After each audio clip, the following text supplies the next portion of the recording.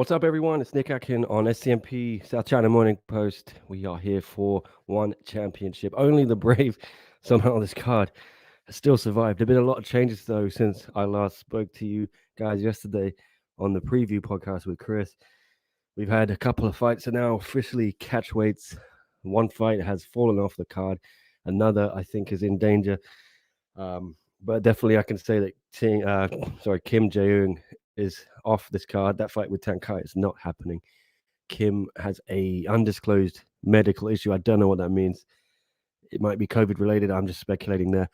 But that fight, which I was really looking forward to, the featherweight MMA fight, which had number one contender implications, that is off, sadly. The big blow to this card, which has already seen, as we detailed yesterday, two main events fall through. The Grand Prix has been affected, and now the best MMA fight on this card is off. But anyway, welcome everyone. Good to see you all. Thanks for joining me. I think I'm going to have Chris Edwards-Bailey here with me pretty soon. And I think Tom Taylor will be joining as well. I don't know about any of the other guys. We'll see who drops by. I think there's a sense this card is not the most must-see among some of the SCMP MMA contributors and post-fight podcast crew. So you might be stuck with me. Hopefully not for your sake. Anyway, what's up, guys? Hello, AH. Tan saying that's the fight I was most looking forward to. I think Tan talking about Kim there as well. Definitely, I was most looking forward to that. AH asking, any news on what happened between Tony Caruso and one? I was surprised to hear they split. I have not heard this officially, as in that was the reason for why he was cut, AH, but I think from scanning Tony's Facebook, I could see that he's against vaccination, and I think that might have been an issue because one requires fighters to be fully vaccinated to fight in Singapore. So that, again, is just me speculating, but it could have been a roadblock to why he was cut from there or whatever if he chose to leave. It's a shame, if they aren't working together anymore because I thought he was a talented fighter, good addition to that lightweight division, and had his eyes on the top five. Had a win over former champion Edward Folayang. Him and Peter Baus both gone from that division. That's the blow for the division because it was one of the most stacked in one. It probably still is one of the most stacked. But a blow for them, no doubt. Anyway, we'll be getting the show underway, I think, in about 6 minutes. New start time of 7 p.m. in Singapore. It was originally 6:30, I think, but with some of these cancellations, it's been bumped up or bumped back a bit. So we should be kicking off, like I said, in 5 minutes time. AH saying again, I wonder what will happen with Liam Harrison then. He seems to be pretty against the vax too. Could be a similar issue with Liam Harrison. I cannot remember the last time he fought, but I think it was pre-COVID. I think it might have been on that last February show, actually, in 2020, King of the Jungle. Correct me if I'm wrong, but that's definitely a roadblock. One, if they want to keep some of these guys, they're going to have to find ways of putting on shows outside of Singapore, which might be coming true this year. That has been touted by Chattery himself as something they're looking at this year. If they can get shows on in the US, I think they will be able to get some of those fighters like Liam Harrison and anyone else who doesn't want to get vaccinated to be on those cards. So I'm sure that they are working as hard as they can on that because I think a lot of fighters are in the same boat there. Tan saying, did you see Chattery post how one got 6 billion organic views last year? That's amazing. If they just get 1% to pay $1, that's $60 million per year for one. Is that the Facebook stat, Tan? I mean, it's impressive. You can't deny it. It's like you say, though, it's the money. How can they convert that into money for themselves, hard cash? How can they get these fans who are watching their content on Facebook? And I'm presuming that most of that is coming from Asia. How can they get these fans to put money down? And like you say, even if it's just $1, it's still a lot of money for them. But that's the name of the game, isn't it? I think they're going to test the waters with this Asia-focused pay-per-view, as they're calling it, for part 2 of the 1X show in March 26th. So we'll see if they can convert that. Yeah, anyway, Michael Owen's in the house. Oi, oi. Oi, oi yourself, Michael. I don't know when Onglar's fighting. Actually, I do. It's February 25th on one Full Circle against Vitali Big Dash. I'm looking forward to that. I'm sure we'll have a lot of Onglar's fans in the house for that fight companion. Here is AH saying he's on next, Michael. Last minute, past hydration, so all good. Yeah, I wouldn't be surprised if Ong turned up. He's always down to fight. I asked him if he would consider staying in Singapore to get on that 1X card, and he is more than up for it. So we'll see. I wouldn't put it past him. You know what? I wouldn't put it past Ong sliding into the title fight if something happens to Absov with COVID. I could see Ong getting that trilogy fight with De Ridder. I asked De Ridder about that. You can watch that interview on the channel SCMP MMA. Got his thoughts on that. He says he's not got anything to prove against Onglar. He doesn't want a trilogy, but if he does, he says maybe I'll beat him a stand-up. Very confident man, RDR. Says anybody, anywhere, anytime. He says he can finish anyone in the world. I don't know, but he's still keen on the heavyweight title in one. And it doesn't matter. He says it doesn't matter if it's Arjan or Grashenko or Malakin. He's coming for that belt after he beats Abasov, I think. So we'll see if RDR can become the first 3-weight champion in one. This is a question, though, if anyone knows. I want to ask: have there ever been any 3-weight champions in MMA history? I was trying to think yesterday. I think Martin Nguyen tried to be, and then he fell at the last hurdle against Bibiano. Is that right? When he went to get the bantamweight belt in one. I can't think of any others. Please correct me if I'm wrong. But here is Michael saying, spare a thought for the hardworking staff, especially the people who produce all the videos and stuff at one, who are having to deal with all these late changes. Absolutely heroic efforts all around. Agreed. I have a lot of respect for everyone who works for one. They are unsung heroes, don't get much of the limelight. And I've seen firsthand how hard they work on fight nights and events. And it must be annoying, yeah, when your best laid plans as a company all go to hell on the morning or the evening of a show. Fights getting cancelled left, right, and center throughout the week. They've done a good job, I think, patching this card together as best they can, and I think it's just get the show on the road, right? I'm still looking forward to the card. I'm sure it'll be enjoyable. We have lost a couple of good fights, but I can't remember the last time I watched the one card and didn't enjoy it. I can remember the last time I watched other promotion cards and felt a little bit, it wasn't great. But one, even if the card are not spectacular name-wise, I think you always get a good amount of action. Anyway, RDR, AH says, will steamroll Abasov. Yeah, what do you think about this Abasov v RDR fight? I mean, I want to say both men are undefeated. Better double check on Abasov. I know that De Ridder is undefeated, so Abasov has lost 4 fights. I think he's undefeated in one. But let me double check that again. I don't want to put out fake news. No, he lost his first fight in one to Luis Santos, unanimous decision. But then since he's come back to one in late 2018, he has won 4 in a row. So, I think we're going to see how good Abasov really is. He has looked very good against Kadistam, Okami, Nakashima, Aglantani as well. But this is, I would say, it's fair to say this is a step up in competition for him. I'm backing RDR there, though. I think De Ridder will get it done. He's confident he will. AH also saying gutted for the Kim and Tang fight. Fingers crossed for the next event. Yeah, I don't know what the issue is with Kim. Undisclosed medical event, something like that. Sounds like it might be COVID again. That's just speculation. I don't know. You never know, huh? Would like to see that one rebooked. Kim's had a little bit of a hard time, hasn't he, over the last year or so with his fights. The one with Martin Nguyen got postponed twice, I think, because of false positives of people who were traveling on the plane with Martin from Dubai, was it, to Singapore. And when they finally got that fight done, he knocked Martin out.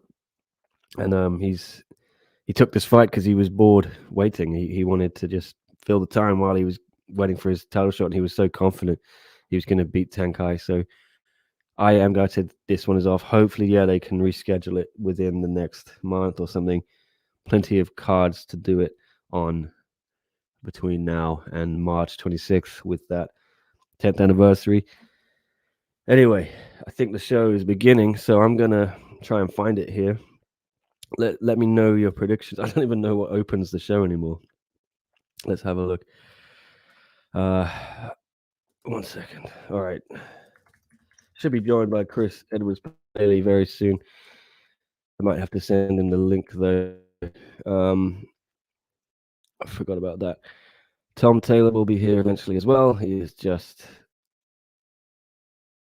oh my goodness. Yeah, just read some news. There will be no Chatry interview tonight. Just great. Everything keeps going wrong with this show. Okay. Well, we're here. Let's get through it. We'll hang in. We'll do it. AH saying I had Tenkai winning that though. Might be a blessing for him if he comes back after Tony versus Lei. Yeah. It wasn't a foregone conclusion, was it? Kim was going to win that one. It was, Chris, I think, was backing Tenkai. I think both men will be in the hunt for a featherweight title shot. Plenty at stake. I'm sad it's not going to happen, but at least we know we've got Tanley against Gary Tonin happening next month, or is it March actually? Yeah, I think it's the first card in March. At least, the division's not being held up by this fight. So that's one silver lining. Right. I've found a stream, the official stream on one's YouTube channel, which I can access in the UK. We always get a bunch of people asking us, where can they watch the shows? Depends where you are. I will say if anyone's watching now, depends on which country you're in. A lot of countries have specific broadcast one, so you have to play the game there. But you can find it on YouTube in a bunch of countries as well, like the UK where I am. And if you put your in, that could help you there. Anyway, I am gonna to switch money on for this video. Actually, I forgot about that. I always forget that. But we're about to get going with this show. A few more comments here. I will read out. Where is Leon? AH is asking. These days, missing those runs. Yeah, so am I. I haven't had Leon on the last couple of shows. He comes back. It's up to I can't force these people to do the shows with me. I they're doing it out of the kindness of their heart. So if Leon wants to jump on, he's always welcome, and the same with everyone else. Chatry pulling a Dana White no post fight interview, says Tan. Yeah. I didn't think of that. That's interesting. Yeah. So Dana ghosted the press conference at UFC 270, and now Chatry is ghosting the press conference here. Only the brave.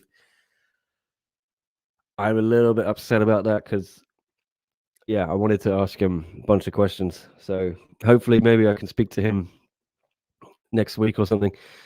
A lot of things I want to talk about with him. I was going to ask him at this press conference, and that is a shame. Yeah, very, very upset about that. But the show must go on. All right, happy Friday, everyone, says Neil. I'm stoked for another morning of fights. You and me, Neil. I am very stoked. You and I? Not sure. Anyway, here we go. Opening bout. Mikael de Jesus from Brazil is heading to the one circle. So we've this fight is still on. At least we know. Let me know your predictions, everyone. Though, would I'm there's one fight I think is in trouble as well, but I'm not sure I can say anything. But this one is on Mikhail de Jesus against Purev Otgon Jargal. I hope I pronounced that right. From Mongolia, bantamweight MMA. I think I went for De Jesus in our prediction show with Chris yesterday, but that was just an uneducated guess. So I can't even say. But this is it, guys. We're here, post-fight podcast, live one championship fight campaign. Hope you're all ready to settle in for a few hours. It's going to be a longer show than usual, I think. Just sorting out the YouTube. Right. Hopefully I will. Okay. Sorry, just dealing with a few things here. Got some WhatsApp messages I'm reading. Let us know what you think, who you got in this opening fight. AH saying, I'm assuming you're referring to Silva versus the British guy. Yeah. I don't know. I think that one might be in trouble, yeah. I think Paul passed. Yeah, a lot of things going on with that fight. My internet as well is not very good. I'm going to have to get the Wi-Fi hub from the other room in a sec. Once Chris turns up, hopefully Chris will turn up very soon. Like he said he would, if you're watching, Chris. All right.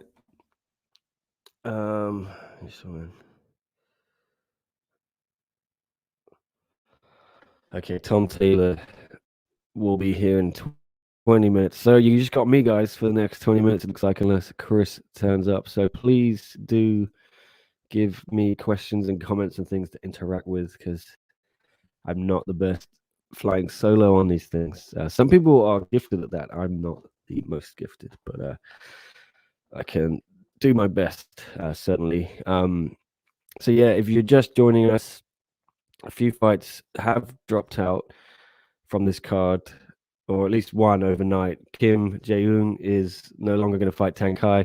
Two of the fights have also been moved to catchweights, which was okay,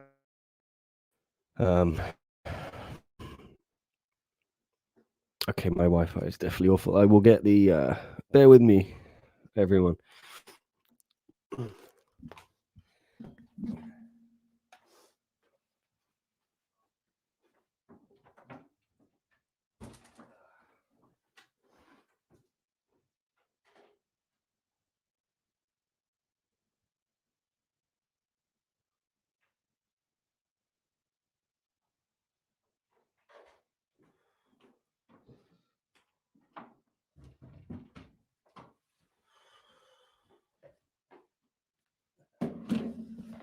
Yes, much better. All right. Sorry about that. Wi-Fi issues. I'm in my parents' house on the top floor, and the Wi-Fi doesn't reach up here. So I got this little hub thing. Anyway, I'm back in business. Some more comments, thank you, so I can interact with them. You guys have been my first introduction to one, says Neil. So I'm still fairly new and probably should reserve my predictions for now. Well, Neil, I'm sure you'll be up to speed very, very soon. But I'm glad you're enjoying it. And yeah, if we've helped you, yeah, enjoy the one shows, that's great. We try and cover every show as best we can, pre-fight, post-fight, during the fight. Stick it here with SCMP MMA, and thanks for following and interacting with us. Tansen, how's France's situation affect Arjan Bullable? One, more likely cave in, seeing what happened with Francis. I don't know, Tan. I think Tom Taylor has actually got an interview lined up with Francis, his manager, Markel Martin. And I think Markel looks after Arjan as well. So we're going to hopefully get to the bottom of all this, because a lot of attention has been paid to, obviously, Francis and the UFC, but there hasn't been much light shined on the situation with Arjan. I think Arjan hasn't commented either. So it'd be good to look inside his camp, see what's going on his side of things. I don't know what is going on there. It's never. I don't know. I'm not sure what Arjan can get out of one, what he wants. If it's some kind of thing where he wants to be allowed to go into pro wrestling the way Francis wants to go into boxing, I don't know, but we'll see. I think Francis has more leverage than Arjan has, respectively, and I think Francis is more money on the table for him elsewhere. Chris pointed out that Arjan potentially can leverage that Indian market that one is trying to break into. Just depends how big Arjan is in India. I would say that Ritu Phogat is a lot bigger in India, just from social metrics I've seen and interaction and stuff like that. I think, yeah, you wonder if Arjan is overplaying his hand at all. I don't know. I'm just very interested to find out. I'm looking forward to that interview if Tom can speak to Arjan's manager. AH saying, when are you headed back to Hong Kong? A good question, actually. Don't know. They've just extended the lockdown ban thing on everything until February 18th. So after Lunar New Year. And then there's no flight still from England to Hong Kong. If I want to go back, I'm going to have to go back through Thailand or something like that, or Dubai, which probably means I'm going to stay in those places for a couple of weeks. So I really don't want to do that just because I want to go straight to Hong Kong. I don't want to get caught in another country. And, anything can go wrong there. I might get COVID and be stuck there for weeks or months. But we'll see. I'm hoping March, by the latest. It'll be cool, actually, to go back to Hong Kong via Singapore for that 10th anniversary show on March 26th. Now that would be worth doing, quarantine for in Hong Kong. We'll see if it can happen. No mask on the ref. This is new. Yeah, it looks like Singapore is relaxing its restrictions gradually, especially when it comes to one. And we do know they're going to have a full arena for the 26th of March. Can't really hear any fans right now. I don't know if they got fans in for the show, if they're just going to turn up for the main card. But anyway, I'll get through the rest of these comments quickly. One thing one has done for me is spark my interest as Neil back in WMMA. I feel like the women have my character in the UFC. The women are too cookie cutter for me. I really like one's atomweight division, Neil.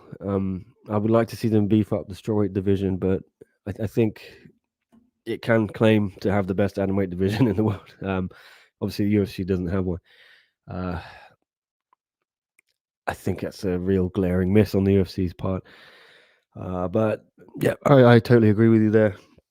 I would like, as I said, though, to see strawweight get beefed up and then maybe some kind of bantamweight division addition as well. I think they have some bantamweight fighters, so it's not impossible, but a lot of divisions need fleshing out in one. Let's not pretend, heavyweight, they've done a good job of doing that for the men, but light heavyweight is nothing. Middleweight is still nothing really beyond, 4 or 5 guys. Welterweight, nothing as well. Time will tell. They can't do it all at the same time, I guess. Anyway, Tan saying, what happened to the lady with glasses used to do the fight companion, haven't seen her back? Jasmine, Tan. She now does something on Clubhouse for one championship during their shows. Similar to this, yeah, like I don't really know what Clubhouse is. I think it's an audio thing, but it's like through an official thing through one championship. So yeah, it's good for her. Happy for her. Congratulations on that. Sure she gets paid, which I wasn't paying anyone to do these things. So like I said before, it's out of the goodness of their heart. But that's what I like to do. I like to help people move up in the world of MMA journalism if I can. I've always been interested in helping people who didn't have a platform. I think I've been able to do that with a few people. JHK has now got this gig with the All Star. Drake Riggs, I'm happy to see he's now got this gig with MMA Mania. Let's see if we can't find Chris something. But also Tom Taylor now working with SCMP, mostly full time as well. So hopefully been able to provide some opportunities out of all that, because that is the name of the game for me. I enjoy doing it, and hopefully can help more people out in the future. Michael saying similar but can't touch the I think he says quality of the SCMP Sausage Fest. Yes, exactly. Nothing can ever touch it. It's a watch along, but not on the same level. Yeah. But they do get official one fighters as guests, so they're better than us in that regard. Well, who knows? Maybe in the future I might be able to get some fighters. It was talked about before, a year and a half ago, something like that, when we first started doing them. But you never know, right? AH saying, I was shocked by the David Branch announcement. Actually, hope to see some more middleweight and light heavyweight come in. Yeah, Branch, has a weird one for me because his age. I think he's 45. And I think he was cut by UFC a few years ago for failing a drugs test. To me, is he coming in as fodder for Derrida, or Ongla at middleweight or something like that? Could be. Or he's coming to prove he's still got it. We'll see. That could be a fun one, former two-time World Series of Fighting champ. He's 40. Okay, I got it wrong. He's not 45. Okay. Still a little bit on the wrong side, you might think, but, athletes in general are going longer, aren't they, into their careers? I don't know. I'm not... It's weird because, I feel like one got burned a bit by the Vitor Belfort thing. He never even fought in one. He was there for 3 years, I think. Never did anything. There's been a couple of heavyweight guys as well they've signed a while ago. We haven't heard anything from, just big names, but then nothing happens, like Tom DeBlas and Andre Galvao. Is this just another weird one to cause hype? I don't know. Sometimes it feels like they sign people just to get stuff in the news and then they do nothing with them. We'll see what happens with David Branch. Would you rather talk to Ongla or Leon in captivity? I would like both, Michael. If they can both be on the show, that's fine with me. But I don't know what Leon's up to today. Anyway, this fight, they better watch some of this fight. Okay. I should have, by the way, yes, Chris coming soon.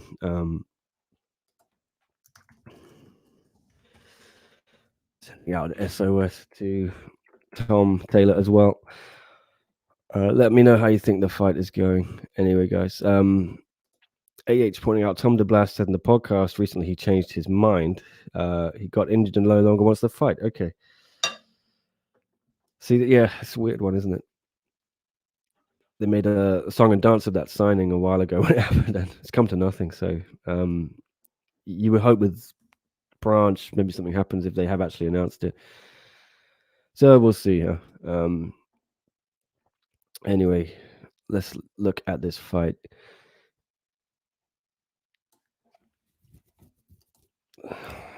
Just texting Tom again. Sorry.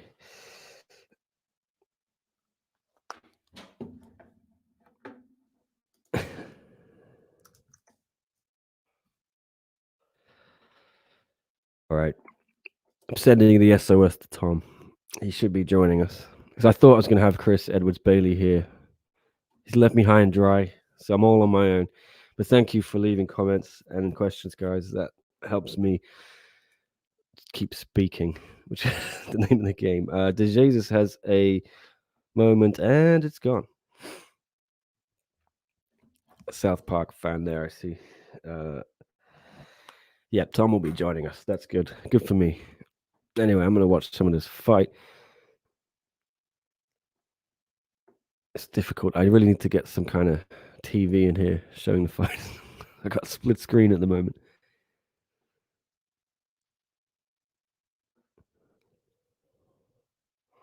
Oh, a lot of body shots there.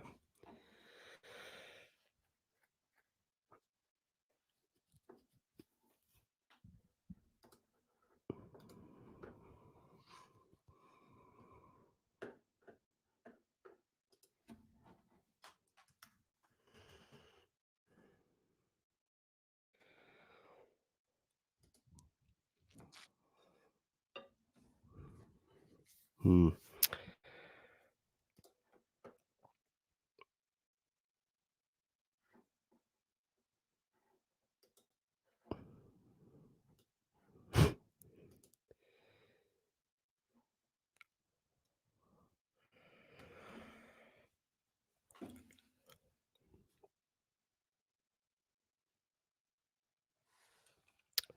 Right.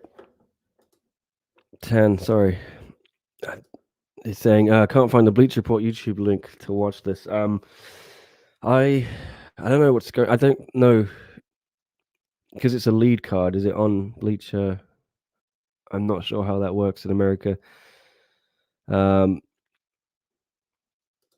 yeah, anyone help Tan out with that? I think Tan, your best bet might be a VPN or something, whacking it on. Watching, you can definitely get it through the UK and Hong Kong. Those are the two places I watch one championship in. But let anyone know how to do it. Neil is saying it hasn't started yet. Okay, so that might be it, Tan. Yeah, because it's the lead card. Just use a VPN, go to Oz. It'll be on YouTube. Yeah, Oz is good. UK is good. Hong Kong's good. Bleach has only got the main card at 7:30 EST. It says knuckle up. Thank you all for helping Tan out. That's what we do.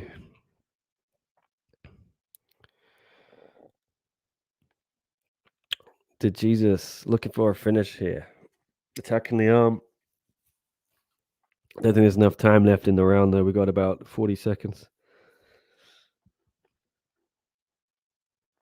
I'm not actually live.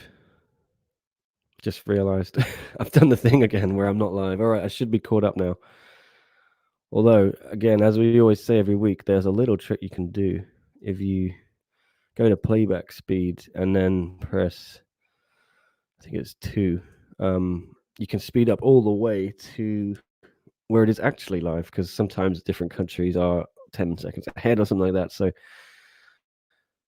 I think I'm now going to be live with everyone. I'm at about 4 minutes and wow, I'm way behind. All right.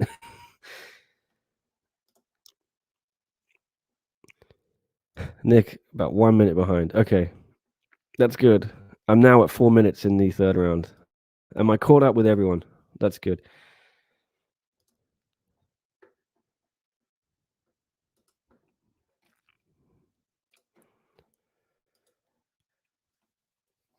Yeah, who do we have here? Otgon Jargal, according to Mitch, would be ahead, as they just said on the commentary.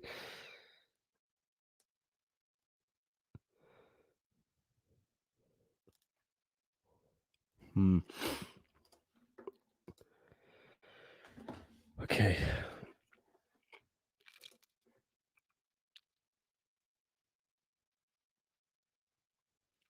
Hmm.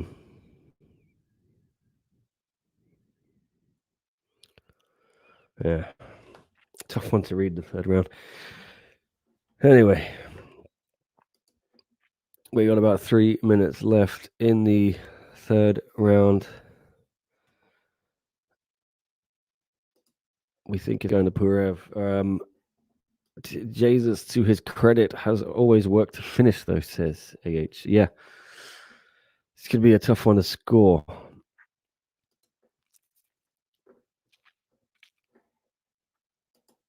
Are we going to have another Supergirl situation? Are we going to have on this card? Are we going to have something controversial? Now there's no reviews. They cannot be. They are just immediate rematches. There's no more competition committee, guys. Let's hope not, huh? Let's get some conclusive results and finishes. Always better that way.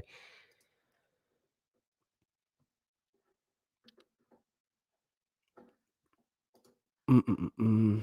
Okay.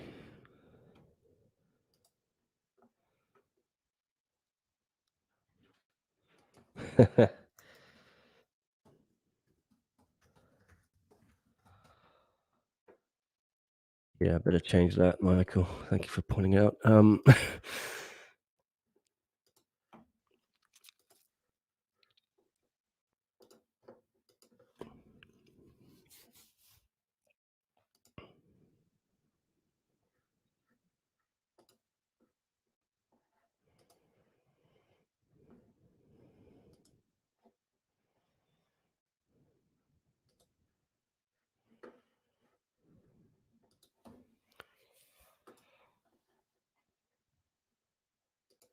Supergirl definitely lost, says Whale Rider. Yeah, what did everyone think about that? I agree with you. I think I'm speaking to Supergirl next week, actually. I don't think she's had an interview since that fight. So we'll get her reaction finally, her thoughts on the situation. I think she was pretty gracious in victory. Um, put out a very classy Instagram post, to be fair to her. And I don't think she's got any problem with them doing a rematch. So good to see.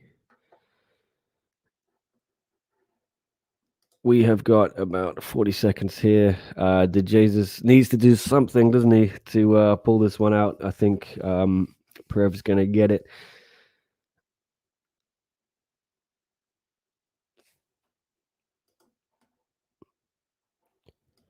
Who you got, Izzy or Rob, says Whale Rider. I think Izzy. I think Izzy will do it again.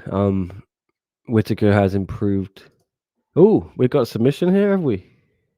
No. Absolutely. That was a Hail Mary. Yeah, I think Izzy's going to win that one. I think Rob's improved a lot, but you can't say Izzy hasn't improved in that time frame as well. I think especially his ground game. Rob's. I think that might be the key for Rob. Ooh, this is a good fight though. I'm looking forward to it. Yep, I'm back in Izzy. Let me know who you thinking. Are you gonna have the 30-second virtual face-off between Tonin and Lei? Man, I don't know. I feel like I'm a bad luck curse for them. I think, Adam, I'm definitely jinxed it last time. So, and even though it's been cancelled again and put back on, I don't think there's anything else to say. I just want to get those two into the cage and let's get it on. We've done it all. We've done all the talk. Same with Bibi and Lineker. We've done all the talking. Let's just get it done. Time for the fights. I've been waiting so long for that fight. So have I. So have I. It's been over a year. Since Gary was last in there. I think Tan won October 2020. So yeah, we should be coming up on a year and a half since he won his belt. Crazy. Unanimous decision. Here we go. No surprise for Purev. I think everyone can agree with that. Oh, look who's here. All right. Oh, shit. Kicking me out right when I get here. Yeah, I forget you had button privileges. I do, man. I have ultimate power over here. Yeah. Sorry to drag you in early for this. It's all right, man. I've been trying to wake up early. Here I am. It's perfect. What time is it You there guys in are Canada? It's 6:30 right now. Jesus. I wouldn't No be up that sweat. early. Although I was up at 4 for the UFC pay-per-view Yeah, last man. weekend. Anything for the fights, I guess, right? Anything I guess. for unleashing your inner greatness and Yeah, I mean for your being a real life superhero. superhero. Well, Let thanks for me. saving me. I was drowning on my own here, Tom. Oh, I'm sure you were absolutely enthralling these people with your wisdom and your No, insights. no, it's tough when you're doing it on your own. When you're doing a fight companion, I don't mind doing a podcast on my own because I've got news to talk about. But here, you're just sort of trying My to man fill Whale Rider here identified the guy on my cup. That's a Dragon Ball Z cup. Trunks. Sure is, man. What is his Good eye. choice? He's a character from Dragon Ball Z, Okay. the anime. All Is there a right. fight already? Yeah. Man, I'm finding lately that one championship start times on this side of the world are not abundantly clear. Like it seems to be not the time that's listed online occasionally. It's been changing I three guess times the last 3 days. Yeah. with fights falling through and new fights being added and whatnot, it's the best they can do. Yeah, I can't really blame them for it. I think it is what it is, as Max Holloway says. That's very true. So there was a fight already. Michael says, "What did I miss? Fill me in." You missed a banger, a fight of the year war. I'm sensing some sarcasm. Yeah, you might be right. Purev, the Mongolian, just got a unanimous decision over to Jesus, the Brazilian. Okay. So We got Big Anderson Silva next, eh? well, let's see, because I know Elliot missed hydration, Right. and actually, I think on the email they sent he was fine. So we don't know. We'll see. All right. Well, I've got the fights on now, so let's enjoy some real life superheroes. Just so much respect and honor. Nothing like coffee and a little bit of greatness on a Friday morning. And I fill you in. It looks like Chatri's not doing an interview either at the end. Okay. Now. So Okay. I don't know what we gonna do. Because Kim Jae-young and Tankai is also off, Tom. All right. So we got some kickboxing to watch and not a whole lot else, I guess. Yeah. Interviews, I'm not sure how we should play it because they go on during the card, I think. Right. We'll see. It's a few hours from now. We can relax. Nick, a certain sex god has just volunteered his services to. Oh, has he? Yeah. If you're looking to sex this place up a little bit, I'm always looking to sex things up. I know. That's what I tell people about you, actually. Okay. Oh, sex god to the rescue. Okay. Yeah, seriously. We were running dangerously low on sexiness on this podcast. The sexy levels are very low. It's because Leon's not here. I know. Seriously. Chris isn't here. Out chasing girls somewhere in Bali. Yeah. Well, I sent him the link, so let's see. All right. Send it to Leon or to I sent it to the sex god Dylan Balker. I wonder, are they gonna be like chatting for 15 minutes between fights here, trying to fill up some space? Yeah, they're gonna have to fill. They're gonna have to fill, aren't they? Dang. I don't mind a bit of filler on these things. Yeah, it's kind of nice with one championship sometimes because we don't usually get a lot of that. Usually, it's just kind of like bang, bang, bang, fight after fight. It's nice to get some insights, Whale Rider riding to the rescue with another question. Who's your favorite fighter? Ooh. Let me start Whale Rider by saying that I think whales are actually one of my favorite animals. So respect to the name. I love a good whale. Who's your favorite fighter, Nick? I don't think I've ever asked you that before. Tiny doll. It's never fixed. It's always changing, and I wouldn't say I've got a favorite fighter. I think across all promotions, maybe in each promotion I've got a favorite one. In the UFC, I can definitely say my favorite fighter is DeBronx, Charles Oliveira. Just more for what he's about as a human being, and he's also incredible fighter. And I think he's proved to everyone. Everyone doubted him the last two fights, especially when he won the title and he defended against Poirier. But also, his whole career has been doubted, right? And he comes from poverty, and he's helping out his fella in Brazil. But he helps everyone out, and even when JHK, his account on Twitter got hacked, DeBronx, chimed in and tagged Twitter verified, and like having the UFC lightweight champion ride to your cause because he because you interviewed him, you know, when he was nothing, he still remembers that. I just thought that was wonderful from him, and yeah, I would say he's my favorite in the UFC. I don't know about one. I'll have a think, but maybe Tom can give one of his picks. Yeah, sure. I'm just realizing I didn't even have my mic near me here. For you, okay? Sorry, it's really early here, as I said. I'll answer that question first, though. Favorite fighters are usually guys, like you said, Nick. I'm drawn to the guys who seem like they're good guys outside the cage. So Charles Oliveira certainly for me. Dustin Poirier as well. I've really come to like Kamaru Usman, Jake Paul, of course. Yeah, pound for pound king in boxing. You know what? There are things about Jake I like. I tune in for his fights. I find the whole spectacle pretty fun, pretty exciting. I really have no objections to this whole like scene that he's created in the boxing world. I think it's a lot of fun. But as for him, I mean, yeah, maybe not the greatest personality, but yeah, I mean, it's kind of exciting what he's done in boxing. So I will say that. In one, favorite fighter in one. What is going on over there? I'm gonna mute. Is that better? Oh yeah, Oh, shit. yeah. Sorry. No, that's fine. Yeah. Okay. Favorite fighter in one, I would say I really like Ong La. I can't deny that. Just a great dude. Again, for his whole more outside the cage, I think everyone who's ever interacted with him will tell you he's an exceptionally great human being. Just such a nice guy.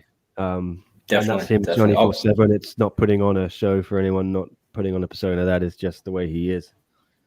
Yeah, he's always up for interviews and stuff too, which I love about him. He's always available, always accessible, and always just a fun guy to talk to too. You know, some guys you catch and you can tell they're sort of in a bad mood occasionally or whatever. Yeah. You don't get the best interview from them, but if Ong Law is ever in a bad mood, you wouldn't know it because I mean he's always just always a delight to talk to. So I agree with you on that one, man. And yeah, of course, big on my man Senzo Ikeda after the other week. We bonded big time in a post-fight interview. Senzo, I mean, there's a lot of nice fighters out there, especially in one, I think. So yeah, I like Bibi too. Bibi as well. I forgot to mention him. Yeah, he's a character to say the least, and someone whose talent is backed up by that as well. Trying to think of others. I don't know. I don't want to. You know, I do like Derrida as well. I think he's another really nice dude who is also very underrated and doesn't get his props, Tom, does he? Yeah, he really doesn't, man. He definitely doesn't. But I think his next fight should help him on his quest for props. I think a win there is gonna props help. Quest. Yeah, and I like the Lee siblings, of course. They're always great to chat with. Just delightful people and fun fighters to watch. Man, there's so many fun fighters in one. Uh-oh. I think I just heard the sound of sex. Oh, he's only got audio, Dylan Barker. Oh, there he is. Go. There he is. Uh-oh. In my time zone. Early morning boys here. Eastern Rising with the sun. What happened, Dylan? You're riding to the rescue. Thank you. Yeah, no, I was just watching the fights and then figured I'd hop in and always fun watching the fights with some lads. I thought it would be very well said. Yeah, I thought it'd be too early for you. I had to wake Tom up, I think, and drag him out of. Well, he was having some coffee. I was like, Tom, you got to get in here now. I'm dying out here. I'm on my own. It didn't seem like you were dying, man. It seemed like you had everything well under control. No, I was not doing well. Because this guy Chris has bailed on me. He was meant to join. I'm angry. I'm angry. But those are good picks. Yeah, good picks. Yeah. I like this is for favorite fighter, Ritu Stamp and B, I think. Senzo is a legend, says AH. Doesn't know how to have a boring fight. Tom's new best friend as well. Tawanshai is his favorite for Tan. Lee Kai Wen, Chris likes as well. Low and Tynanas, Daggy, Rob Whitaker for AH.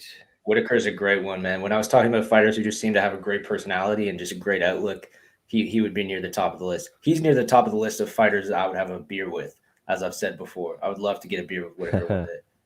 Harry Or seven. Kettle in the house as well. Harry, who's your favorite fighter in one or whatever? It doesn't have to be one. Harry's one of the OGs from Tokyo, right? Oh yeah, and Singapore too. And Singapore. Yeah. I think I only met Harry at the Tokyo show. I met him at first one. the Singapore show when Bibi and Kim Bellingham fought for the second time. We had a good time in Singapore there. Yeah. You were junketing before me? Damn. I don't think so. No, I think you beat me to it. That was like 2019 maybe. 2018, I think. End of Yeah, 2018. the Tokyo was my first trip for one. Oh, it was. Yeah. Oh wow. Well, man, See, it's crazy how life brings you on these journeys, you know. that's true.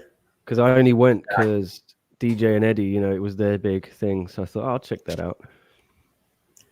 Yeah, And and here you had we some are. fun, didn't you? Here we are, 22,000 subscribers later. One sex god, one lumberjack. And doing one these alcoholic shows. from the UK. Yeah. Is it 12 yet? I'm allowed my first beer at 12. No. Yeah, I think it's Dragon Water o'clock. Yeah, I was wondering if you were sending her for the Dragon Waters today or not.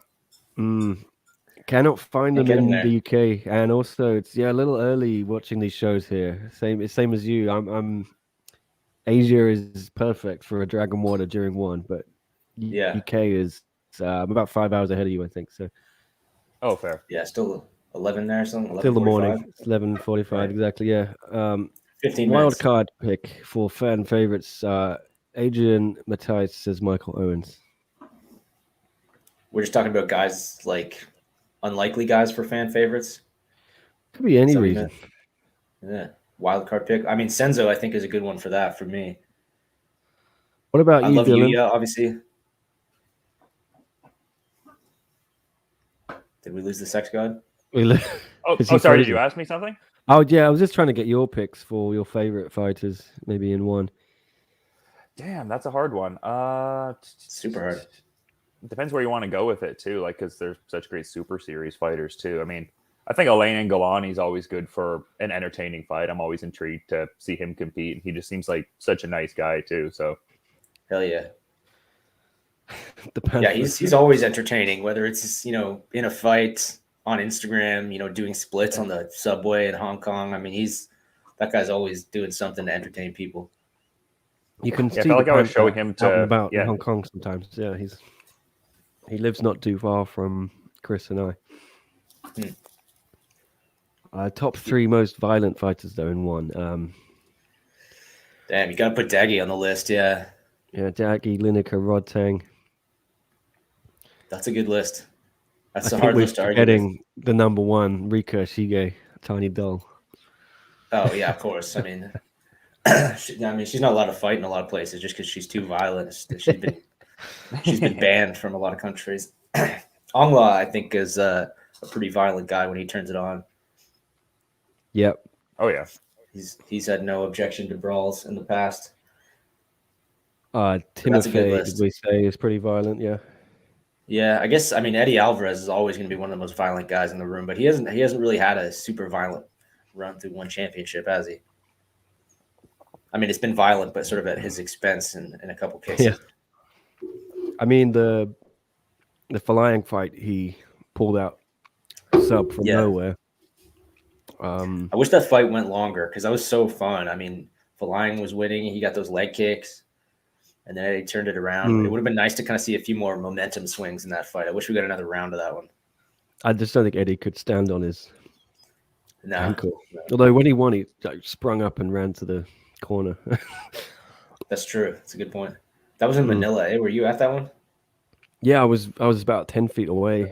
Wow. I remember when he fell down, I just heard this roar from the crowd. I thought, oh God, here we go. Eddie's going to lose again. Oh, man.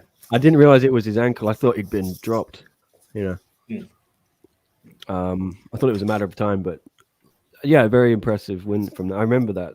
That was a great show, and I thought that would be a launching pad for Eddie. It's crazy to think he's still kind of I in know, limbo still in one. struggling. He's not got going, but not all his own fault. COVID happened. The Lapicus thing is weird. Yeah, that's such a weird fight. Yeah, I wonder what you do with him next too, because I mean, you look at it now and it's like he technically lost to, the reigning divisional champion, and it's been a little bit since he's competed. So it's like, who do you put him in there with next? Like maybe Saeed. Yeah, something like that. There's a couple guys in one that seem to have been sort of forgotten in the lightweight division. Like what happened to like Ariel Sexton? Remember him? He was in the Grand Prix a couple of years ago and then got injured and just vanished. Like I'd like to see Eddie fight somebody like that who's, sort of been around for a little while, hasn't been super active, maybe like somebody who's not gonna, really hurt him. That's the kind of fights I'm looking for Eddie right now.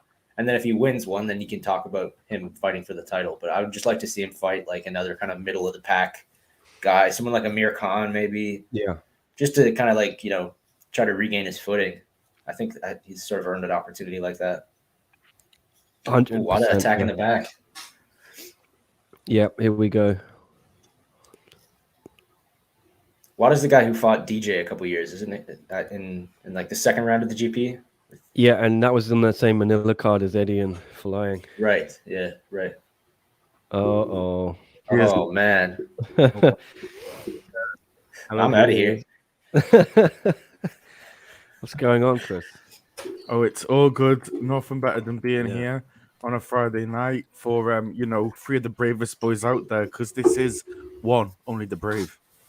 That's true. Actually, there was you're not allowed on this podcast unless you fill out a form verifying your braveness. You have to submit 3 acts of braveness before you can come on. You have to show your temerity somehow to get into the chat. Exactly. Yeah, you have to fight a bear before you come on.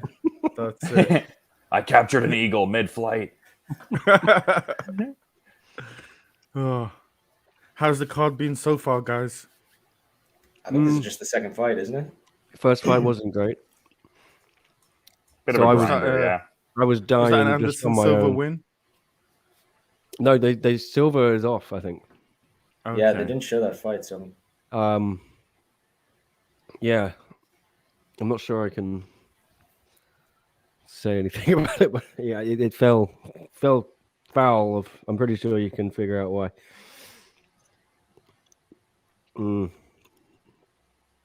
Just another blow for this card. this has been an interesting little fight so far, though. If the first one wasn't good, this one's been kind of fun. Yeah. Not too bad. This is a good point from Neil. How Alvarez and Chandler helped, big up each other in Bellator, came to other promotions, and now are both riding losing streaks. But I don't know that I would say that Chandler's struggling in the UFC. Yeah. He's lost, but he's still, one of the biggest names in the lightweight division. People love him because he's exciting, Both of his fights were super competitive. Exactly. I would say he definitely needs a win in his next one, but I wouldn't say that he's struggling yet. I'm not sure. I know he lost in 6 minutes. Was it 6-7 minutes to Oliveira? But it was a very competitive 7 minutes, right? They both had opportunities to finish, right? He almost won that fight in the first round. That's it. Yeah, and had his moments against Gaethje too. No doubt. Yeah. I feel if Chandler I think loses one more, though, he's in trouble. He's got to get a win next. I wonder who he'll fight next. I guess Tony Ferguson's the kind of leading option right now. I don't want to see that. I don't love that fight at all, man. I'd prefer not to see that one, actually. What would you guys like next for Chandler? Honestly, I like the McGregor fight. If Conor would ever take that, to me, that kind of makes sense from like just where they both are in the division. I just don't want to see Tony fight a guy who's gonna like pummel him. You know what I mean? Like, I'd like to see him fight a guy, maybe with a little less firepower than Chandler. Yeah, I'm kind of wondering McGregor. now who would fight Tony next instead.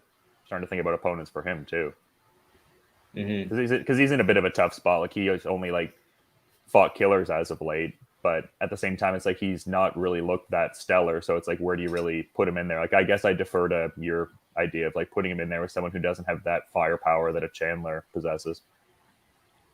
Yeah. Mm-hmm.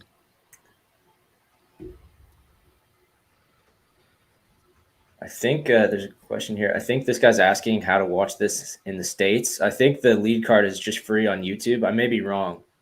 And then the main card is on Bleacher Report. So if you can't find it, that might be why. Yeah, we had this debate a little bit earlier. I don't know what the answer was. I think we all just suggested getting a VPN if you really want to see it. The lead card might be the easiest. Yeah, I think it's on YouTube, though. If you're going to use a VPN to watch it, I'd probably go to Australia because that gives one championship the most money. Yay. Nice. Yeah. Highest I didn't know CPM that. right now. There we go. All right. Main card starts in 8 minutes, apparently, according to the comments. Mm. What are we having, Nick? Chicken breast. Oh, all right. Let's go. Lean, just like you, mate. Yeah. Good thing Leon's not here. He'd run you out of town, man. Yeah, I know. I know. Where we at? This is kind of a fun fight. All up? Yeah. Okay. Up to speed. Yeah. No, Whale Rider's here, man. Whale Rider. Whale Rider's my guy. I'm gonna upgrade you to Whale Rider 4000, man. Damn. Yeah. That's a good fight. Medium mic. Okay. Wow. Yeah, I think Just that's his new gimmick when he comes back. He's Titanium McGregor. I'm a fucking android. No one's gonna get in my fucking way. I am titanium. He was talking about that he expected the leg to be more dangerous now that it's sort of embedded with a steel rod or whatever. Yeah. I don't know about that. But we have seen a few guys, I think, benefit from that kind of surgery. Like, do you guys remember back in the day when RDA got his jaw broken by like Clay Guida or somebody random? Yeah. And then after that, he was getting knocked out before that. Then he came back and he was just like this unstoppable cyborg. You know, he went on that legendary run. Doesn't Deontay Wilder have like a lot of metal in both his hands? Like I've heard a lot of people theorize that him having metal plates in his hands might be one of the reasons why he hits so hard. Yeah, I mean, yeah, probably helps. No doubt. I'm gonna get some metal put in my hands. Simple procedure, I think, right? It must be. Right. So 4 hours ago, One Championship tweeted out that the second fight would be Paul Elliott and Anderson Silva. What's happened short notice there for it to be pulled off 4 hours after they tweeted it? I know. I'm not sure I'm allowed to say it. Let me check. But okay.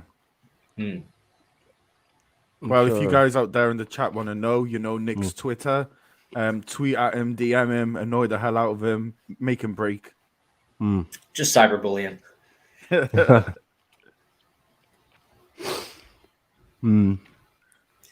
So, do we still not know really what fights are going to happen? I mean, as far as I knew, that Anderson Silva fight was going to happen, and then it just didn't. So, are we in for some surprises here? We're going to be anticipating a fight and be disappointed. I think everything else is okay. Other than that's Kim Jae-ung is off. That really sucks. That's the fight I was kind of most excited for today. Yeah, But the that's Jared the Brooks big fight would be MMA good. fight. Oh yeah, the Yeah. Brooks fight. Yeah. Yeah, the Brooks fight is now for me the saving grace of this card. The kickboxing will be good, of course, but in terms of MMA, Yeah, and Chatri is not coming out at the end. damn. It's a shame. Don't know what we're gonna do, Tom. I don't know, man. I don't know. I guess just have enjoy a quiet day for once. Quiet yeah, fight. and there's no UFC tomorrow. It's gonna be a Yeah, quiet weekend. should be. Oh we man, do have Bellator. That's true. That's true. And can't forget Habib's promotion tonight. Oh yeah, Eagle FC. Yeah. I can't wait. Rashad Evans. No doubt. Yeah. So- man. Tom you've had a couple of interviews, haven't you? Yes, I have. Yeah, I interviewed Rampage yesterday, which was cool. Yeah. Yeah. Oh Nice. so wow. that'll be once I'm done doing this, I'll post that on YouTube. I just sort of got sidetracked last night. But it was a good interview, man. I had 30 minutes with him, which I didn't expect. I was kind of ready for like 15. But then, but he's the kind of like he was thankfully in a really chatty mood. It was good. It was a kind of a classic Rampage interview too. He scolded me at one point. I knew I was going to get some kind of something from him, but yeah, What it is was good, man. you over? Well, he was very long-winded yesterday, which is not a criticism. It was really interesting to listen to him talk. But at one point, we were sort of going back and forth for a second, and I sort of chimed in with a follow-up question. And I guess he wasn't really. It sounded like he was done, but I guess he had more he wanted to say. But he was joking, I think. But that's classic Rampage. If you interview Rampage and something like that doesn't happen, you're probably doing it wrong. Never had the pleasure. Yeah, that was that was kind of a bucket list interview for me, not because I've necessarily been a huge Rampage fan or anything. I mean, I've always enjoyed watching him, but just he's one of the guys that I've really been watching forever. Right when I started getting into MMA, he was at the peak of it, so it was cool to interview him. Powerbombing Ricardo Arona. Yeah, man, that was one of the craziest finishes still to this day in MMA. I think just brutal to this day. Yeah. The Pride Rampage. I mean, like some of his performances. Yeah, unbelievable. I got Kevin Lee all day in that matchup, Whale Rider. I think Kevin Lee is still got the chops to beat most guys in the world at this point. Yeah, some of the matchmaking in Eagle FC, like I don't really know. Like the whole Bigfoot Silva, Tyrone Spong thing they tried to do, and then the commission's like, no, you can't do that. And then they put in Haratonov. Yeah. Like I hope we don't keep seeing different matchups like that. Like that's like, I don't know, probably not the best look. Yeah, that's kind of a weird main event to me. I feel like the Rashad fight would probably be a better main event. He's a bigger name than either of those guys, and he's making the comeback. But did you guys see the promo they put out for that for the main event of that card? With Tyrone Spong and Haratonov like stealing cars and like stealing boats to go to the arena to fight. It was pretty good. Yeah, it was creative. I liked it. Mm-hmm. Like something from AEW Beach Break. I love stuff like that. I'm so tired of the same old promos, the same posters. It's always refreshing to see new takes on fight promotion like that. No doubt. That was good, yeah. I think KSW also does great stuff for like their video packages before fights. When Pudzianowski and Bombardier were getting ready to fight, it looked like a movie. Yes. Like it looked like Godzilla fighting King Kong. Mm-hmm. In terms of production and just like storytelling, not many people do it better than KSW does. Yeah. But nobody has more real life superheroes than one championship. That's it, right? Yeah. It's impossible. I mean, you can have the fancy production, the big show, but without the real life superheroes, what do you really have? The global superheroes. Yeah, of course. Yeah. Did you ask Rampage about the Isn't that kind of like, wasn't that kind of a joke? I don't know. I only vaguely remember that. you'll have to elaborate, man. Yeah, they really want Diego Sanchez to have dementia at 40, says That's a bit harsh, guys. He was just in a hospital bed for like 2 months, wasn't he? Not long ago. On a ventilator and stuff. This is crazy. Does he have a fight book now? He's fighting. Isn't he fighting Kevin Lee? Yeah. Oh, he is. I think that's for whenever their next event is, though. I'm not really sure when that fight is going now. So that's not this weekend. Well, they have a card this weekend, but that's not part of it now. Okay. All right. This weekend, there's a couple interesting guys on the card this weekend. Obviously, Rashad and Sergey. Tyrone Spong's always fun to watch. Jorgen De Castro's on it, I think. Jorgen De Castro. Yeah, there's a couple of the UFC guys. And who's the guy? Is it? I can't remember. Is he Hungarian or something? Loic. Oh, Loic. Yeah, I think he's from Turkmenistan or Kyrgyzstan. Okay. Was he in the Ultimate Fighter or? No, he was in the PFL. He was the runner-up for the featherweight title this year, lightweight title. He fought that guy Hausch Manfio, the Brazilian guy who won $1 million in the final. That was a crazy fight. That's nice. Yeah. Yeah, that was a good fight, man.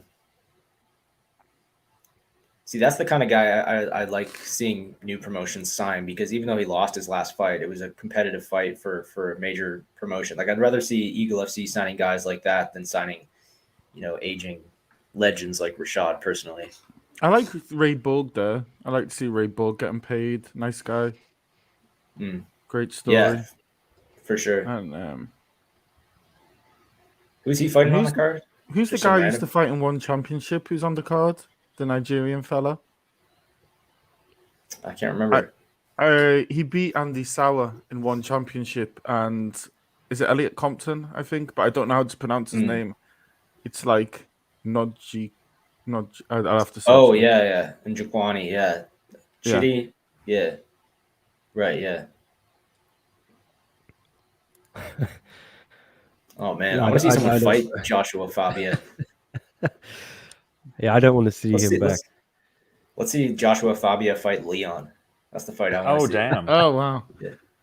They'd probably find out they agree on a hell of a lot. What have we Become a got tag here? team. Have we got a nut shot or something? Or is it just over? I think it's the end of the It's fight. just over, man. Oh, I thought I heard the ominous nut shot music.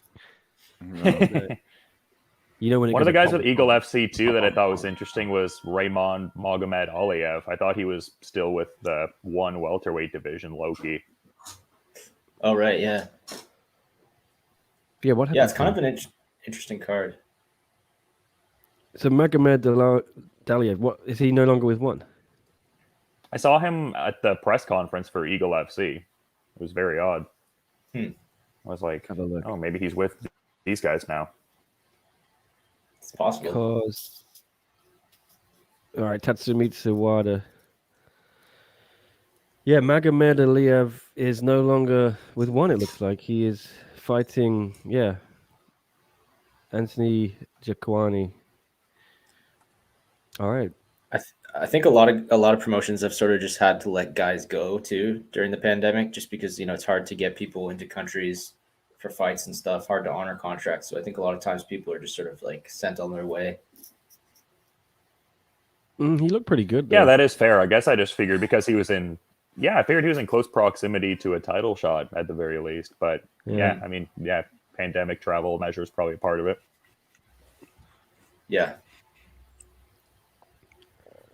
What do you guys think about this from Neil about Melvin Gillard getting turned down to fight for BKFC in Florida because he's lost his last like 50 fights? Good. Did you hear about that? I heard he'd got In booked for a Florida. show. I know. That's what I said, man. If Florida's turning you down, it's time to reconsider, man. Man, I don't know, man. Like, Florida sounds hell of a lot like Canada right now. Do you know what I mean? Like, this ain't the Florida I know and love. Yeah. I'm kind of surprised they said no, but obviously I think that's for the best because Melvin is. Is Melvin in as bad a shape though as like Evander Holyfield, and they sanctioned that? I'm not sure. I think the difference is that he's not as old as Evander is. Who knows what Melvin will seem like in 15 years? I don't even really want to think about that. But he's lost like his last 9 MMA fights, lost like 3 or 4 in a row in BKFC. Yeah. Like of course he shouldn't be licensed. It sucks, but I mean the guy's putting himself in serious danger, I would say, at this point. But this is always to play devil's advocate. Is Classic. having Melvin fighting in Florida, is it better than him being like a Fabio Maldonado and being out in the Middle East and Russia and places like this, just getting knocked out? That's the thing, I guess, right? Is if he can't fight, legitimately in the States, he's gonna, run off to somewhere in Russia, in the middle of Siberia, and fight, fight some undefeated prospect. 22 years old, juice to the gills. Yeah, exactly, man. know?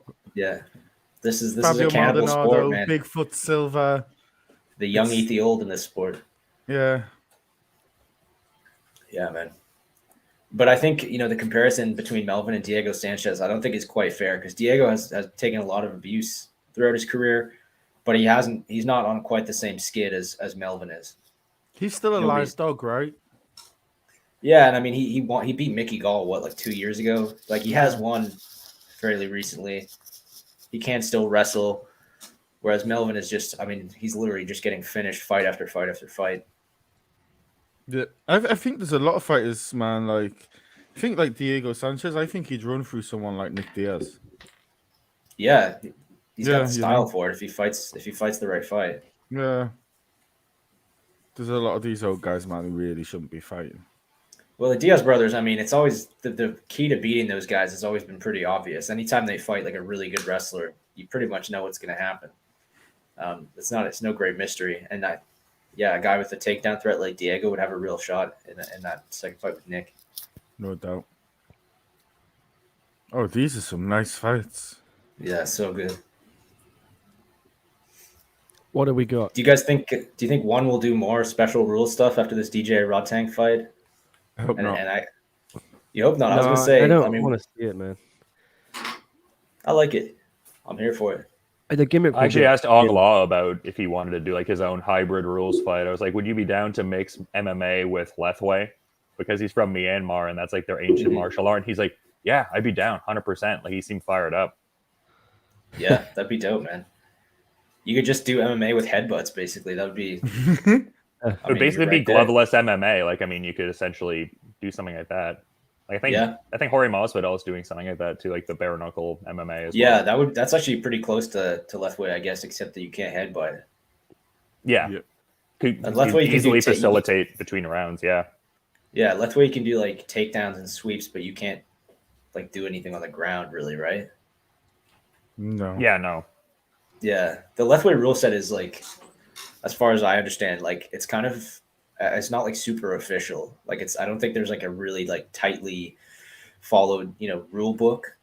Like it's kind of just like a free flowing striking martial art where you can headbutt people and sweep them and take them down and like I don't know. I think they're also trying to make it more palatable for certain like North American audiences too and stuff like that. Like they had that show with Dave LeDuc and Cyrus Washington in America, and they try to change the rules a little bit to make it a little more palatable. Because I think in Myanmar there's like a period where if you knock a guy out, they have like a few minutes or a couple minutes to recover if they want to like keep fighting after getting knocked out. It's like what the fuck? That's wild as hell.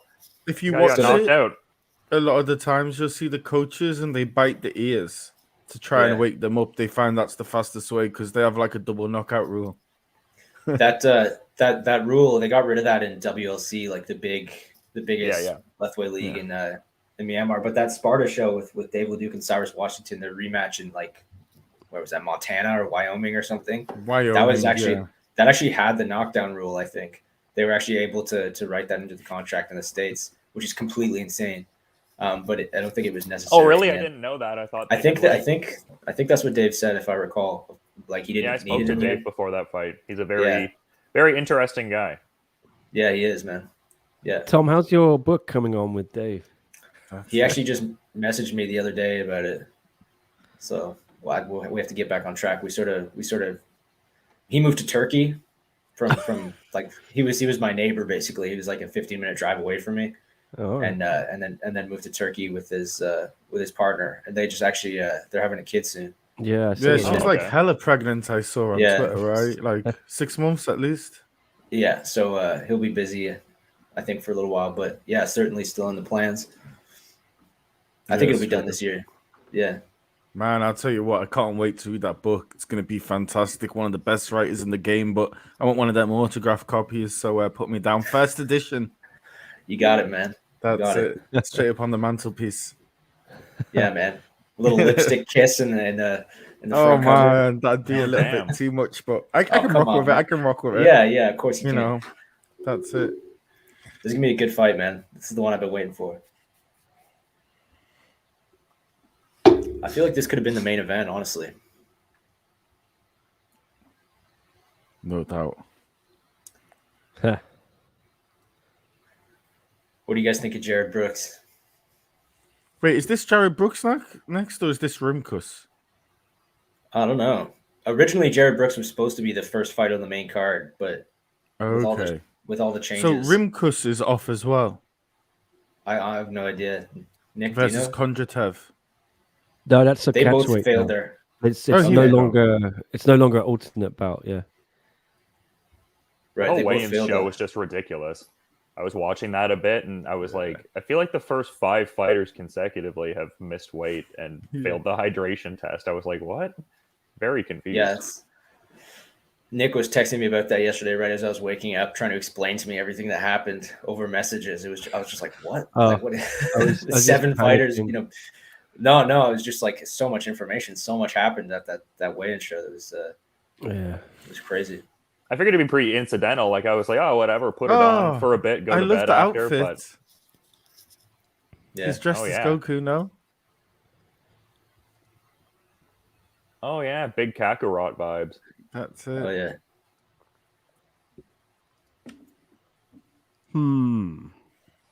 I love this guy's hair. Yeah. So I've lost What the do ability. you call that guys, haircut in put the Canada? names In in. England, we call it a bowl head. Yeah, Like a Bowl bowl head, cut yeah, I kind mean, of thing. Yeah. I would say so. Although he Yeah. kind of looks like he walked out of like a monastery in the 1600s or something. Yeah. That's true. Here we go. It looks like he's from like 1600s Europe, and he's got like a mortality rate of like 32 or something like that. Yeah, for sure. Sounds like you've been playing too much Civilization He's retirement age now in those or days. Total War. Civilization's a classic, man. Yeah. They switched off comments on the weigh-in video. It looks like That's fair, I guess. the One Championship official weigh-in video,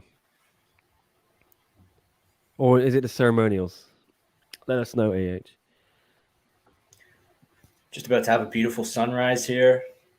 Sunrise and One Championship and coffee. What could be better, guys, right? Nothing is better than that.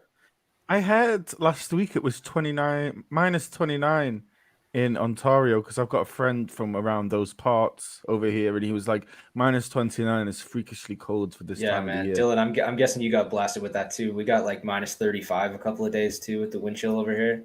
Oh It yeah. was a real cold snap, Wow. but it was we used to get a lot more weather like that, I'd say, but over the last couple of years it's been much more mild, so people but- weren't ready for it. I keep hearing all the Canadian people are like, oh, global warming, it doesn't happen anymore, expecting it to get cold in like November, December, but then every year they're surprised when it just happens in January. That's what my Canadian friend was saying. He's like, it's just moved later. Yeah, sort of. I mean, the last couple of years it was kind of it was worryingly warm in like December, man. It was like 10 degrees before Christmas sometimes, But then That's wild. Yeah, man, this year we got right back on track to the winters of old, man, and tons of snow too. Just blizzard after blizzard. Oh, wow. But it's been rough, man. Every time I check the weather app on my phone, the top always says extreme cold warning.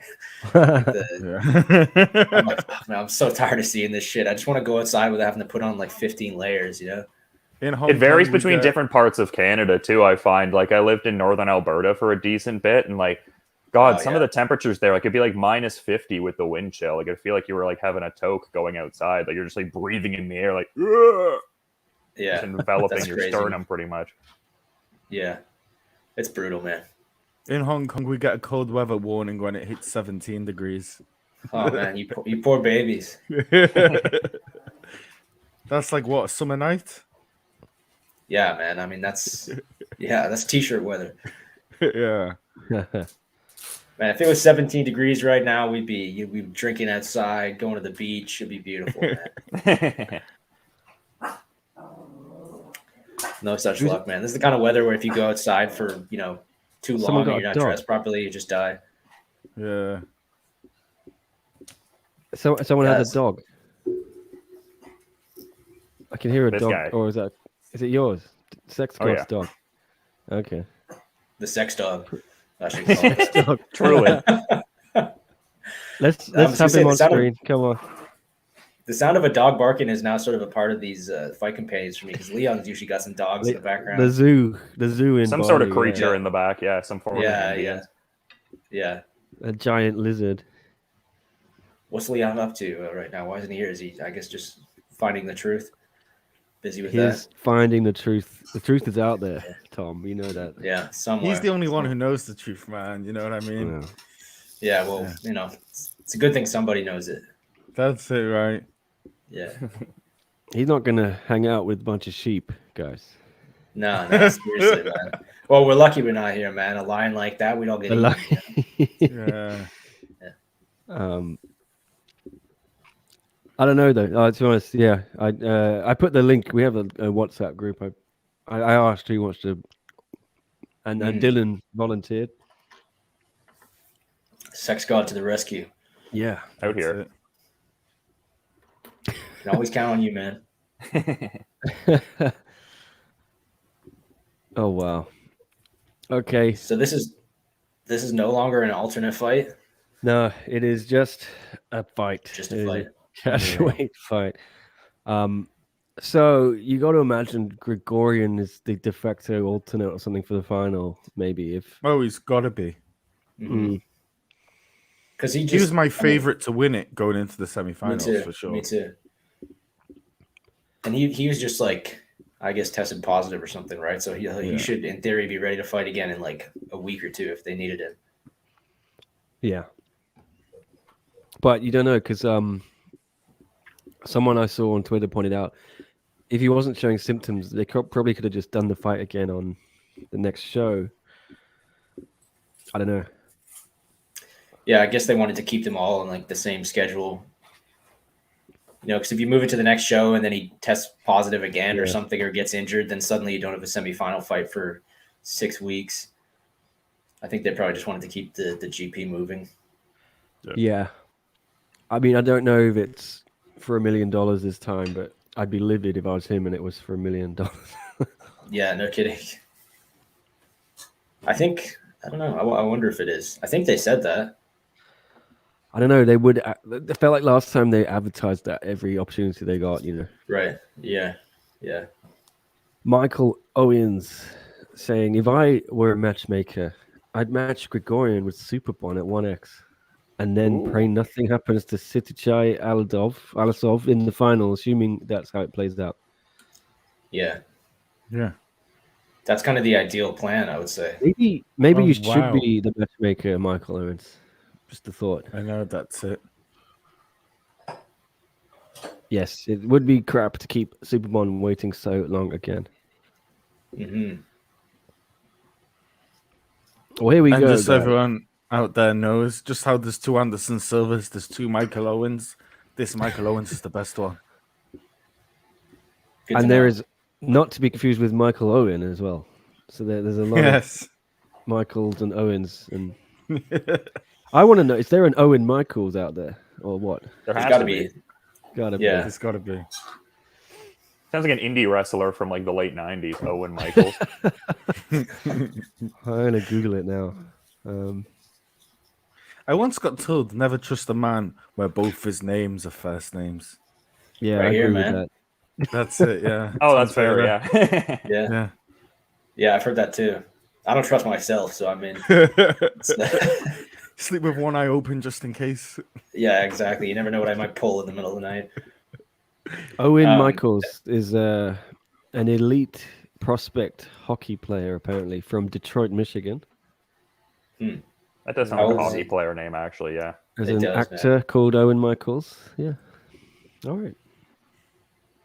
There's a lot of Tom Taylors out there, man.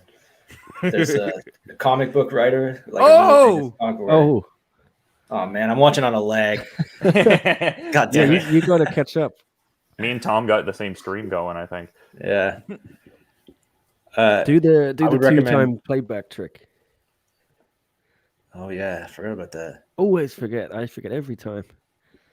I also find that watching it on YouTube directly instead of through the One Super app sometimes clears up any lag issues.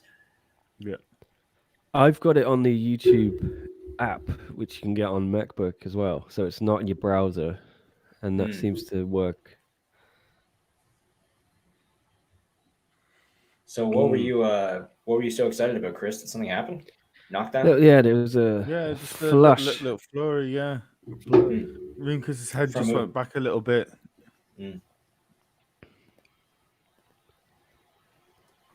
All right. This is a guy who hasn't really been pushed, right? I mean, you know, in the world of kickboxing, to have never lost a fight is a little bit of a rarity. So it's always interesting to see what's going to happen when he comes up against some adversity. Yeah, good point. Well said. I don't even bother with a lot of kickboxing and Muay Thai records. These guys fight so much, some of them, that I think there's no point. when it comes to kickboxing Muay Thai, you're best just to look at like the last 3 years of results and throw everything else away. Teeing off. Exactly. And I also feel like losses don't really carry quite as No. much weight in kickboxing. Like if I see a guy's won 5 fights and lost 1, that really doesn't mean anything to me. Yeah, but that can Oh, be man. like, is it Superbon and Sitachai? Have they fought like 7 times? It's like, Yeah, I think they're the ones with the rivalry. Yeah. Yeah, and it's like I think it's like 5-2, and it's like, oh, you got 5 losses, but to like a fantastic fighter, right? Yeah. Oh, I mean, even Rodtang like lost in Thailand a couple years ago. One never talks about that. Like these guys fight all the time, in stadium shows and whatnot.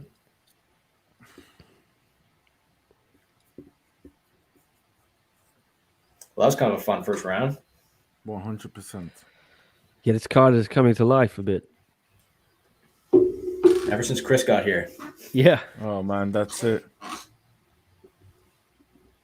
And you know what, guys? Just so Dylan and Tom know, this is a natural tan. It's not shoe polish, as you Canadians like. Yeah, man. I haven't seen the sun in a long time. So. I know it was a Justin Trudeau joke. Oh, I haven't. What's this reference to? All the times he does blackface. Oh yeah, obviously, yeah. Oh, okay. Yeah. Those 3 times. Yeah, man. He's in hot water for a lot of things right now, actually. As a grown adult man, like, come on. Yeah. I quite like him, but I find sometimes he's a little bit cheesy, right? But all politicians are a little bit like that, right? Oh, he's a total cheeseball, man. Yeah. I mean, no matter how you feel about him, I think most people would agree on that.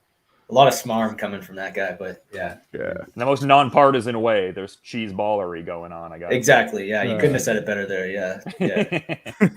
Yeah. Oh man, is that a net shot? Oof. I like Rimkus's his shorts here. It's like leopard print. Very Prince Nassim Hamed, if anyone remembers him. Mm-hmm. Very like that kind of style. This is a fun little fight, man. Yeah. I'm enjoying it. That's all I can say. Nice insights. Yeah, that's what I'm here for, Tom. Yeah. I don't know what we should do about the interviews though. Because the Chatri one is the only one I wanted to join live, really. But and that's not happening. No. Well, we could just try to get a hold of Jared Brooks in the next little while. Brooks is doing one, so I don't know if one of us jumps in or what for that one, and then I think that's like 11:45 or something, Singapore time. I think we still have some time, but yeah. Dylan, are you going in for any of those interviews? Yeah, I was thinking I would. I was kind of surprised Chatri isn't going to be doing one at the end there. Did like someone from the one PR team message you or something and tell you that, or? Yeah. That's kind of a bummer. Going into the last minute of this round, who do you have up in this round? I would say probably, still. Go ahead. I was going to say probably Kondratev for me. Yeah, same. I think Rimkus is looking like a little wild. He's looking frustrated. I just see the cleaner, more direct punches coming from Kondratev. Seems to connect a little bit more with the head. Seems to be able to get in and out a little bit faster. Yeah, Rimkus is throwing counters, but they're not really landing. No. That hair though. Can't lose with hair like that. That is true.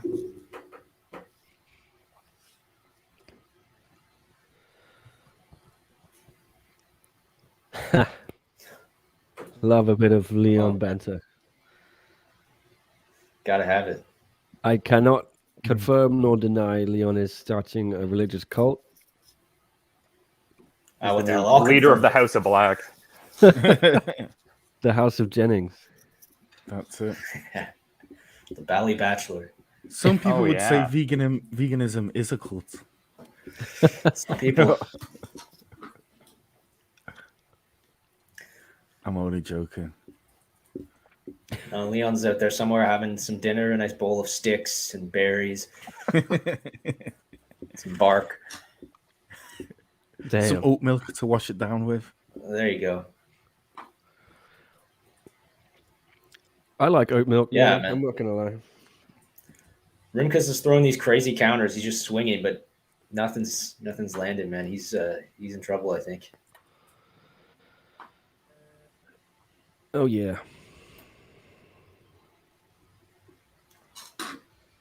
What's the So next fight have after this? well, yeah, that's what I'm looking at now. I think Brooks v Minowa is next. Mm. So have they not even mentioned about Anderson Silva? Have they? Nothing. Okay. Nope. Not that I've seen.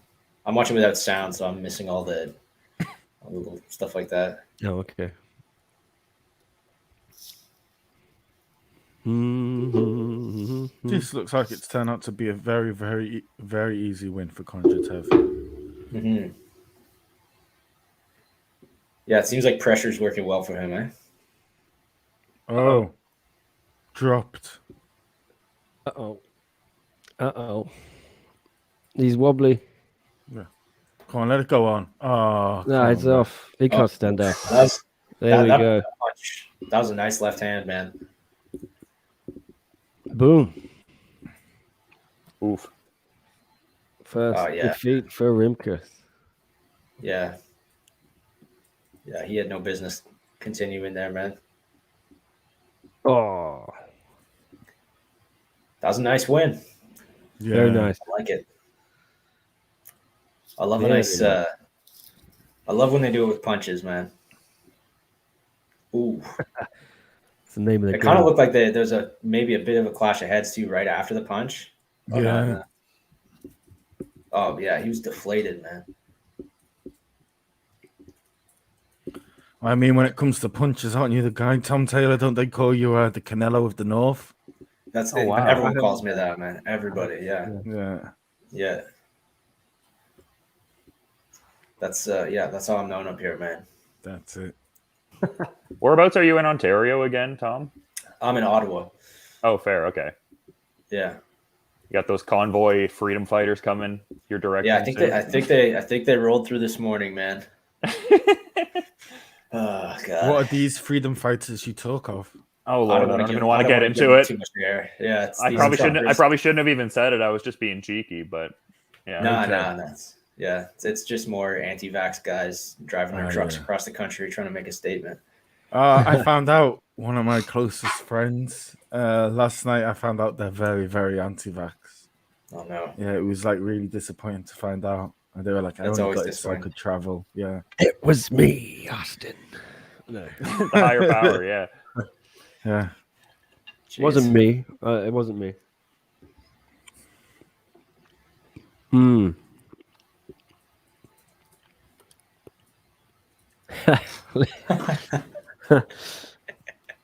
Good one. That's probably my favorite running joke on this this podcast. Hostage Leon. Hostage Leon. It's part of the lore of the channel. It is. Yeah. It's probably my favorite part, I have to say. That's it. Tom Taylor's working on this book about David LeDuc. Nick, why don't you write a book about the lore of SCMP MMA? There you go. The law. All Yeah, right. it will sell at least 5 copies. Yeah, you can talk about, the time Leon was a hostage, talk about Drake's towel, talk That's about it. what else? Veganism. Yeah. Mm. The hatred for JHK's Bellator rankings. Fletcher asks a good question. As With we a see sad it answer. up on screen. Very sad answer, yeah. Fletcher, Kim had an undisclosed medical issue. I think they worded it like that. So he's out of the Tankai fight. Happened this morning. I think they even weighed in and all that. It was all good. That was the fight I was most looking forward to, man. Kim is a beast. 100. Hello, Doggo. Yeah. Yeah. Get the dog back, Dylan. You're on. That's the dog. hello. Wow, so cute. So cute. Too. Being a bit of a prick this morning, but he's a nice guy in general. Just like Nick. Yeah. Yeah. What I do. Oh, wow. thank you. So cute. A little sleepy I'll tell boy. you what, that dog is definitely more well groomed than yourself, sir. Oh, 100%. Damn. Savage from Chris, that is. Nobody's safe on this podcast. Man. Nobody's safe. That's it, yeah. At least you're here to defend yourself, Dylan. Sometimes the banter starts flying. The person we're talking about isn't even here. Oh yeah. Drake, Leon. Yeah, what's a little banter among the boys, having some fun, you know? That's Exactly. That's what we do. So we How got do the you guys main think? card now. All right. How do you think Joe Yes. Nada will do in this short notice spot here against the Beast? You Does he guys survive? answer that. I'm gonna get a cup of tea quickly. Okay, So, I'll give you my opinion straight away. Smoking Joe, I think, is gonna finish him. It's either gonna be a knockout or TKO, but I think he's You just think got his number. you think Smoking Joe's gonna win? I mean, he's beat him twice before. Yeah. You know, if you've won two against someone, sometimes I just think you've got their number. He's got a little bit of a reach advantage. And just when I saw him at the ceremonial weigh-ins, he just looked like that most arrogant, He's ready. cocky guy going, and that's a bit unusual for a Thai to carry themselves that way unless they're super confident. Damn, man, I like that pick. That's a bold pick. So who are you picking to win the whole Grand Prix then? I think we're gonna have an all-Thai final. I think we're gonna have Chai versus Smoking Joe, and Oh shit, man. you know what? I think it's so tough to say, particularly because the 3 rounds, right? When kickboxing and Muay Thai, when they both go to that 5 round for the title, it like makes it such a different sport. It changes the whole pacing more so than MMA in some ways. So I just think it's a really tough one to choose. But if I were to go all the way, I just think Smoker Joe, I just think he's got the biggest reach out of them all. And I just think if you know how to use it, you're just always going to have an advantage. He's been so inconsistent, though, don't you think? I mean, I feel like he sort of chokes in big spots sometimes. That's it. Where is he based now? Is he still in the States? Smoking Joe? He was over on this side of the world for a long time. In Boston or something. Yeah. That's why he's got like fantastic English, right? Mm-hmm. He's fighting for like lion fights or something. I can't remember. That's it. Did he do a bit of, was it Glory as well? Did he do, or I can't remember. Yeah, he was actually one of the first one championship fighters I ever interviewed randomly. It just sort of happened that way by chance. Oh, hardcore. Who do you guys think is going to win the semis and go on to win the whole thing? I think Sittachai for me probably. Yeah. If I had to pick. Yeah. But I do like Smoking Joe. I think I don't think he's going to win this fight today, honestly, but yeah, I've always liked him. Man, this strawweight division too. Good Lord, it's heating up. No doubt. Do you guys feel like Jared Brooks is sort of uncrowned champion of this division? No disrespect to the champ, but Jared Brooks' wrestling, man, I think is just going to be a big problem for Pasio. Yeah, for sure. Yeah. I mean, I don't want to be too disrespectful because they're like one of my favorite, probably like arguably my favorite team in one championship in particular is Team Lakai. But like for like the last 2-3 years, they've had this huge reputation, right? That if you take them down, you kind of win. There's very few times you actually see them when they fight against the wrestler or they get taken down a lot. There's very few times they actually go on and go that level up. I mean, you've got Stephen Lohman, who's pretty good wrestling. He went over to Brave, fought a few Russians, and who was it who did the wrestling masterclass about a year ago? But that's the only 2 times I've ever seen them totally utilize wrestling. But you know, they still do have that little bit of a reputation, right, as being a very striker-friendly gym. Yeah, well, and then Brooks is obviously the opposite, just like this relentless wrestler who can take anybody down. I think, yeah, I mean, it's the same reason a lot of these Russian guys are doing so well in one right now. There's a lot of strikers in one, so when these wrestlers come through, they've got like just naturally a bit of a leg up, I think. And this guy, Jared Brooks, I think he's got just a fantastic opportunity, and I love seeing him every time he's on because there's certain athletes, right, where you just look at them and they're like, one, they're happy to be in the organization. They found the right organization for themselves and their character, we can call it, right? And 3, he's found his perfect weight class, like in a major organization. I mean, Titan is a step below one championship, let's be honest. Yeah. And it's just one of those like feel good things. The same as like Corey Anderson, right? It's like just nice to see a guy somewhere where he's loved and appreciated for a change. Definitely, man. Really well said. And he's like, I mean, he's the first guy in this weight class to really start talking and like drumming up interest in this weight class. Until this point, you know, the reason to watch the strawweight division has just been that there's fun fighters there. But now you've got a guy who's like talking some shit too. adding a little bit of drama to the weight class. So I think, man, he's a great thing for this weight class, whether he wins the title or not. Yeah. That's why And I always say is Jared and like I'd love to have like him and Gary Tolan have a title fight on the same card, particularly in a North American friendly time or in North America, because I think like they're the guys who can kind of get over, you know, like they've got that wild, bombastic kind of personality.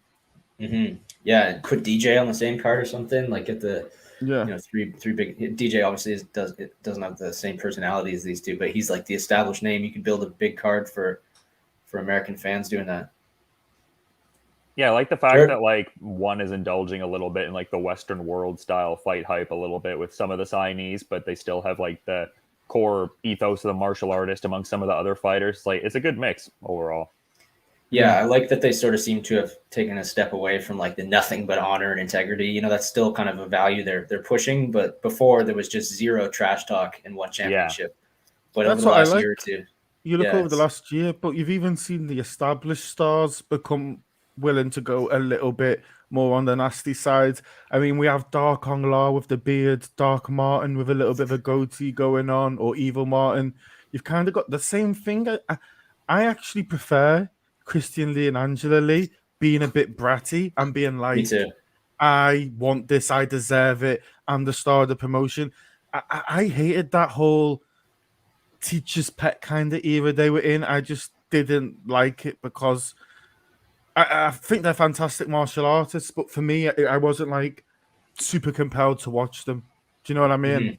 You know? Yeah, I think since I sort of wonder if there was like an internal policy change at one where they said feel free to go with a little more trash talk going forward, because it all seemed to happen at once. I'll tell you, Christian Lee should kind of, because he's still 23. You know, he doesn't have to go like full Sean O'Malley, full Jake Paul kind of problem child vibe, but he should kind of dip into that a little bit more, right? Into like, I'm 23, do a promo surfing or something like this, like rather than, before he was, I'm this honorable martial artist, but it's like, sometimes you want to connect with your demographic, right?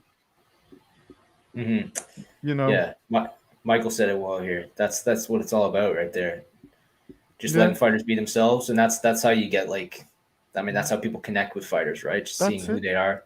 Yeah. But that's what I like about the Lees. They've come out with their personality more, I think. And it's shown they're a little bit bratty. And I like them more for it. I like the arrogance. Do you know what I mean? Me too. And I mean, they've been around one championship since the very beginning. So if anybody has a right to kind of be a little bit entitled, it's people like the Lee siblings, or at least the older two of them. Yeah. That is a well-articulated point. It is all about the authenticity. Like, it's like, I feel like when guys try to trash talk, it's like you can tell when it's contrived and they're just trying to do it to drum up interest. It's like, it's pretty cringy. Man, you know what? Here's a hot take for you. I really don't think there's, even in the entire history of MMA, been more than like one or two really actually good trash talkers. And even those ones, like I don't even think Conor McGregor and Chael Sonnen were all that good. They were good, but I think there's a level of like trash talk. And Conor was around at the right time with the internet, with Snapchat in particular, with meme culture, internet stories. Because I'll tell you what, we all know, who the F is that guy? That 5-second clip, man. How many times have you seen that? There are certain sound bites from Conor that like you can. That was one of his best lines for sure. You go back and you watch some of those old Conor press conferences, and it's like I still can get entertained. And I'll agree with you, there's not a lot of trash talkers. People like Chael are very overrated.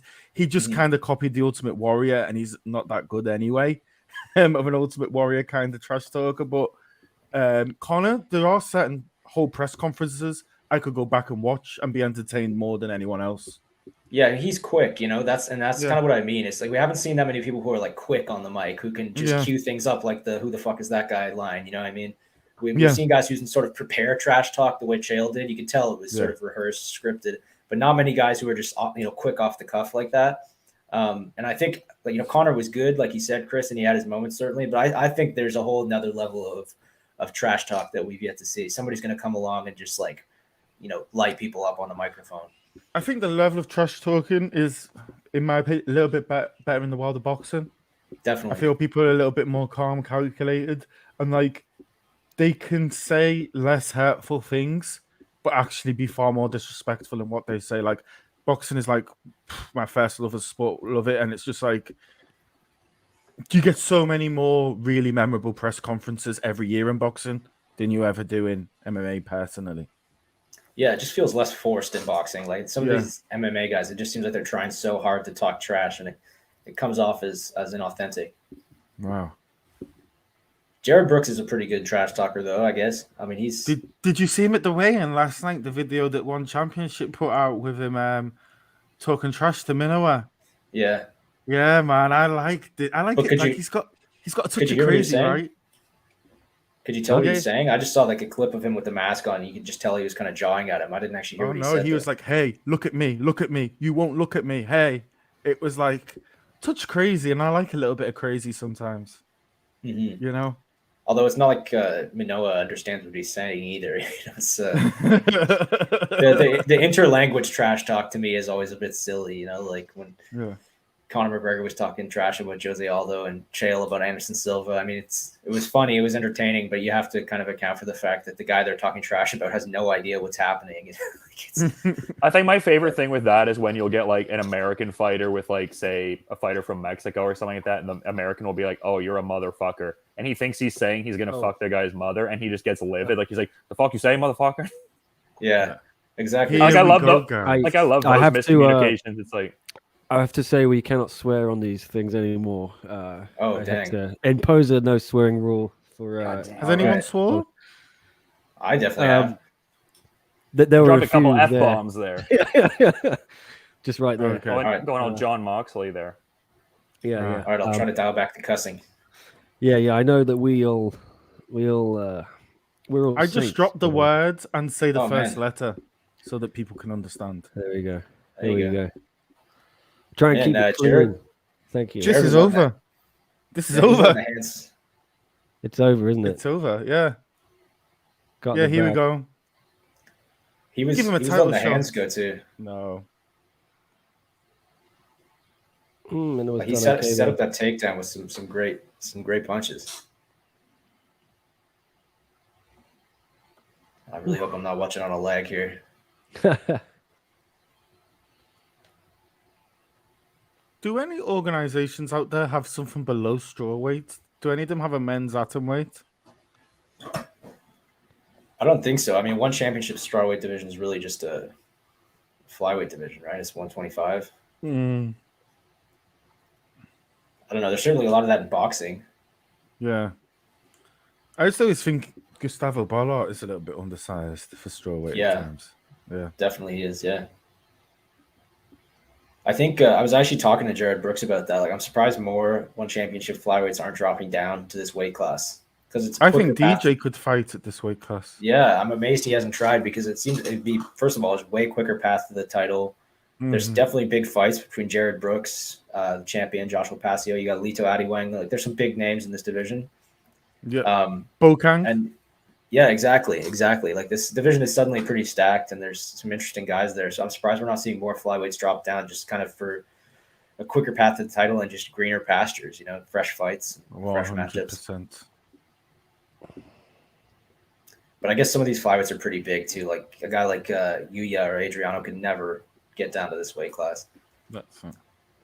If Moldovsky wins tomorrow in Bellator, does it just prove how good One Championship's heavyweight division is? Because I mean, Moldovsky has one loss on his record against Amir Ali Akbari, and he hasn't had a great time over here in One Championship. Of course, it proves it, man. Yeah, that's it, man. MMA math is always right. Yeah, it's unimpeachable. Yeah. I actually love MMA math, like just the assumptions you can make. Oh, that's it, man. Yeah. Where they say like Ben Askren is like technically the greatest boxer in MMA, and like they'll go through the whole chart to illustrate it and stuff like that. It's like, well, Ben Askren beat Robbie Lawler, who was defeated by et cetera, et cetera. And it gets back to like Muhammad Ali or something, and you're like, oh yeah, Ben Askren, greatest of all time, yeah.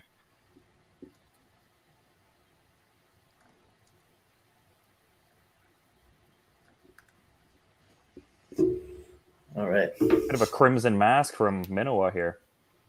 Yeah, seriously, man. This is not particularly surprising, though, I don't think. No. Has anyone found in the last 1 to 2 years, One Championship have become a little bit more open in the amount of blood they allow?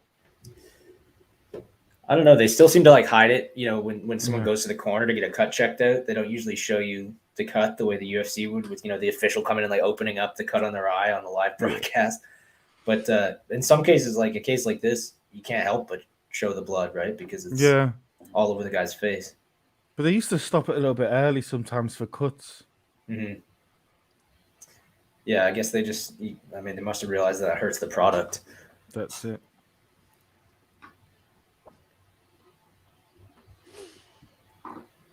I'm going to take a break here and get a coffee. I'll be back in like 2 minutes. No problem. Oh, I see. I've got a coffee and a tea, Tom Taylor. Well, aren't you special, man? Yeah. Oh, damn. You're going to be overly caffeinated, man. You can be bouncing off the walls. It's only the brave, Yeah, you'll be writing these like 6,000 word recaps of these fights. This makes me brave. It makes me brave. Mm-hmm. There's alcohol in there, isn't there? No. The caffeinated Stone Cold out here, just double fisting them. Yeah. I'll be right back. I want to break the mugs, but yeah. When I talk to Jared Brooks, drink 1 tea, 2 teas. You don't want to pour. Oh, what nice knees. That's so dynamic. And here we go. Oh, it's gotta be over. Oh, the bell. Oh, I like that. So, who do you guys think won that round? Huh? Who you got? Who you got there? I've got Jared Brooks just edging it.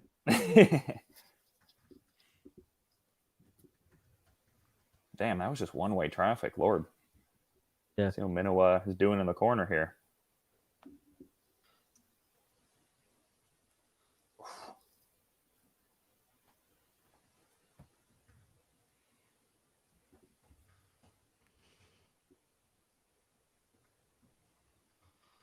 Mm-hmm.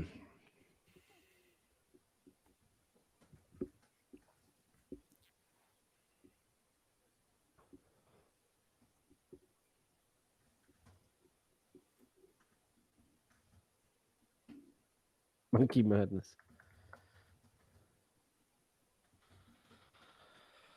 All right, let's go, guys. Second round.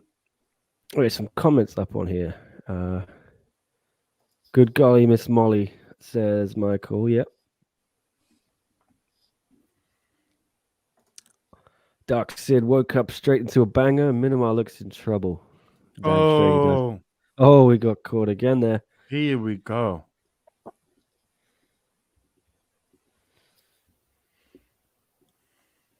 Mm-hmm. Yep. This looks very promising if you're Jared Brooks. Yeah. I think he's going to do maybe another 40 seconds of this, and then he's probably going to shoot. Mystic Chris. Let's see if you're right.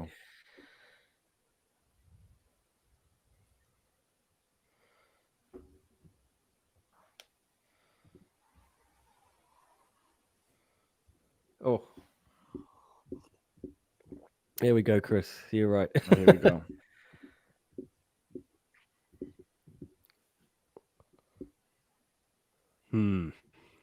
What can Minimal do here, guys?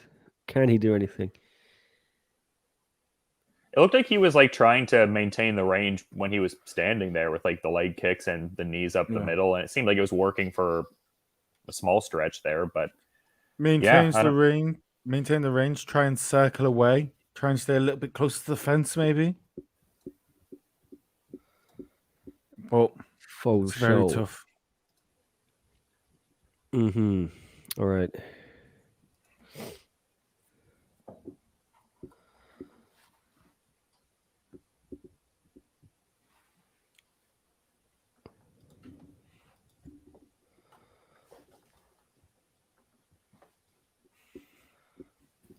I'm back. He's back. No. Am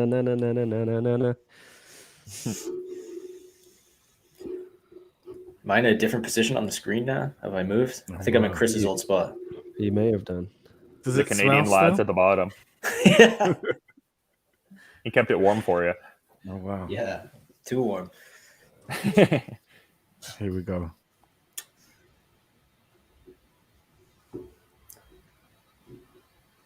Yeah, Jared Brooks is a problem in this division, man. I don't think anybody's beating this guy. No, he's not underneath the chin, is he here? I'm clearly watching on a lag because he's not even in a position to attack the chin. No. Oh,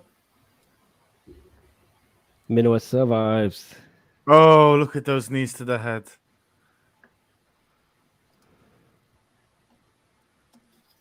Brooks is so good at getting these knees in.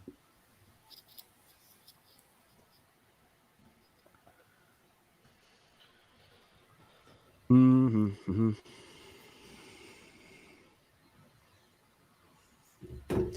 I would love to see Jared Brooks and DJ fight at this weight class. I know it's not going to happen, but that would be so awesome. See, that's my problem with the Rod Tank fight is I just want to see DJ fight what he's best at, man. Mhm. We haven't seen him fight a lot in the last 2 years. That's true, especially considering he's probably like in the final chapter of his career too. Yeah. Like we probably only have a few DJ fights left. I'd be But- surprised if he's still fighting in more than 2 years. Yeah, but on the other hand, like if there was ever a time for him to like have fun and do crazy stuff like Yeah. this, I'm here for it. I can't wait to watch it. Brooks is so good, says Doc Sid 33. At this point, I'm like, what is Pasho gonna do against this? Dwayne missed a couple of fights, but this is a good one. I can't disagree with you. Yeah, Brooks is on my mind right now against DJ, says Doc Sid. Tan saying, I think MMA fighters should wear elbow pads to limit cuts. Well, Why they not? might make more cuts, honestly. Yeah. You can get cut from the padding Material. too. Yeah. well, by that logic, then you should like glove up the shins somehow. Like if you're gonna have gloves over the hands, why not have some sort of padding over the shin bones? It's true. I mean, when you think about it, the fact that you're allowed to throw knees, I mean, the gloves clearly are just to protect your hands, stop your hands from breaking. It's not about Yeah. protecting the other guy's head, because if it was, you'd have to wear knee pads. Yeah, it's very like inconsistent in a lot of ways for sure. Yeah. I want MMA with knee pads, elbow pads, helmets, and roller skates. Just scooting around, flying around the cage Fight like a roller circuits. derby. Yeah, The next card. there you go. Throw a spinning wheel kick with like the roller skates on. Yeah, man, it would be like ice dancing and MMA combined. That's the sport I want. Only the brave will participate in that sport. Yeah, exactly, man. Manoa's just fighting for his life here. Yeah, he's gone through some tough positions, just getting worked. Mm-hmm. Yeah, they're showing the cut. He looks a bit smaller than Jared too, eh?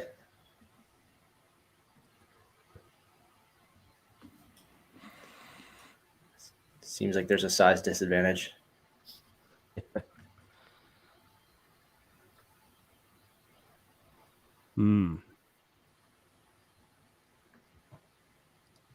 Oh, damn.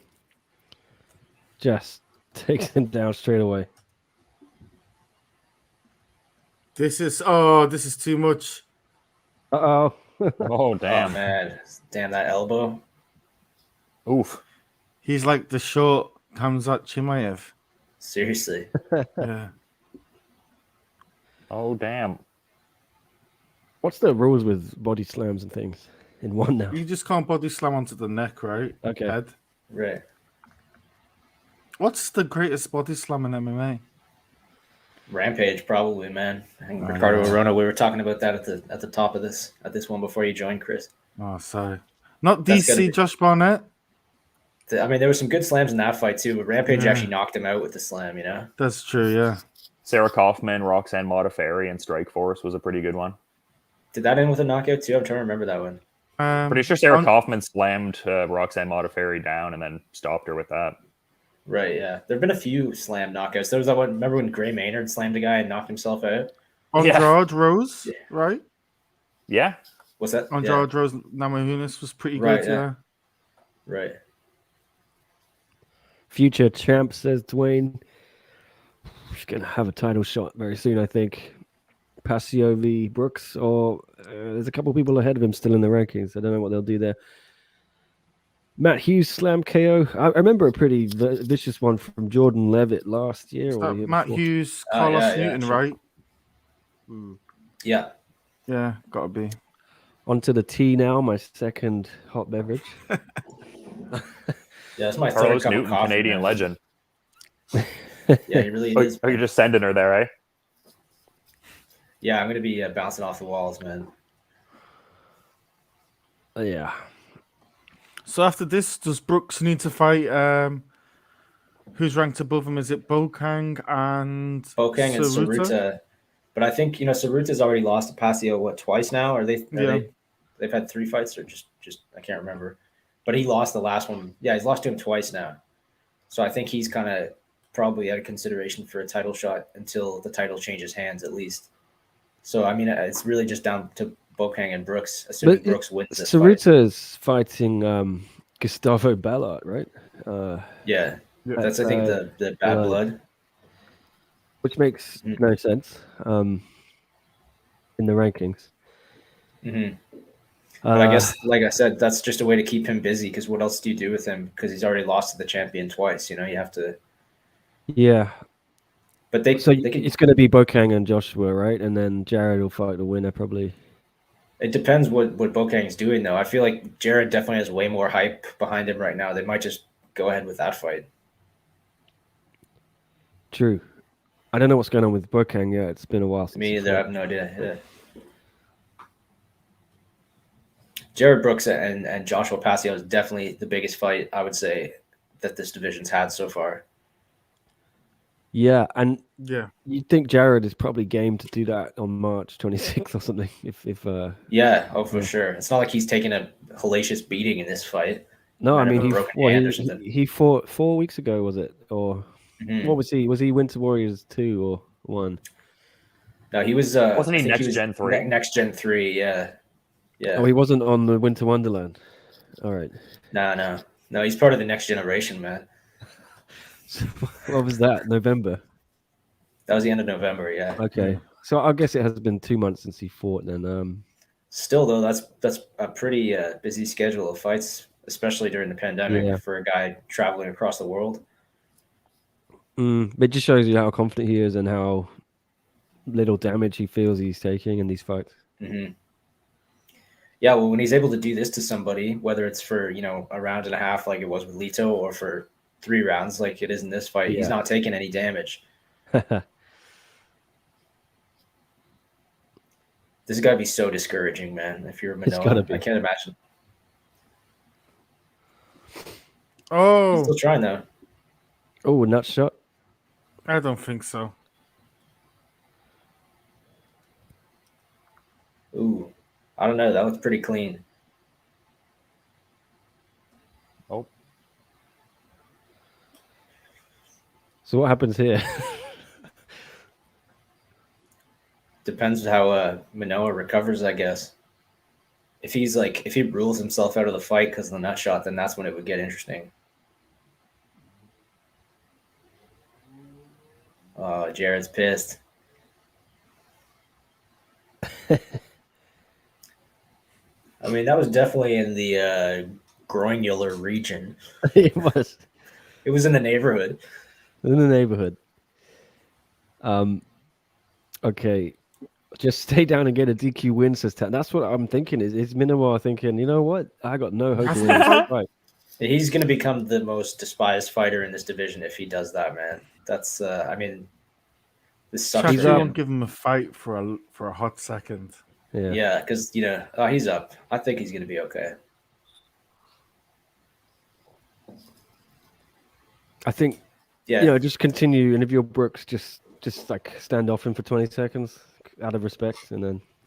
That'd be funny if he took the DQ win and just like cut a heel promo after. Yeah.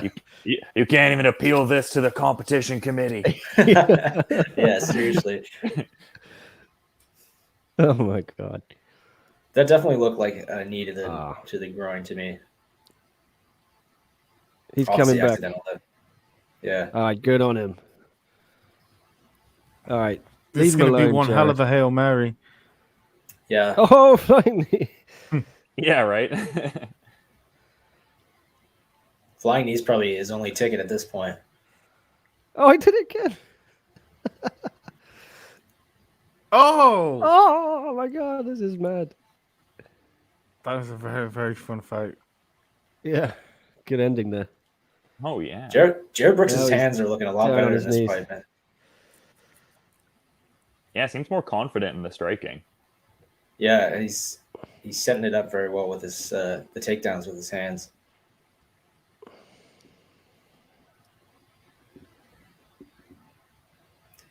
Jared Brooks, man, I'm on the hype train. All aboard.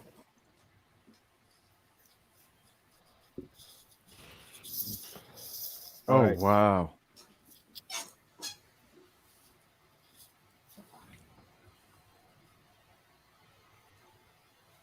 Damn, that's quite a slam he got. Yeah, I So feel I'm like he got like a gonna- couple good ones. I'm gonna take the quotes down, so I'll disappear for a minute, guys. But All right. Guys, you're going to have a cheeky little Canadian moment here because I'm going to go and stick some muscles on the hob. all I right. have no idea what that means, man, but it sounds fun. No, like Sounds like stick muscles innuendo on for the hob? something. You know, Yeah. mussels, the yeah. seafood. Yeah, I've heard of them. I'm going to put them on the cooker. Okay. On Would the you call it hob? Yeah.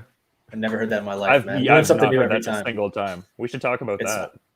Yeah, man. I learn That's something hob. new every time I talk to these Brits, man. They're strange lingos. Yeah, I was like, I guess I'm we sure pro- I've never heard that before. We probably have our We own probably lingo, have- though. We do. In fact, every time I go to the States, to cover fights or whatever, I'm always called out on how often I say how I say the word about. I think I say it normally. But Yeah, you say apparently we yeah. say- I find that I weird believe- too. Like I have that as well. Like even when I'll like interview like Bellator fighters or something like that, it's like my Canadian accent is apparently like super pronounced. Like anytime I talk to Henry Corrales, he's like, "Oh, I love your accent, man. A boot." Yeah. Like I feel like I've never said that once in my life, but You sound like a normal guy to me, but I don't know. Apparently we say about weird. Every time I say it, Drake's always calling me out on that. Amy Kaplan, these other journos. But what can yeah, you I think do, in man? the continuum of Canadians, we've got like a pretty light accent for the most part. Like we don't have like the craziest like hoser accent that there is. That's true, man. People in like the Maritimes and in Alberta and stuff. I think that's where you find like the real Canadian accents. I used to live in Halifax, man, and some of these people almost sound like Irish. It's Yeah. yeah. It's a cool country though, man. The way it, changes so much from one side to the other. Yeah, very nuanced country for sure. Yeah. And Jared Brooks just put on a nuanced performance, man. Oh, I wish I was watching with sound. Yeah, I'm He's doing saying the same something setup important. as you. Yeah, I know. I always have the sound turned off because I don't want it to come through the mic. But Nick said he's getting these quotes, so we'll know what he said. That looked like it was quite a promo. Yeah, he is wiling out right now. Oh, was that a spank? He looks livid. Somebody in the comments someone give us a spark notes of what he just said. He's doing the Billy Northern Gunn out Ontario. here. He's like, I'm an ass man. CP a lot likes the Northern Ontario accents. He's Hell that yeah, fun- man. that I have family up there. That Thunder Bay bad boy, Oh yeah. the Sudbury soldier. Is he up in Sudbury? I don't know. I'm just bantering about like the Northern Ontario reference. Just Oh yeah, it's a wild place, maybe- man. Yeah. How'd it go, Alright, I Nick? got What those did Jared say? We were curious. We both had the volume down. Oh, okay. He said, and I quote, Daddy's home, Joshua Pasio. You better be ready. I'll bend you right over my knee, just like I did Minowa. Nobody's going to beat me in this division. Not Bokang, not you. I'm coming for this whole division. Flyweight too, baby. oh, Wow, So- that was a rousing rendition you just did, Nick. Yeah, and he also called the cage the octagon, which was fun. So, Ah, yeah, the sure circle. everyone will love The that. circle. Someone's going Yeah. to be in his ear saying, yeah, Monkey yeah. God, it's the circle, baby. we are one. Yeah. This is the circle. A lot of, I've heard some of these fighters call it 1FC still. Yeah, I mean, the you know site what? is still called Site. 1FC, which is like, Yeah. Yeah. Although I think at that point it was just because they'd already built like a huge website. And I don't know how easy it is to like Do you- migrate everything to a new. I know URL. what the reason is for that. Someone else has the onechampionship.com, you know. oh, training that's what it website. is then. Probably want like Yeah. $7 million for it. Yeah. I find it like an SEO level though, like 1FC is still one of like the more prominent key phrases for like having this stuff Yeah. found still. So it's like there's still a Yeah. lot of people that refer to it as 1FC, even though as Yeah. you know, we actively cover it, we know it's one championship. Well, But I when you put the was- fighting in there, it really sets them apart. Because sometimes you search one championship on Twitter or Google or whatever, and like there will just be like an article about like one championship in a totally different sport. You know, it's Yeah, guys bantering about football, they're like, your team only won Yeah. one championship. You guys suck. Exactly, And I'm like, oh, this yeah, isn't what I'm yeah. looking for. yeah. Yeah, I've had Throw this the fighting in conversation, man. Like they need to go back to one FC, I think, and maybe even change it to the numeral 1. Yeah. Like Formula 1, so that it's got some kind of search engine juice, you know, 1FC. It's true, yeah. Because Yeah, you type the one word 1 championship's- in Google, nothing comes up. Yeah, It's too vague a search term. and it's not even an acronym, you know. It's like Yeah. it doesn't Yeah. stand for anything. ONE, you know. What could that stand for? Yeah. I was trying to think of something, but nothing starts with O. Someone, everyone in the comments, come up with an acronym one championship can use with ONE. Go. It's impossible, isn't it? No, I can't think of anything. Yeah, it's impossible. All right. Well, Yes, Sepia, I am in the UK still. I do not know when I'll be back to Hong Kong. Latest I've heard is February 18th might be something. The flights are all still cancelled and no way through. But I'm happy to be here. Happy to be here. It's fun. Some more comments here. WMMA scene now saying so much of their marketing is corny and unappealing to fight fans. Athletes instead of fighters, contests never fight CDC. I mean, bouts as well, they say.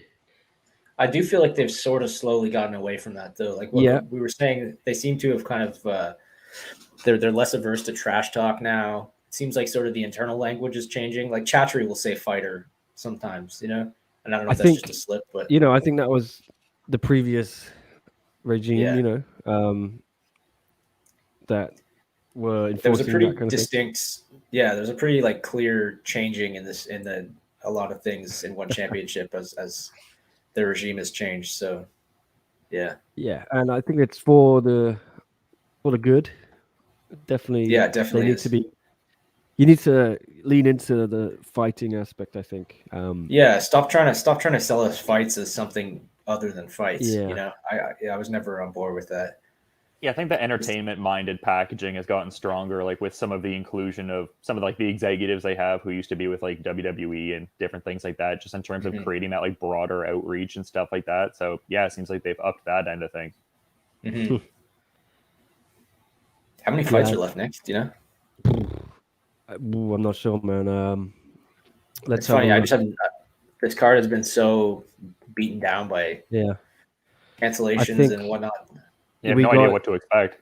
We got this one: Tetsuka against Marquez, Radi Apacic against Francesco Jaha. I hope I pronounced that right. Ruslan Emilbek-Ulu against Zhang Lipeng, Smoking Joe against Chingiz, and Sitichai against David Kiria. So 5 fights left, I think. Main card remained intact, at least. That's good. Yeah. Just gonna go snag a quick coffee here, lads. I'll be back in 2 Yeah, minutes. go for it. Cool.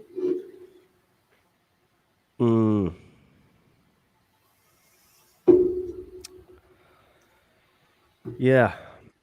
All right, look at some more comments here. Does one test their fighters against PEDs, says Percy. I don't know, actually. I don't think there's a drug testing policy in there. There was some talk a while ago that they were going to have WADA testing, and that never materialized. There was a bit of beef between one and Will Chope, I think, over that because he called them out on Facebook or whatever about it. I think there was a legal issue there as well. Will was saying, I can't remember exactly what happened, but Yeah, let them roid, says Chuck. WMAC now. I agree, man. Yeah, I definitely I agree as think, a fan, but I can't. Yeah, yeah, can't get down with there's, that. I guess. I think there's something going on in that department with some fighters. Some fighters are definitely clean, some are not. You guys know what happens to the Anderson Silva fight. Yeah, it's off. It's off. It's not happening. There was. I'm not sure I can officially say it again. Yeah, but put two and two together, Dark Sid, you can figure out why so many of these fights are falling off. And we do know Elliot missed weight and hydration. I don't know what happened with that. Or he missed hydration at least. It was a short notice fight though. Okay, I'm gonna type this Brooks thing out quickly, but All right. I'll try and stay in the moment with you, Tom. That's all I can ask, man. There's not a lot to say about some of these fights, man. Yeah. It's unfortunate. This is not the best card, and I think they know it, and they're just going to try and get through it. And I think that's probably why Chattery isn't Yeah. chatting with people. doesn't want to be associated with only the brave. Exactly. Oh, I wasn't there. No, that was beneath me. At least we know everyone on this card is brave. It's Chattery saying he's not brave, Tom. By That's the implication. I mean, he's cowering. No, I'm kidding. it's only the brave. I'm here. Yeah. You're here. We're brave. Everyone There's in no the question. chat, we're brave. Yeah. Dylan's back. Brave boys. Yeah. Brave that's boy. Good boys. Allowing fighters to juice is far more fair than restricting it, says WMMAC now. Testing them just means the fighters with more money keep doing it with better products and technology, while poorer fighters cannot. What do you think, Dylan? Any juicing going on in one? I mean, probably realistically, there's probably varying degrees of it in every MMA promotion. I would have to imagine. Sorry about that. Just in the sense of like some guys are going to do it, some guys are going to opt not to. Tom's juicing over there. You better believe I it. know Man. that for a fact. TRT Taylor. That's what they call me. That's why I'm always so angry. Can't tell right now, but I'm furious. Livid, yeah. Insane roid rage right now. Punch a hole through your wall. Yeah, my wall, you can't. This is the only patch in my wall actually that's not full of holes. You have to curate your video interviews so as to not get the holes in the background. Exactly. I zoom closer and closer in as the holes kind of close in on me.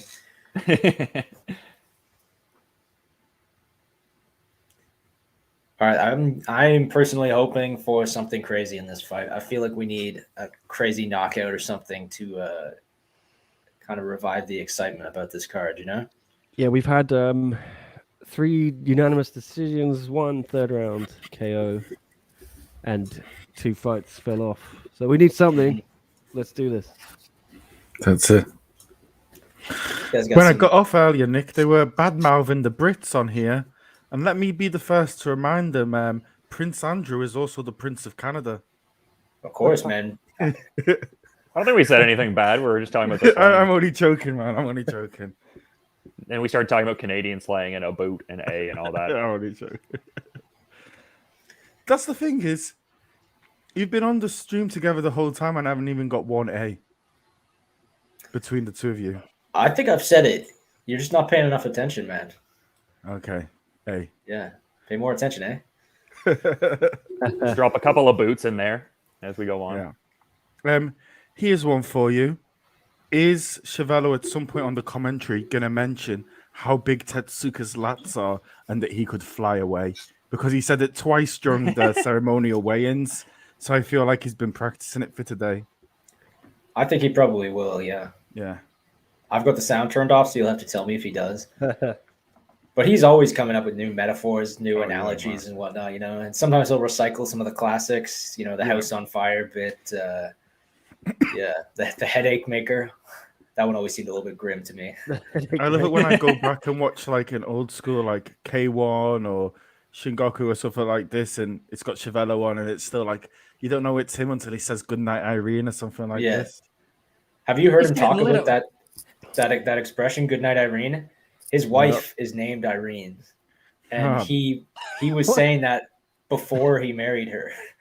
It was a chance, yeah. And apparently, he's never said it to her. Like, Oh, wow. as they're going to bed, he's never said "Good night, Irene." Yeah, he was telling me this on a unless he was completely bullshitting. He told me all this on a shuttle bus in Tokyo. Oh, I remember the shuttle bus. Yeah. Yeah, man, That he was had fun. some incredible stories, man. He did. I was listening from a few rows down, and Man, everyone was just like transfixed on him. Yeah. Yeah, I was sitting beside him, or I think I was sitting in front of him actually, and I was so hungover and just like listening to these insane stories, man. It was incredible. He had some awesome stories about like when Jose Canseco fought Hong Man Choi. Oh yeah. He called that fight. Yeah. I mean, he's been around for so long, called so many fights in so many different sports. The Jose Canseco VTR before that Hong Man Choi fight is one of my favorites in MMA history. It's just him playing baseball and riding a motorcycle for like 20 minutes in various locations. That's amazing. Just no semblance of fight highlights. Yeah. Yeah, Jose Canseco's a funny guy, man. Funny is the word I'll use. Yeah, a curious character. That's kind of what I was going for, yeah. He's a good Twitter follow if you don't follow him on Twitter. Often tweets about like colonizing Mars and like, traveling on asteroids and stuff. Yeah. Okay. So far for bonuses tonight, just in terms of this comment, I would say Jared Brooks has got to be a front runner for a bonus right after that performance. Yeah, I would think. This is already not the kind of fight I wanted to see here. Yeah. No.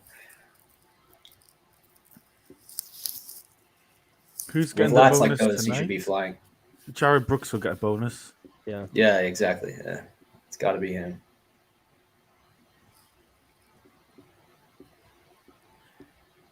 I don't know that I've seen this Marquez guy before. Has he been around for a while? He's new. But you missed all his fights. Yeah. This was a short notice one. Right. He's I was looking it up the other day. Yeah. A lot of these short notice fighters, I guess, are guys that are just training in Thailand or whatever who just happen to be in the area. Is that kind of how this is happening, to your knowledge? That's the vibe I get sometimes. It's sort of like it pays right now to be a fighter training in Thailand in the same way that at the height of the pandemic, it was good to be a fighter in Las Vegas, for the UFC, just because you never know when you might get a call these days to step up and fight somebody who you ordinarily wouldn't have the chance to fight. Yeah. Yeah. He's Like if I 9-1. be ready. So he has fought in one once, but it was 2020 December. He lost to Raymond Magomedaliev, like as we were saying, and that was Has his he fought since then? first round knockout. No, hasn't fought since then at all. He's getting his head hammered in a mush here. Yeah. Mm-hmm. It's the power of the lab. That was his first loss as well. So he doesn't seem to be having a very good night so far here, I have to say. No, he does not. He's getting the Hiroba Manoa treatment. that's it. I don't like having the same referee 2 fights in a row. How come? Give these guys a break, man. Yeah, it's true. I guess they're probably more prone to like blunders when they're in there over and over again. Mm-hmm. Yeah, you gotta have some downtime. Get the adrenaline level back down low. Yeah, again. it's got to be. I mean, there's so much pressure on referees. You have to be just like dialed in, no lapses, and focus for the entirety of the fight. It would be hard to do that, like not think about anything else for potentially half an hour straight. Have you ever been to like an amateur MMA show where the referee is also the judge? No. Oh, they're sometimes some of the best. It sounds hilarious. Yeah. I mean, those little cue cards he's taking notes on. Might work well sometime. I mean, he has a closer view of the fight than anybody else. Yeah. So. Ooh, that was a nice little uppercut or hook there from. Yeah, he's turning it on. Do you think you'll get a UFC event in Canada this year? I hope so. They were talking about doing it for a minute, but that fizzled out about as quickly as it was mentioned. Right now, things are not good in Canada in terms of COVID, really. So, Are you We'll like free to do whatever you want, or are you still under some sort of? we're in a full lockdown in Ontario right now, but it ends Monday, I think. Dylan? Okay, nice. Yeah, I think they're doing like a phasing back into it kind of process from like the 31st, like leading into March there. So yeah, I think like indoor dining and capacities will be different going forward. It's been rough, Chris. Like you said, we've had like the -30 weather, which is sort of unusual in the context of recent winters. And that's coincided exactly with this latest lockdown. So it's like too cold outside to do anything. All the bars are closed. All the restaurants are closed. So everyone's just kind of been cooped up inside. I think we're all ready to. Yeah. Wouldn't you be cooped up outside? I guess, though, for you guys, -29, like you have your car ready and you have the right clothes. Like you kind of, do you guys go about your normal life at -30 or do you? I mean, you you have to, right? You sort of have to, but do you have a snow day? No, at -30, no. Nah, man, no, nothing really stops here unless. Well, we had that crazy snowfall like a week or so ago. That was like, what was that like? How many centimeters was that? Like a lot, like 40 or something. Yeah, yeah, like 40 or 50 centimeters of snow, something wild. Yeah, I think if you in the UK, if we hit about maybe 15, 20, that's like everything closes. Yeah, we're done. Yeah. We had a few snow days when I was growing up, but those were like, extreme winter storms, the kind that roll around every few years. It's a rarity, especially in southern Ontario where we're at, where it's like more warm in like a localized kind of way than some other parts of Canada. So yeah, we don't generally get the crazier winters. Oh, wow. Yeah, in Ottawa, our winters are brutal here, man. It's just like so cold all the time. Yeah. Oh wow. The worst was when I was in northern Alberta with the weather. Like I think I was saying, like sometimes it'd be like -50 with like the wind chill and stuff like that, and I'm like, this isn't it. Got to get out of here. Yeah, yeah. Move to Hong Kong. What do you guys think about when the Raptors say we are the North? Because I guess if you're from like Yukon, Toronto isn't really the North, right? No, they're the South actually for those guys. Yeah, they definitely capitalized on like Game of Thrones being like a more popular topical show at the time. I think they were coinciding it with that a little bit. Like, yeah, we are the North. It's like, yeah, I defer to like what you're saying too. It's like, are we really the North? I don't think so. Like, yeah, Toronto is like pretty far south in Canada too. So actually, like 99% of Canada is actually north of where the Raptors play. Yeah. So. Technically, we are the South, if anything. Exactly, yeah. Because I know some people from Edmonton, and I say, "Oh, you're kind of like from like North Canada," but like they hate it when I say that because they're like, "There's a whole lot of Canada north of us." Yeah. And that part of Canada tends to get ignored. It's pretty unfortunate, man. Like Northwest Territories and stuff like that. Yeah. Interesting place. In the summer, there's like it like never gets out of being like completely lit. Like it's like it looks like it's 2 p.m. every single hour of the day. Yeah. It's very curious. Yeah, I was up there in the summer one time. It's like just like dusk all the time. It's weird, man. I don't know how people live up there. And then into the 24-hour darkness in the winter when you're up north. Yeah. I don't think I could handle that, man. Whoa. There were some days when I was living up there where I wouldn't see the sun for over a week. And I'm like, okay, is it going to come back? And then you see it one day and you're like, oh, sweet. Okay, cool. Is it going to come back? Some hope has been restored. Yeah, man. He's not having a good night here. Our guy Marquez. No, man. Tetsuka's just totally dominating, man. Yeah. Oh, yeah. Yeah, it's unfortunate that this card, took such a beating and so far hasn't been. Jared Brooks had a great win there. It was fun to watch. But usually when we tune in for one championship, you're ready for some highlight reel knockouts, some craziness. Definitely not getting that so far. Because Tetsuka was originally supposed to fight Kadestan, right? Yeah. Yeah. Right, yeah. I forgot about that. So, I mean...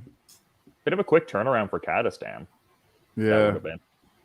Did he lose his last fight? He just fought like last month or something, didn't he? Yeah. Did he? I can't remember what happened in his fight. He lost via decision. Right. Yeah. He went from being like one of the most interesting guys in one to a real rough patch. Yeah, I think he's on a 3-4 fight losing streak now.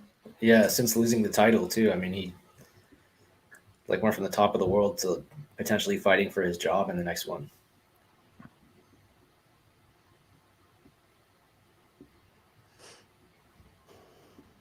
All right. Who you guys got winning this one so far? Tetsuka, both rounds, quite clearly ahead. I was kind of being sarcastic, but Yeah, sorry. 2-10-8 for Marquez. It's ridiculous.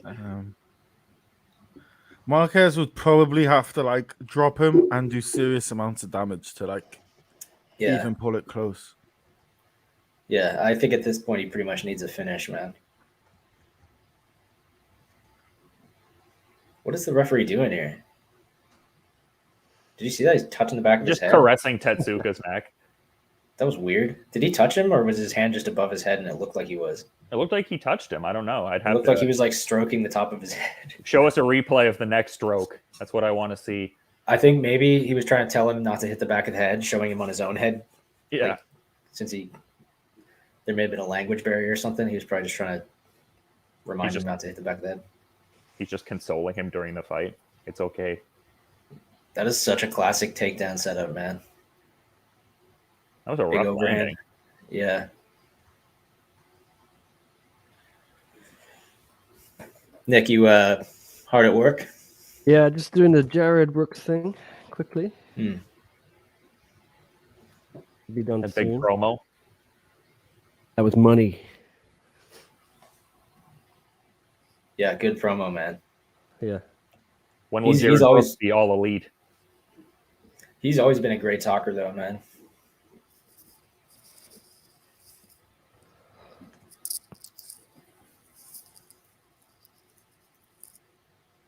Round 3.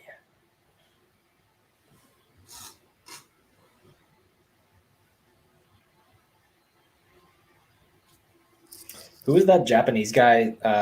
It was he won the title and won championship, the welterweight title, like way back in the day. And then I think Ben Askren beat him to win the title. You guys remember him? I can't remember his name. He was Say like that one of again? the. There was a Japanese guy. Yeah. In the welterweight division, he was like one of the first welterweight champions in one championship, and I think he's the guy that Ben Askren beat to win the title. Maybe I'm trying to remember. I can't remember. Yeah. Yeah, I'm Yeah. not sure off the top of my head. I gotta find out. I'm curious. It's gonna drive me crazy.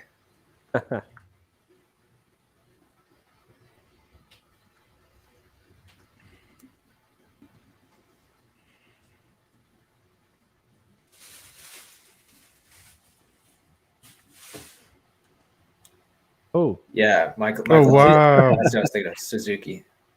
Oh, Michael Owens. There we yeah. go. Yeah, that's what I was talking about. Oh Uh-oh. man, finally Oh, there we go. put him Yeah, in his you're a misery. little bit late. Is that the first finish of the night? I think it was. No, yeah. we had Kondratev. Oh right, yeah. Oh, yeah, Wow, Rinkus, yeah. You know, that might be bonus worthy too. Actually, I sort of forgot about that one, but he put a beating on him. Yeah. It's him or Jared Brooks so far. I don't think this was a bonus performance personally.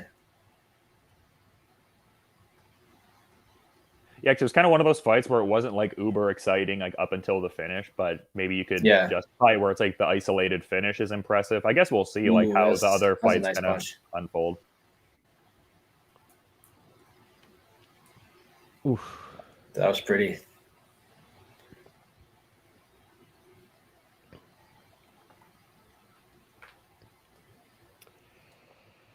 That was Oh, nice, wow. actually. I don't know. I think I like that better than the Rimkus one.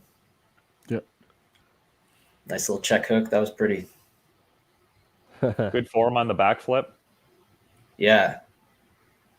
Should be a backflip of the night bonus. Just like $20 or something, you know? A little something. Yeah.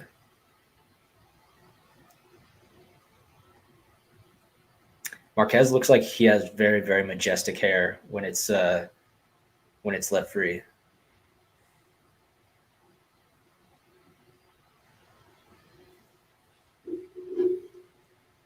Were there any lat references to him flying away during the fight? I don't think we asked about that really. Yeah, I didn't have the commentary on, so I don't know. Chris, did you catch any references to his lats? No, I did not hear any references to his lats. I'm a little bit disappointed. Gotta let Chavella know. That's it. I love how he's always like interacting with fans during the broadcast too. It seems like he's always retweeting things in the middle of the broadcast. Yeah. Or he's just got a really good tweet deck. True. Yeah. Just predicting what'll happen ahead of time. Yeah.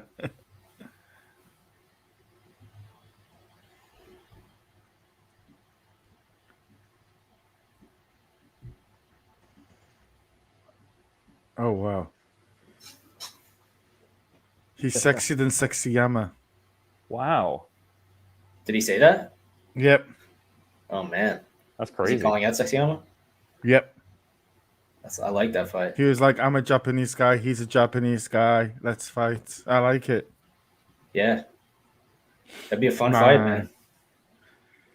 You don't want to say you're more sexy than Sexy Yama. Have you ever watched Andrew Whitelaw's interview with Sexy Yama where he calls him Yoshihiro Akiyama and he gets very, very offended he wasn't called Sexy Yama? Ah! Really? Yeah. Oh no, he like stops the interview and is like, can we go back? Call me Sexy Yama. I'm called Sexy Yama. People That's know me wild. as Sexy Yama. Wow. Yeah. I had a great interview with him one time, man. He's a very thoughtful guy. Yeah. Oh man, awesome guy. Super intelligent. The Apprentice coming to Netflix. Is this new news? Did we know that already? We Is knew this it. big? It's Has been this out been for big like a news little bit. all over Canada? Are people getting new Netflix subscriptions to watch Chatry and GSP? That's all anybody's talking about. Everybody in Oshawa is like, unacceptable. That is unacceptable. I'll definitely Right? watch it. I'm definitely interested in watching it. Why not? I just You know- haven't had it. With Netflix, do you not just think like, as much as I like The Apprentice, do you not think like something similar to like Drive to Survive is the way forward? Like the Formula Yeah, One man. Drive to show, Survive like- was incredible. Yeah. Man, they reckon this year's the year where Formula One will overtake IndyCar, and a lot of people think in North America it will overtake it in popularity. And a lot of think it people will say too. that's down to Drive to Survive because super popular on Netflix. You see F1 That's a cool fans show. that's an amazing show. And F1 fans like lifers who have been following that sport for a long time talking about like the new wave of fans from Drive to Survive. Yeah, And like some of them will identify as like pre-Drive to Survive fans. It's sort of a way of like yeah. aging yourself as a fan, whether you But that's the kind of content I think One Championship should make with Netflix rather than The Apprentice. Exactly. Personally. That's the way to do it. Well, did Yeah. you see that the Drive to Survive, the people that made that, the production company or whatever, is now doing it for tennis as well? Okay. Yeah. That's That all right. probably I'd makes probably like sense, that. right? Yeah. That'd be cool. But yeah, doing something like that for one championship would be amazing, man. It'd be so cool. Yeah.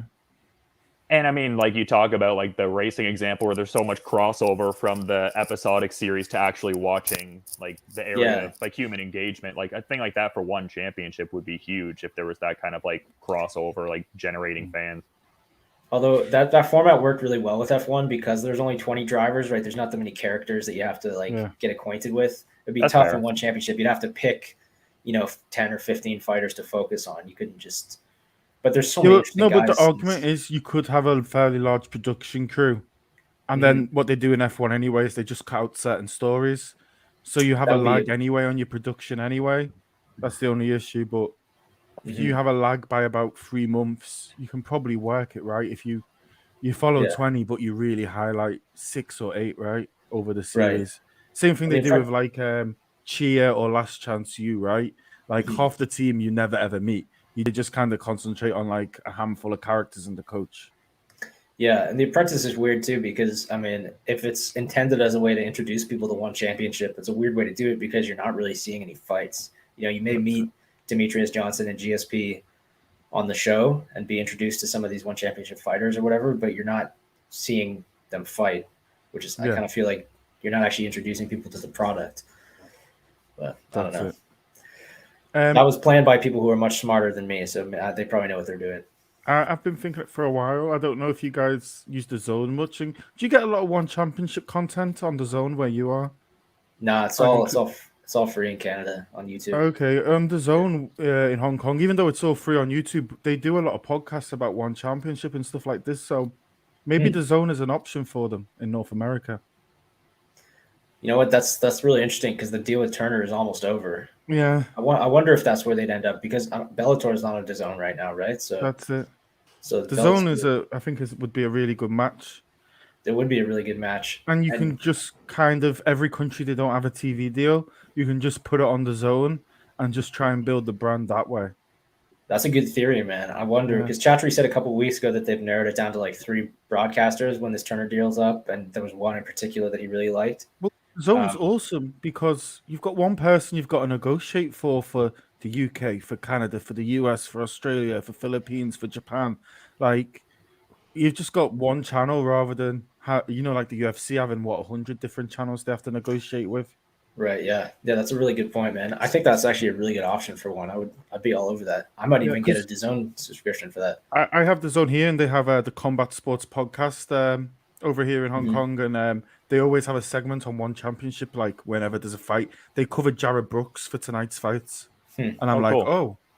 This is like a new thing on the Zone that I've only been seeing the last 8 weeks. So it's been making me think, covering every One Championship card is a bit odd. Yeah, that's interesting, man. That's I think now my leading guess for where they end up. I hadn't even thought of that. Yeah, that's a good guess for sure. I don't think they're going with TNT. It doesn't seem like they're trending in that direction. Yeah, and One has always been like about streaming numbers and like social media numbers and stuff too. So a platform like DAZN works pretty well for them as opposed to like traditional TV. I feel like that's more their wheelhouse, like the digital side, Yeah. Anyway, guys, I'm just gonna go have my quick dinner. I'll be back in a little bit. It's 9:30 here. See you guys soon. Peace, and hopefully we're back for Roos and Emma back. All right, man. Yeah, enjoy. See ya. Yeah. What did he say he was eating again? Just putting something on the hob or whatever he said. I can't remember. Some never heard the hob before. I understood the muscles part, and I'm like, you got to fill me in on the back end of that, man. You don't say the hob. Nah, I mean, what's that? All I know is Calvin and Hobbs, buddy. I don't know about no hob. The hob is that like a barbecue or something? Yeah, you say stove, maybe? Yeah, stove. Yeah. Yeah, it's like you turn the gas on or it's electric, and then you put like the stove top. Stove top, yeah. What's like the origin of the term though? Like, where does hob come from? Like, I understand it's referring to like the stove in a localized sense here, but like, who came up with it? Why is it called the hob? I don't know. Man. I think Chris came up with it. He just. I'm gonna look this up now. I feel like Nick's like trolling us, low-key. Like maybe he's in on the joke. Yeah, you and Chris just came up with his new word, trying to trick some innocent Canadians into. Let's tell these Canadians about the hob. It'll be a riot. We're gonna start saying hob over here.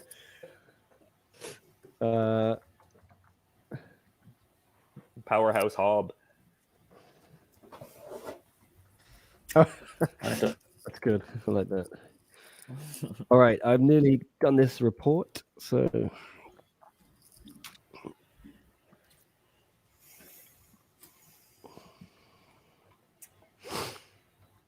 I'm gonna order myself some breakfast. If you guys will just excuse me for 1 second. I'm gonna stay here, but yeah, you do that. Let's have a fan vote. What should I eat? Some mussels on the hob, I think. Oh yeah, that's what an appetizer. Perfect way to start it. Mussels and coffee. Yeah. What a way to do the day. Have to say I'm not a fan of mussels. I'm they don't really do it for you. No. Not. I think it's like a polarizing thing. I feel like if you really fuck with it, or if you really are like down for it, then you're really digging it. But I don't know if you're. Yeah, it's very polarizing. Like there's very ardent opinions one way or the other. Yeah, it's definitely one of those things, man.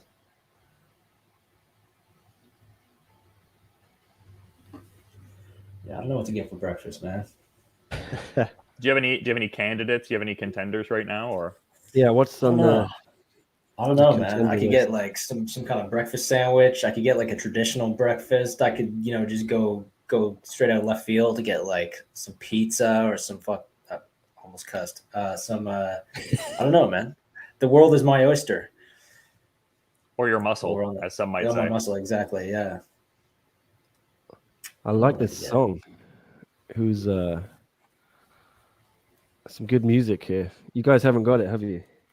No. Nah. Oh yeah. Who's walking out? Rade.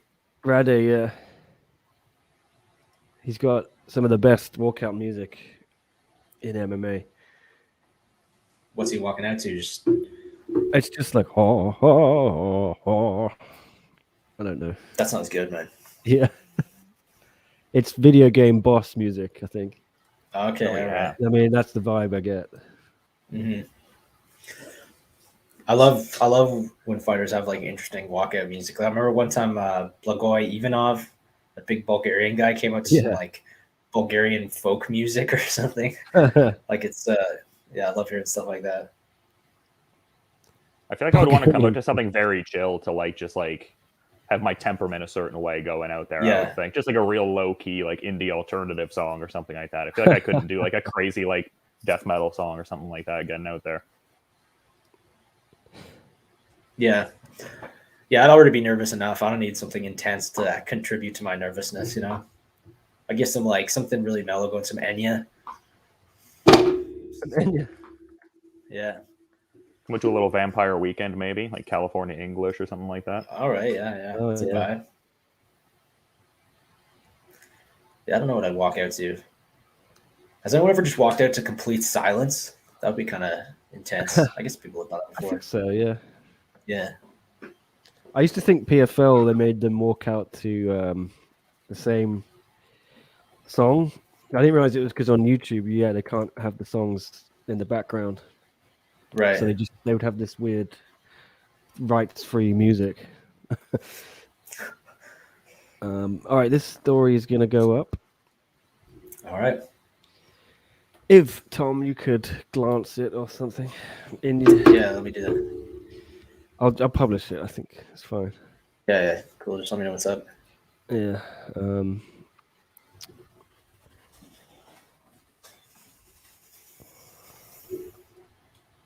There we go. All right, now I'm back in the land of the living. Finally. Yeah. I've got to figure out a better system here, I think. I don't know if there is one, man. I want to get to the luxury point where, we can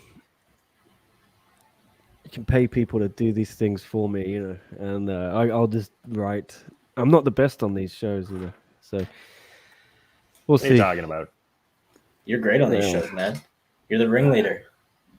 Well, I can ring lead, you know, but I need to be in the background sometimes and just not say anything for half an hour like that. So I don't. You're like you're Chris Jericho to our inner circle, buddy. What are you talking about? Yeah. Who's like Wardlow? Oh wait, no, never mind. I was going to the Pinnacle there. Who's Jake Hager? The big horse is that can be you. Yeah, you can be Jake Hager. I don't know. You want to be rock hard with emotion? You want to be Sammy?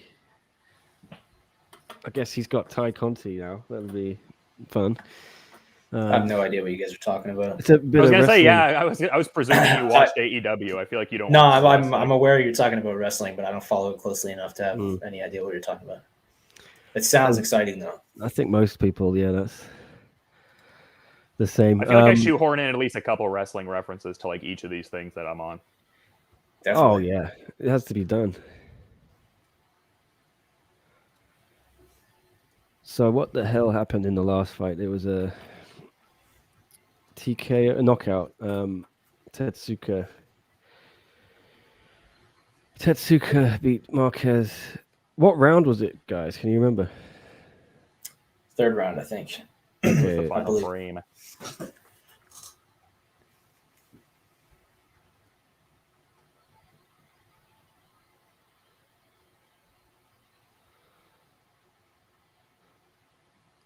Okay. Please remember to like and subscribe if you haven't. Yes, guys, follow us on all that stuff there below in the yellow ticker. And I've updated results now though. So there it is at the bottom. We have a nut shot, do we? No, I heard the referee get involved. Okay, I'm back. Ready, Apache. Let's do this. What have you chosen, Tom? Chosen for what? For your the preface. Yeah. Sorry, I was just reading over your okay. Brooks thing there. Yeah, I'm not sure about breakfast yet. If you see any errors, can you just jump in the file and Yeah, no, it looks do your good so thing? far, man. All right. Yeah. Appreciate it. Tan Nguyen saying fighters should sell the choice of their walkout song to sponsors, then we can have a Manscaped commercials walkout song. That's not a bad idea. That's not walk out to like a Taco Bell advertisement or something. Yeah. Yeah. But I would think the sponsors would demand more clarity on audio from the Yeah, or I hosts. mean, there's always up and coming musicians trying to get their music out there, and they paid for advertising and stuff on Instagram. Why not pay a fighter to use their music as a walkout song? I don't know why people don't do that more. Like, I'm sure something like that has been done in the past, but you feel like it would be like much more regular. Yeah, I guess you sometimes have boxers like walking out with rappers doing live performances, and I'm sure the rappers are paid to do that. It's it could go the other way too. Oh, look at that. We have gained a meaty 10 subscribers. Uh-oh. Oh, nice. Oh, it's over. No. Yeah, knocked down. Well, We've had one knockdown here. All right, the bell goes. He survives. Okay. probably a grounded opponent on that last one, but Oh. Yeah, I like radio passage.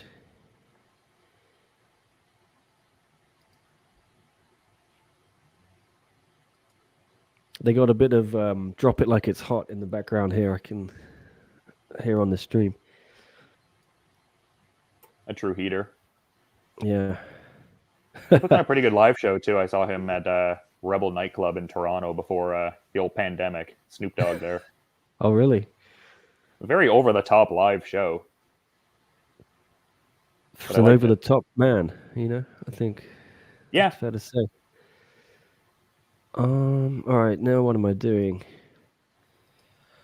I am putting the story on the home page. Okay.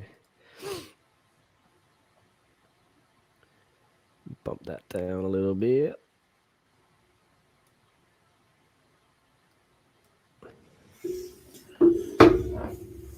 Oh.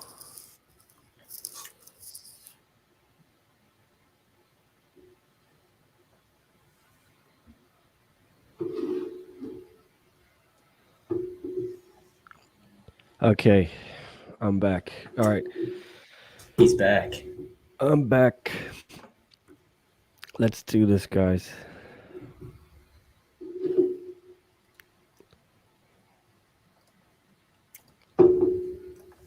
So Rade won this fight. I was zoned out there for a minute. Uh-oh. Oh. Oh. Some heavy hitters here. Body shot. Oh. That's what I was saying, man. Is they had all these big boys fighting on this card and the next card. Yeah. They should have put all the heavyweights and the light heavyweights on the heavy hitters card. Yeah. Oh, this is over. It's got to be. I think he's going to finish it here. You got him with the rib roaster there. Ooh, yeah. Oh, man. All right, now that. Oh, damn. Oh. Trying the jumping knees. Did go How back far into this fight are you, Nick? Taking his time. I'm about minute 30. God. Oh, he's dropped him again. That's got to be it. Those Come on. body shots were nasty. Dropped him 2 times in this second round here. Nasty body shots, yeah. Zaha is up on his feet, though. He's going to go out on his shield, but it can only be a matter of time, I think. He's not looking too steady. Yeah, Opacic just being patient, picking his moment. You want to get this done now in the second round, I think. Oh, there it is. It's over. Another hard body shot.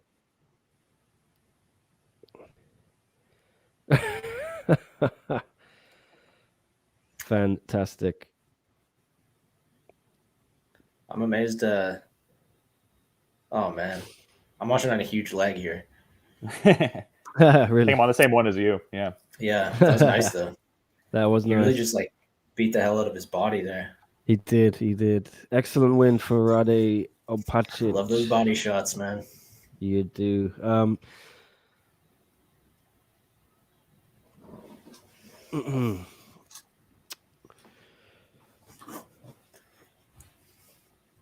Yeah, that was a pretty slick performance there. Very slick. I wonder what's next for him. Sorry there. Yeah, who knows, man. Man, that's the kind of loss that's gonna cause like a great deal of pain for several weeks, I would guess. Oh, just thinking about it hurts. Yeah. Yeah, his body's not gonna feel nice for a long time. Yeah.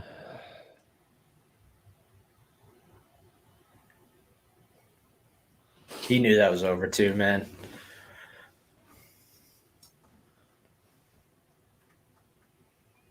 That body work, whew, nasty.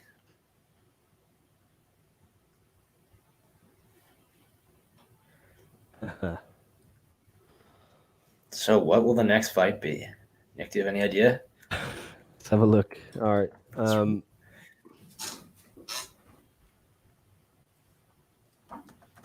It'll definitely. I mean, I assume there will be two brave people involved. Yeah, we got Zhang Li Peng next. Zhang Li Peng, you are right. That'll be a good fight. And Ruslan. Yeah, that'll be a good one. Yeah. Let me check these. Okay, what's happening? Opacic is just a walking 50k bonus winner, says Darkseid. Yeah, he's in the bonus shout for sure. Yeah, Oof. suddenly the bonus race is looking pretty tight, I have to say. Yeah, so we can have a maximum of 5. So if Chatri's being generous,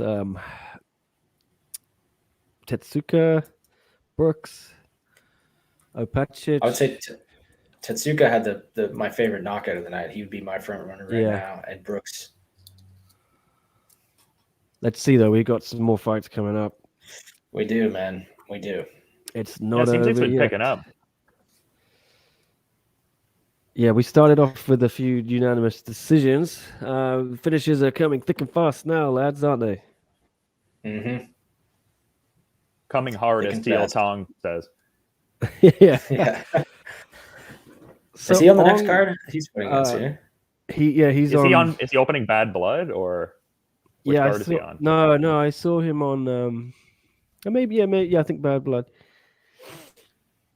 I wonder if He's fighting Ong on the will same go... card as Ong Law, isn't he? Or Well, no, Ong La's on Full Circle, so okay, so he might be. Yeah, I mean, he's on either on Full Circle or Bad Blood, but I thought he was on like Yeah. the same card as Ong, so it might be Full Circle actually. well, I think I saw him on Bad Blood actually. Fun guy to watch in any event. Yeah, but you imagine if he is on Bad Blood, Ong will probably go out with him. Yeah, he's the first fight on Bad Blood. So maybe Ong's going early to Singapore and he's just going to stay for 2 weeks before the Big Dash fight. I don't know. Oh, that's gonna be a great fight, man. Yeah. It's just weird though, because if Ong Lao wins, I don't think the Ritter's going to give him another shot. No, I don't think so either. He's kind of in purgatory, isn't he? Yeah, limbo. Just going to have to I think beat I think up they're sort of guys. hoping somebody takes one of those belts off the Ritter. It seemed like in your interview with De Ritter, though, Nick, it seemed like he was like kind of like low key hoping that Titus would have beaten Ong Law before, just because it would have given him the chance to have that rematch there, because that was one of his more competitive fights in the one circle there. But I mean, obviously, didn't pan out like that. Yeah. Mm-hmm. Yeah. And I think they train together as well, so he knows how to beat Leandro. Man, that is a fun card. That 1X card. It is. Yeah, that looks cool. I just hope we don't get any bullshit like we've had this week. You know, I think it's probably inevitable, but I'm assuming I have like some good backup plans in place. Like I'm assuming for a card like that, especially because they've had to delay this 10-year anniversary already. I'm assuming that they've got some good backup plans in place. Fighters waiting in the wings to step in if anything happens. I would hope so, at least. Or maybe, yeah, like if Stamp gets COVID or something or injured, Denise will slide in, or Ham, and Yeah, exactly. Or the other way around. Yeah, I'm hoping they have some backup people in place because they've already delayed this 10-year anniversary show. At this point, it's closing in on an 11-year anniversary. So some comments here I'll read out while we got a moment. Tan saying, one just raised another 185 million. Nice to see they're sharing it with the fighters, unlike the UFC, whose bonus hasn't changed in 15 years. Yeah, one thing about the bonuses with one is that I think they missed a trick by not, someone came up with this. John KL said they should do $75,000 bonuses, because immediately they can just say, oh, our bonuses are more than UFC. Would have caused a lot of buzz. I think every website would have written about it. Missed the trick there, in my eyes. Dwayne Torres saying, "Oh, go ahead, yeah." Could have done $51,000 bonuses, just to one up them a little bit. Yeah, and you could still keep it within your budget, right? You can say, if it's 75, you can be like, all right, yeah, we won't give out 5, but you'll say, oh, we'll give a maximum 5, but you can just sort of fudge it and do 3. 5 per event is insane, considering some of these events are down to like 7 fights by the time fight night actually rolls around. So yeah, just do bigger bonuses and give out 2 or something. That's an interesting strategy. Yeah, Derrida too good, says Dwayne. Yeah, I'm looking forward to seeing him back. Check out my interview if you haven't seen it on this channel. Alvin's here. Good to see you. Oh, Mr. yeah. Atkins. Yeah, Mr. Positivity. I love Alvin. What did we gave him our Spirit Award or something? Yeah, he won the Spirit Award. Yeah. This guy's positivity is just my favorite thing. Just a great guy. Yeah. Hope you're enjoying this phenomenal event. So many great fighters doing their best. I hope you're enjoying this phenomenal event. Yeah, you gotta get Alvin on one of these one day. Yeah. One day, Percy asking, do you think the UFC and Uncle Fester will let Ngannou walk if they don't agree on a new contract? Yeah, so how Ngannou's got 1 year on his champion clause, right? Yeah, till December. And they don't really have a choice to let him walk if they can't agree on a new contract. If they can't agree on a new contract, then that's that. Yeah. And he's going to be out for 10 months with his knee surgery. So yeah, I think Ngannou's going to go box Tyson Fury in December or something. And Ngannou kind of put it well, too, because some people are like, oh, well, you're going to sit out the full year. And he's like, well, the UFC pretty much books me in 1 fight a year anyway. So kind of fine to just sit out if I have to. Exactly. Well, it's like, other than Stipe and John Jones, there's not really anything interesting for him in the UFC right now anyway. John Jones doesn't seem like he's going to fight anytime soon. Stipe has just kind of vanished. Yeah. He's totally fallen through the – yeah. So it's like, what is he going to do between now and, at least August anyway? Fight like a young contender, fight Tom Aspinall if he beats Volkov or something maybe, but is that really worth fighting for $600,000 for? I think he's going to sit it out and, ride out that contract. Yep. If he fights Fury, he's going to make $40 million or something like that, isn't he? I sort of think I can envision him leaving the UFC, fighting Fury, and then signing with PFL or something, just to keep the MMA career going for a little longer, maybe go for $1 million there. Because PFL or Bellator, one of these leagues, they would let him box too, right? Yeah. So they could sign him, let him box Tyson Fury, and then come compete in the PFL heavyweight division, chase that $1 million once or twice, and then call it a career. It's I can see him doing it that way. That's a great idea. It's just great that fighters have options now, and the UFC isn't the only game in town. Tan Nguyen saying the 10-year anniversary will be delayed for 10 years. Hopefully not. Stamp's time, it's her reign's going to be on March, as Doc said, and Jin saying, who would win between former UFC strawweight champion Zhang Weili and Meng Bo in a rematch? I would go with Zhang Weili. Yeah, me too. I think Meng Bo is, it's pretty evident at this point that she has trouble with grapplers. And I think Zhang Weili has good enough grappling at this point to kind of drag her into hell. Yep. I think Meng Bo is going backwards a little bit in one, and Zhang Wei Li. Yep, she lost twice to Rose. The second one was very close. Chris is in the chat. Loving the What is Year this? of the Tiger merch. Yeah, the orange stuff. I like it. Is that why they had the tiger? I guess that's why they had the tiger on the poster and stuff. I thought that was badass, but I wasn't sure. It's why. the I Year guess of the that's why. Tiger, baby. Yeah. Of course, man. Of course. So they have special merch for this. That's cool. Dwayne is going to go bald if Stamp wins. Does that mean you're going to shave your head, Dwayne, or the stress of it all is going to make you lose your hair? Tell us. I don't know what you mean, but I'm going to hold you Maybe to if that. maybe if Either way. Stamp wins, I'll go bald. Oh man, Me bald. that's a lot of hair to lop off, man. Didn't Drake once promise to get a tattoo of someone Amanda Nunes was fighting? Yeah. Yeah, he Yeah. did. He thought Megan Anderson was going to beat Amanda Yeah. Nunes. He promised to get a Drake. tattoo or something. Yeah. It's a bad call. I think he did get the tattoo though in the end, I believe. Oh, really? Oh, I can't remember what it was up. Yeah, he's got a bunch of MMA related tattoos. Maybe that's why the towel placement is what it is. It's covering the Yeah, tattoo. You know. Yeah. All the tattoos from failed bets. Who's texting me? All right. You guys have the Apple Watch? I have one. I don't really use it. Because for some reason I upgraded it like with the updated the software, and then now every time I get a text it buzzes me, and I don't want that. How do I turn it off? It's just annoying. Don't know, man. I'll look into it, Tom. All right. So what we got? Tom Taylor is. Are you gonna do those kickboxing fights? Yeah. Sure. Top of the Can card. do, man. Do a little wrap. Yeah. All right. And then I think that Yeah. covers us. Okay.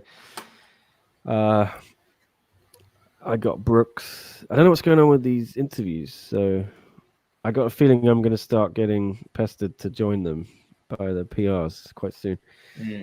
We'll see. We probably all will. Yeah, and no one's going to be on the stream, so let's see if we can't get Chris back in here. Maybe one of us can join, Tom. Yeah. You go ahead, man. We can if we get Chris back in too, that'd be cool. Yeah. Or Leon. Where the hell's Leon? He's MIA. JHK. Yeah. It's a shame, says Dwayne, because Angela wins this, I hope. Chris saying, who wins, Ham or Denise? To me, that's the biggest fight in women's welterweight MMA on the one card. I think Ham's going to find a way to do it again.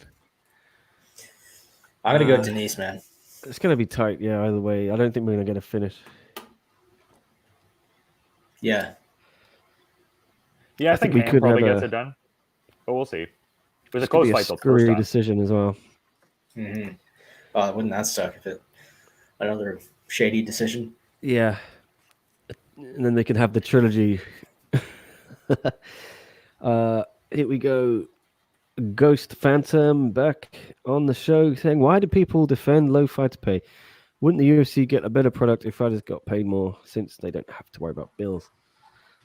With you 100%, Ghost. I don't understand this whole idea of got to keep fighters hungry so that they go for the finish. Yeah, just boggles my mind a little bit. I know it splits opinion, though, this whole thing. We had a pretty philosophical debate on the show yesterday with Chris. Yep, Diego Sanchez v. Kevin Lee on Eagle FC. Dark Sid saying 1X is going to have 18 fights and 6 bouts already announced. So 1/3 of the way. Yeah, 18 is the plan, I think. 2 cards, Sid, and they are probably expecting a bunch of them to get cancelled, though. So we probably have 12 in the end or 14. Ruslan to win by submission, says Chris. Tell us who you got in this fight, guys. We are underway. Ruslan Emilbek Ulu against Zhang Lipeng. Big lightweight clash here, boys. You know, top 5 could be beckoning for one of these two. Yeah, no kidding. I would say the winner of this is right on the cusp of the top 5. Oh, it's over. Oh my. Oh my god, this lag is killing me. That's the bonus right there, man. Oh, my holy, holy. There we go. I'm still waiting here, man. This is That's it. terrible. Yeah. You got to do Oh, the Jesus. fast forward. I tried, man. It didn't work. I think it's because Yeah, I'm watching on my phone, maybe. You got to press settings, playback speed, and then press 2. That should do it for you. Oh my god, tried, that man. was a kibosh. Uh-oh.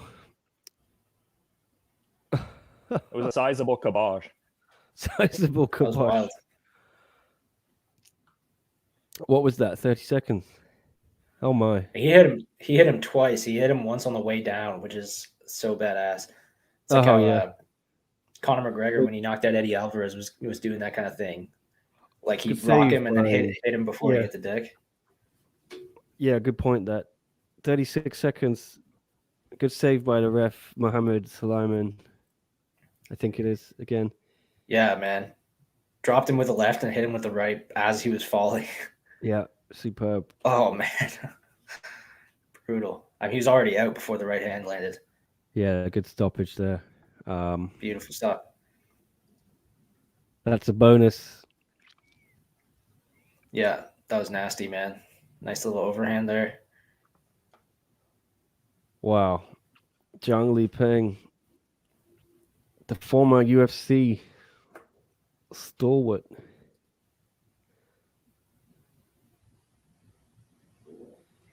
Yeah, that's I mean, clearly the front runner for a bonus now. That's if there was knockout of the night, that's knockout of the night. Oh. What a turnaround for his career, huh? Since getting cut. No kidding, man. No kidding. Yeah. Sensational. How many fights has he got? Just insane. And as I said in that preview we did the other day, Nick, for this card, I mean, like this was not a likely outcome when he left the UFC. No. I mean, nobody goes on the UFC. He won 16 fights in a row or something after that, and then I mean he's lost a few as well, but just unbelievable success he's had since he left. I think he's in the top 5 with that. Yeah. I mean, I'm obviously on the rankings panel, so I'll probably put him in at the Me expense too. of Yuri. I don't think Yuri left because it's been a while. Yeah, that'd be a great fight for Eddie Alvarez, man. Yeah. 2 former UFC guys. That'd be a cool fight, man.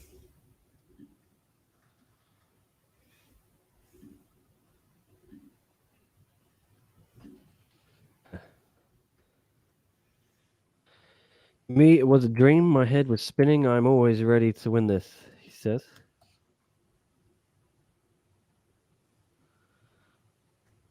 He says he wants to come back tomorrow. Nice. You guys see Jake Paul put out a Dana White diss track?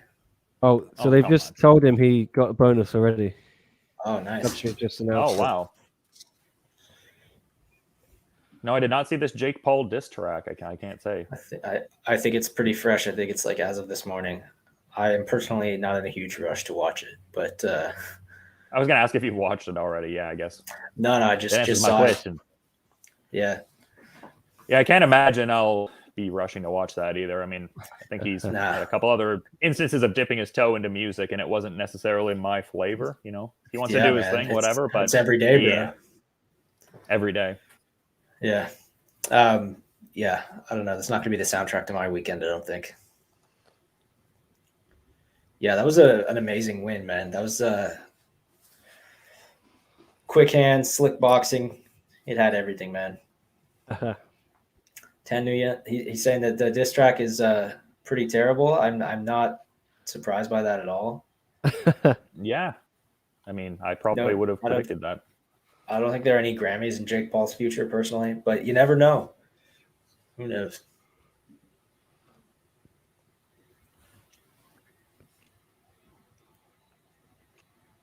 I do think like Jake Paul drawing attention to the fighter pay thing is probably a good thing.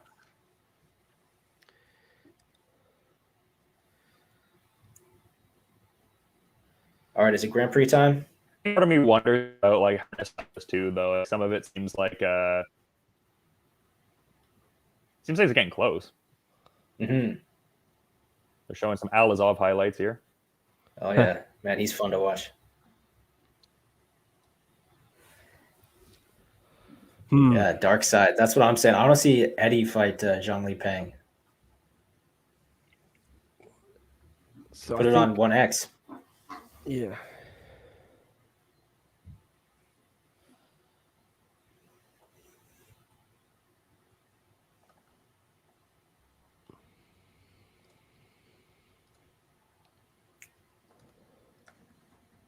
It's gonna be a fun fight, man.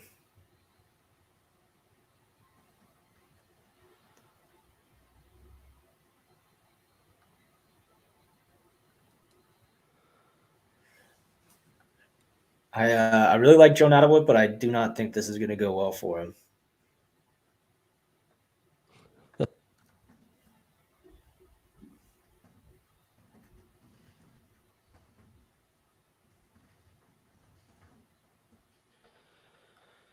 All right. So what we got here? A promo for something. The North Yeah. Cuts. Okay. Oh man, is So- he back? Colby's pregnant, right? With Oh yeah, Ray. with Raymond Daniels. When's Sage? I think Sage being targeted for that 26th show, right? Yeah, that's what I heard. Yeah. But we've heard that before too, so I'm not totally sure. Li Peng should be on 1X, says Dark Sid and Eddie. I wouldn't mind seeing him back. Yeah, didn't take much damage at all there. Mr. Akin, will you be willing to interview Miss Jackie Boontan before her next fight? For sure. I'd be willing. I think did you line that one up, Tom, or you already? No, you got. I requested it. okay. Yeah. Yeah. Well, Alvin, keep your eye on the channel. We're gonna have it at some point. Percy saying, is Sage Northcutt still fighting? Yeah, apparently. I mean, it's been Fair question. 3 years nearly. Mm-hmm. Um, I wouldn't be in any rush to fight again after that fight he had No, I wouldn't personally. I'd definitely be reconsidering and thinking about career in Instagram influencing or whatever he's doing now. yeah. We'll see. I hope they match him up with someone little less with 100 knockouts in his career or something. Yeah. Want to have him fight Eddie Alvarez, man. Eddie versus Sage. Oh, God. Chris wants them to build Sage up slowly. No names for 4 or 5 fights. Yeah, That's probably a good idea. if they see him as some kind of marketing machine, yeah, why not have him win a few?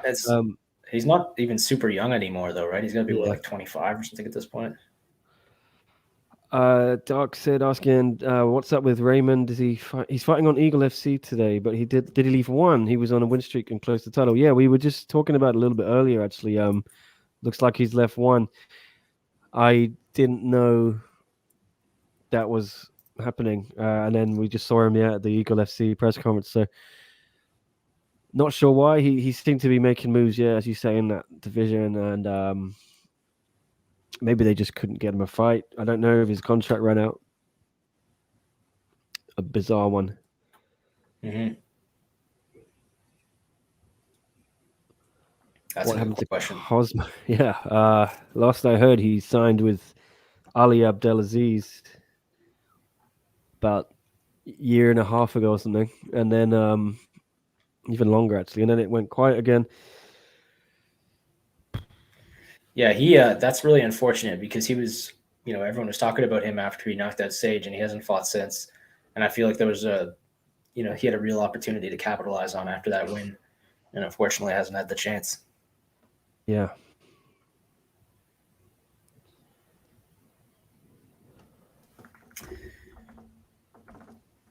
This is I felt the same way, Ghost Phantom here. That was a gutting loss, man.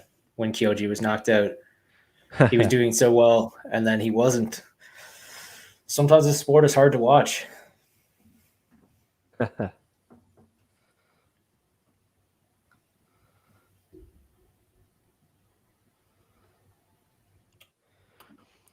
Hello, lads. I may Okay. get a quick tea again.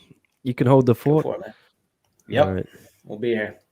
Chris is hoping to see Sage Northcutt kind of babied for the next few years from the looks of it. I don't know if I fully agree with that, Chris. 2 to 3 years. If he's already 25, he'll be 28 by the time that happens. I guess it's relative to like I think it's relative to like how they want to push him almost too, or how they want to position him, because it was like almost his first couple go arounds, like even in some of the discussed matchups, like when he fought Cosmo, I think a lot of people were like, oh damn, that's quite the stiff test. So at a bit of a disadvantage there, to say the least. And then when they were talking about like him fighting Shinya Aoki too, I was like, they're kind of feeding Sage to the wolves a little bit here. But maybe because they're doing that US expansion, maybe they would be more inclined to do that kind of like build up process for Sage, so he's more of a draw. But yeah, who knows? It'll be interesting to see that. Yeah, I think they'd probably give him a showcase fight in his next fight, match him up with somebody they think he can beat. But then after that, I don't see any reason that he should be brought along slowly. He's fought for the UFC. He's fought some of the best guys available. You know, he's I would say he's ready for bigger fights. And like, why waste him? You know, you sign him so that you can kind of drum up some interest in one championship. Why waste him having him fight guys you've never heard of? Like, I'd love to see him fight somebody in the top 5 of one championship. Yeah, that is fair. He is a tested enough guy. Like, I think maybe you give him like a fight or two to like get him back in the swing of things, and then I could see him fighting anybody within that like top 10 sort of like hierarchy. I know they only formally have like the top 5, but like that level of talent more so. Yeah. So I guess, is he fighting at lightweight now? Is that his plan? I mean, I would hope so. I feel like that's a better fit for him. Like, I thought he looked fairly small against Cosmo. Yeah, because if he's doing that, I mean, like, he has so many more options in that division to begin with. You know, you could match him up with somebody not in the top 5, like somebody like Amir Khan or Ev Ting or something. Yeah. And then if, assuming he wins that fight, then you could start thinking about matching him up with guys like Zhang Peng, Eddie Alvarez, guys who are sort of just on the cusp of the rankings. That would be my preference for him. And then if he wins those, then you can start giving him the big spots, which is obviously what they intended. Like, imagine him and Christian Lee fighting for the title or something in the future. That would be cool. Oh, yeah. Yeah, well, when Kevin Lee was a free agent, I was kind of like wondering if like one was going to really pursue his services, because I thought a Lee versus a Lee fight would have been interesting if Kevin and Christian got out to the circle there. Yeah, and I think Kevin Lee has some like Korean heritage or something, if I'm not mistaken. So I mean, maybe, you know, that's an angle they could milk to, the Asian connection. I'm not sure. But yeah, Nick wrote a story about that when like an opinion piece when Kevin Lee left the UFC, that one championship could be a good fit for him. But it seems like he's found a pretty good home with Eagle FC, though, just because of this 165-pound division they're doing. Yeah, and that's just it. I think that's like the main thing that kind of like swayed him to go over there, I would think. I don't know why that's not a more broadly... Yeah, sorry, I was just saying I don't know why it's not more of a broadly instantiated weight category there. Like, just maybe man to welterweight to 175 and then put in like a 165 division. Exactly. To me, it makes so much sense. I mean, like, you go from 135 to 145, 155 to 165, right? And do 175, 185. I mean, it just clearly makes more sense, but I think it's just one of those situations where this is the way it's been for a long time, going from 155 to 170.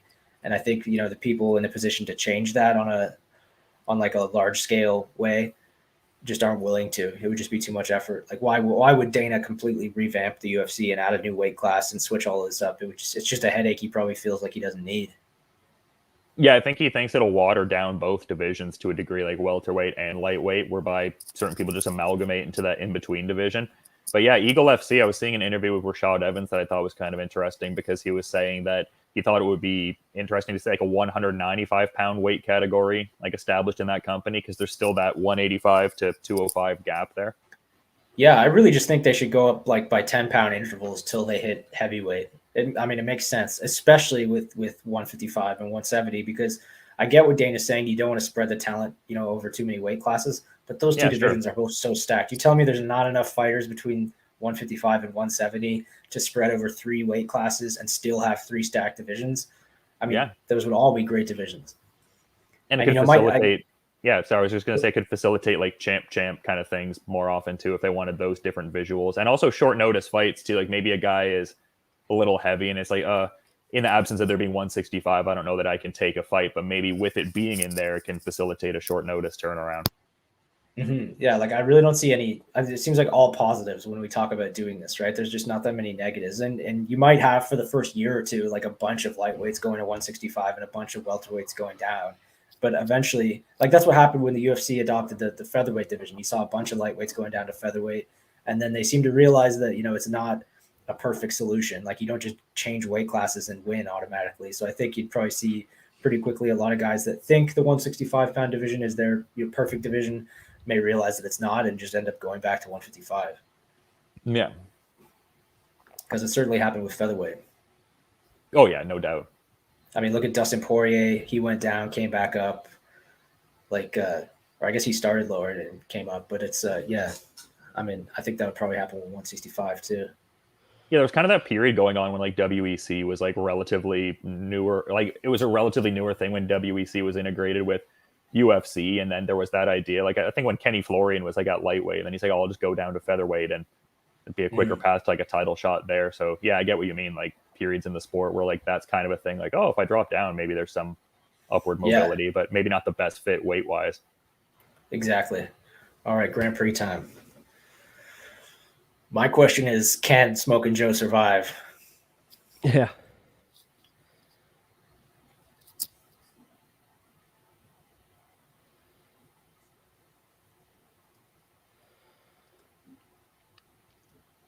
Oh man. Alisov was already turning it on. Nick, how far in are you? I'm 216. I'm like 230. Damn. I'll try not to make any noises if that's all right, man. It's possible. Yeah, don't worry about it, man. It's fun because you don't know who I'm talking about, and you're like, "What happened?" Although in this fight, I would definitely have a suspicion. Well, yeah. Yeah. Oh. I'm gonna switch. Uh-oh. Are you caught up? Oop. Yeah, I think so. Yeah, he's back on his feet. Oh, that's not a knockdown. Oh. Second drop. That is two. It's over. It's all over. Damn. Chingiz Alisov into the final. Damn, that was about as decisive as it gets. Yeah. Could have a little Poor bonus Smoking Joe. coming his way. Yeah, Joe Natawick goes down with a puff of smoke. Yeah. All right. Chris got that terribly wrong. He did predict Smoking Joe yesterday. I'm gonna mute myself and grab these quotes real quick. Okay. I'll read some comments. Yeah, that was quite the thorough performance. Holy moly. Yeah. I think Joe, yeah, he just didn't. He knew if I get up, I'm going to get knocked down again. Second time. Yeah, well, he was taking some heat there for sure. So He was. Michael saying, absolute tragedy we didn't get to see him against Gregorian. Yeah, man, I was looking forward to that fight. Is this the same Smoking Joe who used to fight in Lion fights? Percy is asking. Let me check, I think. I mean...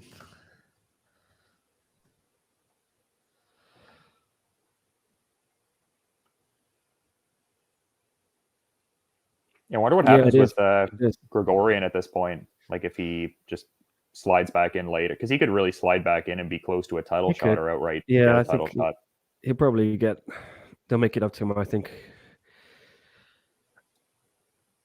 I didn't want to throw shade at Chris at the time, but that was one of the most insanely bad predictions of all time, said Michael Owens. Sometimes you get him wrong. Sometimes you get him right. Well, here he is to defend himself, I think.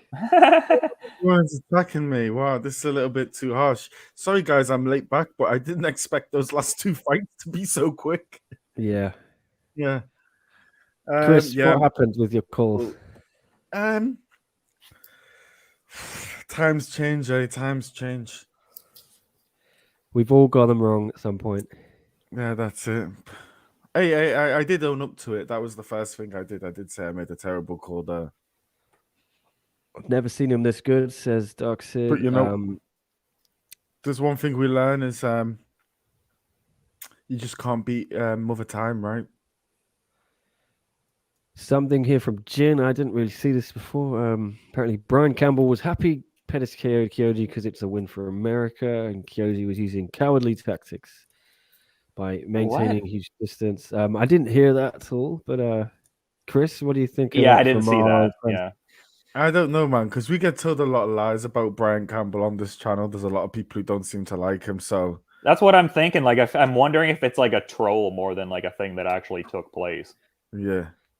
I don't think they hate him.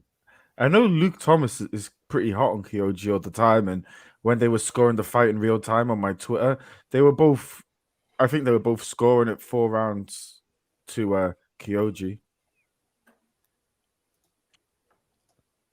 Well, there we go. I don't know, Jin. If you can fill us in a little more on what happened, some of the context, I don't know. Sounds just like something dumb, maybe, that Brian said. BC is comedy relief. He knew people would get butthurt when he said that. That's why he said it. Maybe that's it. It says, WMMA scene now. You might be right there. It's a running joke, says Michael. Luke was giving Brian crap for not knowing who Horiguchi was. So remember he had that whole thing where like he wasn't fired up about one Ryzen card and like he got a bunch of flack thereafter. Like I remember that whole thing, and I feel like it's like Michael Owen said, become a running joke thereafter. So it's kind of hard to discern like if someone's relaying an actual thing that was said or took place after, or if it's just derivative of that joke.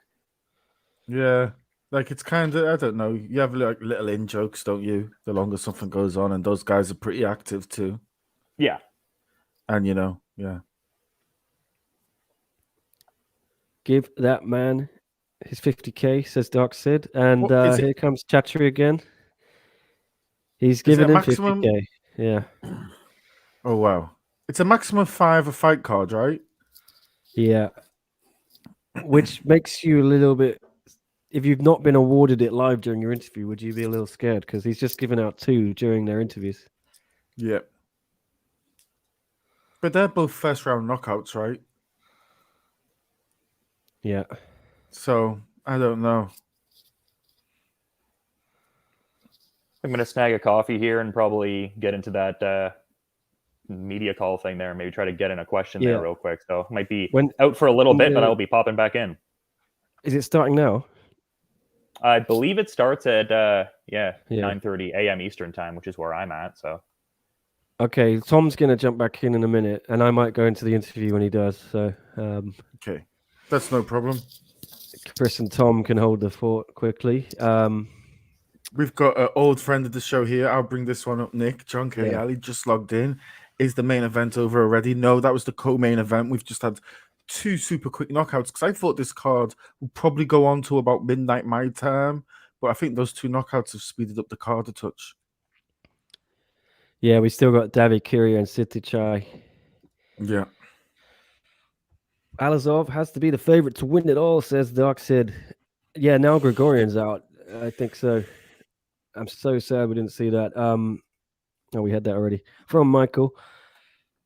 Yeah. Who have you got in this final fight, Mr. Nick? I'm gonna go for Curia, yeah. Yeah, I have Curia. That's who I did on the app. That's who I picked. But well, I'm gonna check out this conference, guys, whatever it is. So I'll jump out for a bit and I'll come back in. That's it, man. And ever rotating lineup of people here. That's it, man. And judging by the last 2 fights, on their toes. Oh my God. Popping in and popping out, eh? No, but you know what? It could be blink and miss it, just like the previous 2 fights, right? Yeah, this is gonna be a good one. This seems like it's gonna be a more competitive fight, I would say, just Oh from the early man, vantage point. I was watching that, and that was a pretty disappointing performance by Smoking Joe. And Yeah. what what did you think about him not getting up for the second one? I don't know, man. That looked like he was totally out of his depth in that fight, man. Like the way that Chingiz was slipping some of those punches and firing back, it just seemed like he was so much faster, slicker. He kind of retired, right? I think it was kind of yeah, exactly. Yeah, I think it was sort yeah. of if it didn't end there, it would have just been more the same until it did. Probably. I mean, look, that's quite brave, and probably I'd like to see it maybe a little bit more in MMA. Like sometimes saving yourself from yourself. Like, Yeah, do you know what I yeah. mean? Like, because he could have gone and got really, really beaten up or took damage and be out for a really long time. Now he can be more active. It's a little bit different though, I guess, in like kickboxing and boxing and stuff, where there are knockdown rules and stuff, and you can potentially sustain like multiple concussions in a single fight. You know, but yeah, MMA too. So many times, yeah, this whole going out on your shield thing is all well and good in theory, but sometimes you just gotta protect yourself for a future fight. Yeah. All right, we got Michael Owens with the prediction here. He seems to like Curia. I think that's a fair pick. He probably knows way better than I do anyway. So Yeah, I picked Kyria, but I've been bouncing back and forward between the two. I think yeah, I was leaning Sidichai, but I don't know, man. This is a good fight. Yeah. Okay, yeah, no, Michael is picking Sidichai. Okay. Yeah. Yeah, this is gonna be a good one, man. I didn't really fully understand what Chingiz was saying in his post-fight interview, I have to say. Like, I mean, I got the gist, but No idea. yeah. But yeah, it seems like he's supporting Kyria to win this one. He wants Kyria to win. Well, either way, man, it's kind of hard, right, to do a post-fight interview when you don't really know who you're calling out. Like, going second in this kind of moment gives you a little bit of a better opportunity. Definitely. Who do you have winning tomorrow, Moldovsky or Bader? Moldovsky probably. I think Bader's just kind of fading a little bit. He's always been slow. I mean, I hate to disrespect him, but he's always been just kind of slow, and I think had a bit of a speed advantage at heavyweight, but as he gets older, even that is starting to fade. So I don't think we'll see a whole lot more of him personally. What about you? Yeah, it's really tough to call, man, because he did get knocked out by Corey Anderson in that fight, but before that, it has been absolutely superb, and I just don't want to write him off after one fight. And he had that loss to Nemkov too.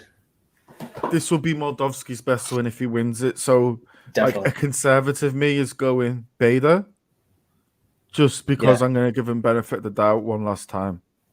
Are you excited for Bellator? Do you get excited for Bellator? I really like Bellator, but that's because of being in Hong Kong. It's like 6 to about 11 o'clock on a Saturday morning. Right. So it's kind of like for me. Yeah. So it's kind of like I haven't really got much to do in the morning usually. That's almost like the Saturday morning cartoons, you know, for an adult. Yeah. See, so I put it on and I cook my breakfast in the morning and stuff like this, right? Because, you know, just something to put on, right? And you can dip in, dip out, and I can clean the house at the same time. So, you know, yeah, I like it. For some reason, I get a lot more hyped about PFL. I don't know why, but they've really pulled me in. I don't know why.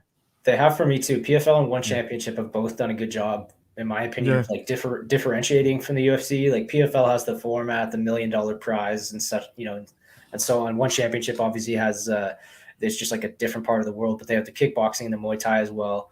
But then Bellator, I really feel like Bellator still struggles from being like old guy fights and guys from the UFC.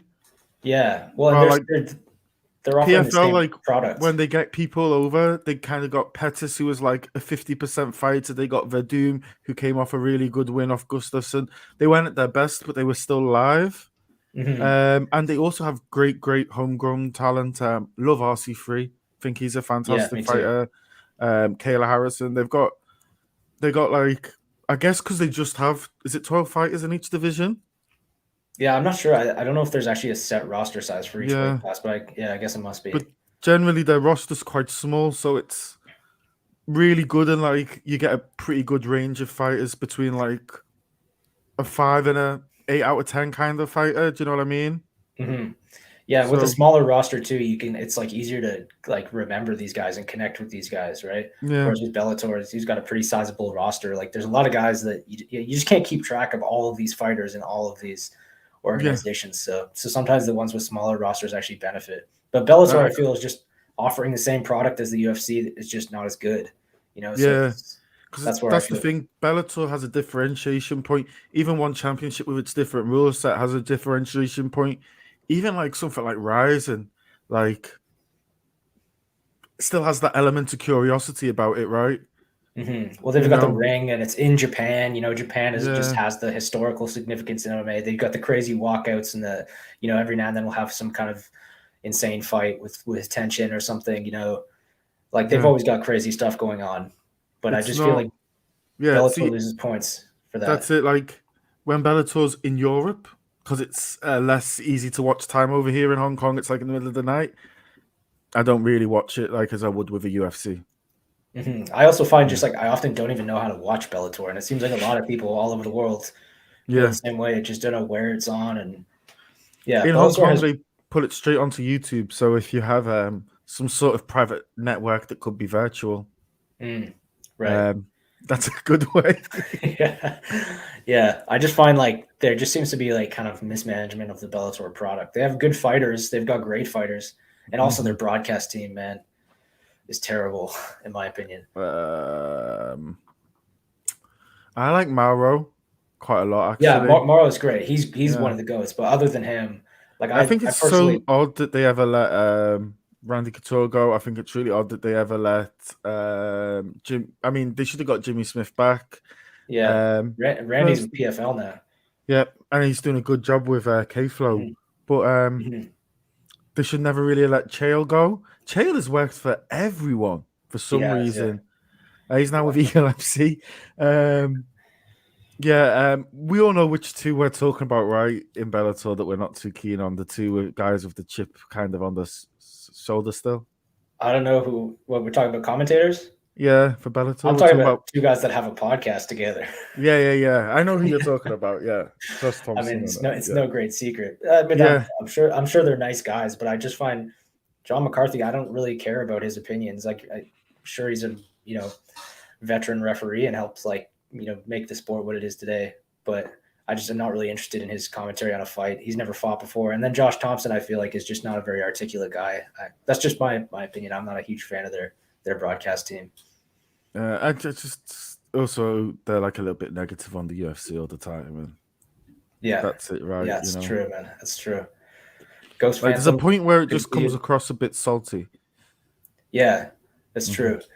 That's true. Although I love how the UFC has recently been actually like mentioning Bellator on air. They've started saying the B word because it's so silly when they were all doing that for a while, just mentioning another promotion, so and so. They did as well for Yuri Prokocha, right? They've mentioned him being a rising champion, and didn't they do it for Yarn? Because they said he was the first person to have a KSW and UFC belt, right? Yeah, I guess they must have. I mean, it's nice to hear them acknowledging these promotions. These are good promotions. Yeah. The only thing that might be different with that is because Yuri and Yarn are like the stars of their respective countries, they can maybe be a little bit more, there's a bit more leeway there, right? Because they're building a market. So goes both ways. Yeah, it does. Yeah. It does. Yeah, I wonder if they see Yuri as valuable for that because he's got that he's from the Czech Republic, right? Yeah. Yeah, I mean, is that a valuable market for them? Yeah, I mean, it's probably the second richest country in Eastern Europe. I guess so, yeah. The thing is, you can have an event in a country like Germany and people will travel, right? Right. That's and what I mean, people before the forget pandemic, about UFC events in the UK or even the NFL matches that they have in the UK. They have like 5 or 6 a year. Half the crowd, though, is from Germany, France, because people will travel to London for an NFL game because it's by far the closest place, right? So you'll get people from Czech Republic who travel to Germany, Poland, even the UK to watch Yuri, right? So you kind of got to think of it regionally as well. Right. Yeah, good point. Yeah. All right, it's fight time, man. I just Here got a we message go, from man. Nick. 1 sec. And on my screen, the fight has begun. Yeah, I'm probably watching on a huge lag. That is absolutely no problem.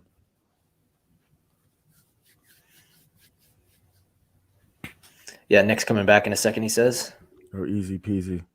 Yeah. And then I gotta go interview Chinggis, apparently. Oh, that's wicked. Or I don't know if it's a scrum or if we're doing one-on-ones with them or what, but Yeah. we'll see.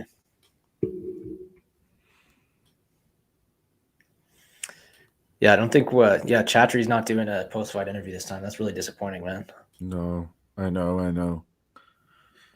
But I just figured that's such an important moment for every organization, I think.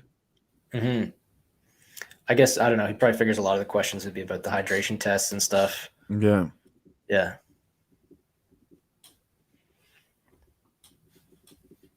All right, man. This is a crazy fight.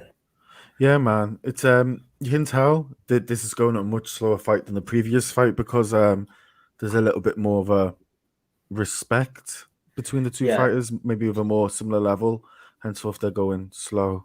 Yeah, I think there's less of a skill disparity here probably, and they both know it. So, oh man, but the knees are coming. Oh, that's my one problem I do have with all the Grand Prix in one. I do hate how the finals remain at 3 rounds, not 5. I know, especially for kickboxing. Yeah, I think so because those extra 2 rounds, man, just elevates everything, right? It's true, and they're such short rounds. It's like sometimes you have a 3-round kickboxing fight, and you feel like you've barely seen a fight. Because it's just kind of heating up in the 3rd round. Yeah. Here's some good fodder for us. What do we think of all these guys going to train with Henry Cejudo? Man, I keep saying it, man. I keep saying, like, give it a year or 2, man. Cejudo, Khabib, we're really starting to see ex-fighters become, like, really, really top coaches and running their own gyms in a way we haven't seen it for 15 to 20 years, back with, like, Lions Den and the Shamrocks and Miletich fighting systems. It's been an Extreme Couture. It's been a very long time. We kind of went into a super gym era, right? Yeah. And it's kind of like quite interesting that we're kind of returning to this era of even like AKA back in the day was like what Koscheck, Fitch. There's like 10 guys and that's AKA and no one else is AKA, Yeah, so it's Koscheck, Fitch, Cormier, Cain Velasquez. Yeah. It was such a Mike Swick. Yeah. It was such a tight-knit group. Like you couldn't just go and join AKA. Yeah. Yeah. So they would scout talent. I think they still do that probably, or I know they do, but back then it was, I think, a much more exclusive. Then you look at all the people who've left, like Winklejohn, as that's kind of become a bit more of like a Stanford-esque and a super gym, and they've got people living there, and the whole vibe has changed. So I don't know, man. I keep saying it though. Cejudo, Khabib. I think by the end of this year, Khabib will have a champion in one PFL, Bellator, and UFC. Yeah, I mean he's well on his way. I mean he's got Seguin here in 1 now, and then he's got who's he having? He's got that guy in PFL. I can't remember what his name is, but he just won $1 million. It's got like a bunch of guys in the UFC. Yeah, I can see it happening for sure. Makachev will be champion, I think, by the end of this year. Yeah, I agree. Yeah, it's Has he got the welterweight in Bellator? And they got Usman, Nurmagomedov as well over in Bellator. I think so. Yeah, Usman. Yeah, there's so many of them, man. I think like one of them is ranked number 1 or 2 in their division, so that's gonna happen. And it's funny, like Khabib and Henry Cejudo. Like, if you were to guess which 2 fighters might make really good coaches, like those 2 would be like before they made this transition into coaching. I probably would have guessed that both of those guys would be good at this. Like they just seem like the type, you know what I mean? I'd say the opposite because I think they're both super heavily coached, if you know what I mean. Yeah, but I think that's why they're good though. Good coaches, because they've had to improve. They're not like Anderson Silva where it's like a natural talent. They seem like very coachable, like they listen a lot, so I think they know how to. It's always an oddity because you generally look at MMA and it's the same with boxing. It's kind of the journeymen that generally become the best coaches. Well, it's the guys that have been around the block and seen things and experienced things, Mm. experienced losses and know how to get through this stuff. Whereas a guy like Anderson Silva, like you said, who just has this like nascent talent, might not Yeah. be such a great coach because he probably expects his students to have like the same just instincts that he does. That's it. And of course not everybody does. I want to see him box again soon, man. He's like the most interesting story in all of this boxing versus MMA. 100%. I'd love to see him fight Jake Paul. Yeah, I mean, who were they talking about him fighting recently? I heard Mike Tyson. See, that's like a perfect fight, I would say. Yeah. Like, I mean, Mike Tyson obviously is like the more experienced boxer, but Anderson has shown kind of more killer instinct recently, obviously, and has been more active. Like, that's actually, to me, a fair matchmaking between two guys who kind of have similar reputations in their sports. I'd rather see him go against Julio Cesar Chavez Jr. Yeah, or wait, you mean Tyson or Anderson? Jake Paul. Oh yeah. I think he's gonna fight. I think he might fight Chavez Jr. Yeah, that'd be cool. That's the fight to like if he wants to actually be a boxer, if he wants to move out to celebrity boxing. That's a big step, though. As like wishy-washy as Chavez Jr. is, as inconsistent and like unmotivated as he's been, that's like a giant step up in competition from Chavez Jr. has the money, right? If he really wants to, if he takes like 6 to 8 months and like goes hardcore on a fight camp, it could be super one-sided. Yeah, he'd beat the shit out of Jake Paul. Yeah, beat the crap out of Jake Paul if he wanted to. But it all depends if he's training or whether he's on the beach in Cancun, right? Exactly. People have such a hard time believing that Jake Paul could be any good at boxing, and I'm not saying he's like a world-class boxer yet, but people forget that that's what he has, right? He has unlimited time and unlimited money to just like. Still only 22, right? So he's been doing it for like 3-4 years. If you have an unlimited budget to bring in the best coaches you can find and best training you can find, of course, and do it every day, all day, every day, of course you're going to get good at it. It's no surprise that he's taking. People forget, like, and I know it's heavyweight, so it's a little bit different, but I think Deontay Wilder was 21 when he started boxing. Yeah. Anthony Joshua was 19, so same age as Jake Paul, right? Yeah, and I'm not suggesting that he would go that far, but it's not unheard of for guys to have success starting late in boxing. Wow. What? Something happened. A knockdown by Sitachai against Kyria. He has been piecing him up slowly this round and slowly starting to dismantle him. With the head, He's turned it into a super technical fight. Yeah.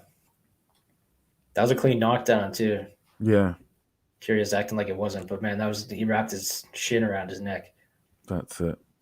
Right at the end of the round, too. Did you see they finally announced Taylor versus Serrano? Yeah, that's awesome, man. I'm so excited for that. Jake Paul, I didn't really used to like. I kind of like him as like combat sports, kind of like he's like an evil guy, but he's got a conscience, right? Because it's like he's helping women fighters. He wants UFC to get paid more. Like Taylor Serrano's going to be the biggest ever female boxer match, and I'm like, thanks, Jake Paul. Yeah. I mean, he's kind of like he's doing good things in like sort of an evil way, Yeah. He's like in the grand scheme, he seems to be doing good things for fighter pay and like you said, helping women boxers. But then in the short term, he just like annoys everybody, with the trash talk and the bravado. But he's kind of like that one a-hole bully that everyone had in school, or like kind of arrogant, cocky guy. But they're still kind of funny. They do know how to make jokes at the teacher and stuff. You know what I mean? Yeah, I think like overall at the moment in boxing, he's probably like a force for good just in terms of the health of the industry. And like, he's probably good for fighters. He's pro fighter.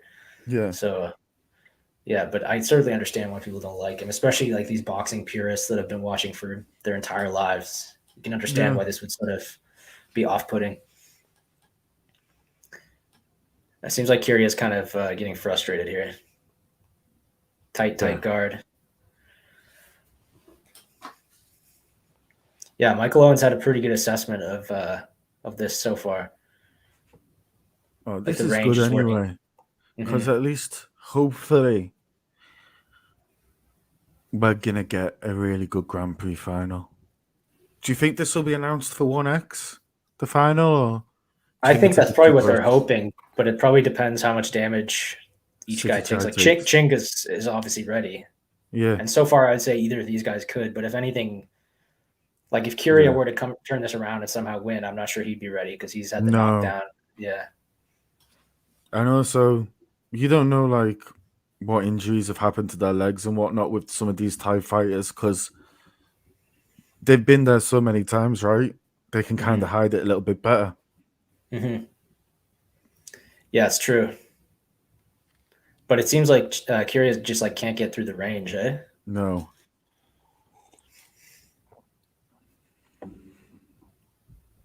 Well, anyway, whenever he's landing something, he's just landing one, right? I can't remember the last time he actually got a clean combination. Yeah. Oh, that was a nice punch there, left hand. But the knee keeps sneaking through for Sidichai. That knee up the middle. Yep. Yeah, he's running away with this fight, I'd say. I mean, you just watch it even for 10, 20 seconds and you can just see the amount of clean strikes that Sidichai can get through. Mm-hmm. Very one-sided. Yeah. That's a good point. Yeah. Fresher matchup.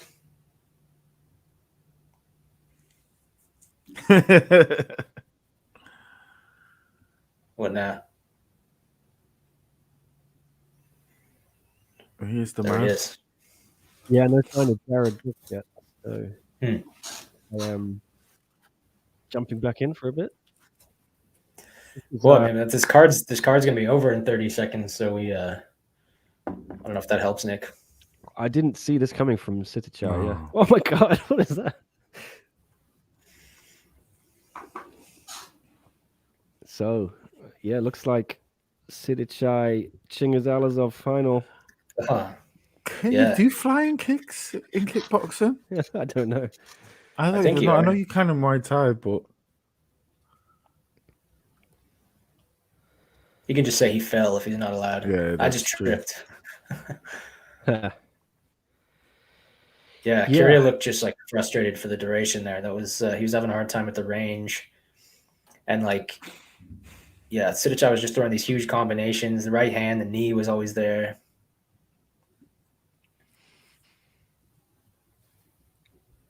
Yeah, feeling himself, as Darkside said.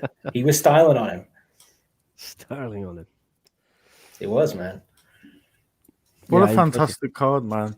So many Yeah. contenders, man. 2 kickboxing contenders, arguably 4 guys who could go on to fight for a MMA title as well. Yeah, who are you thinking? Jared, obviously, Zhang Yeah. Pang. I gotta go. right, Radeo Pacic, if they ever have a heavyweight belt. Yeah.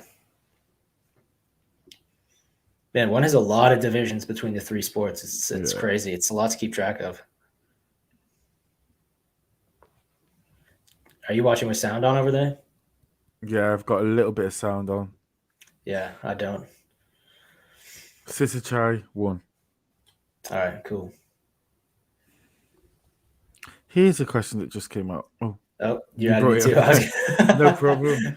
I have no idea because they did do it for the previous 3 Grand Prix back that culminated in Century, right?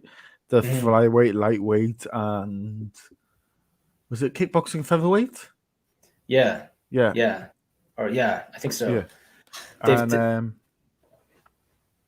they they've all done it got for $1 everything. million prizes, Yeah. but they haven't really mentioned it with this, right? But I think they did when this was announced, just sort of in passing. Like, but they haven't drawn attention to it the same way they did. Like the first Grand Prix they did, like the $1 million was as much a part of the show as the fights themselves, right? But this time they don't seem. I don't know. I assume they are. It'd be strange if they weren't. Yeah, definitely. Here's a good question, man. How do we bring Alvin's positive energy to the MMA community? Alvin just needs to pipe up more on Twitter, man. Bring Yeah, some of that 100%. positivity to the world, man. And keep showing up for this podcast.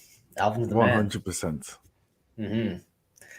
Wins the SCMP MMA Positivity Award again, week No after doubt. week. The most Get this positive man a man trophy. out here. Yeah, we need to make him a special trophy or send him a T-shirt or That's something. it. They should just do the finals right now. Both of you guys are fresh. They're in the building.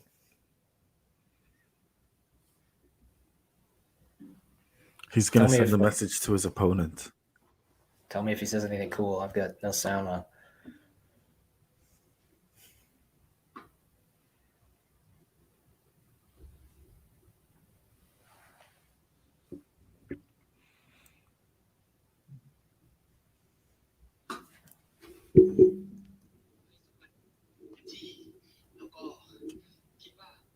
He's gonna fight him. Be prepared. I'll see you, bro. I'm confident I'm gonna win.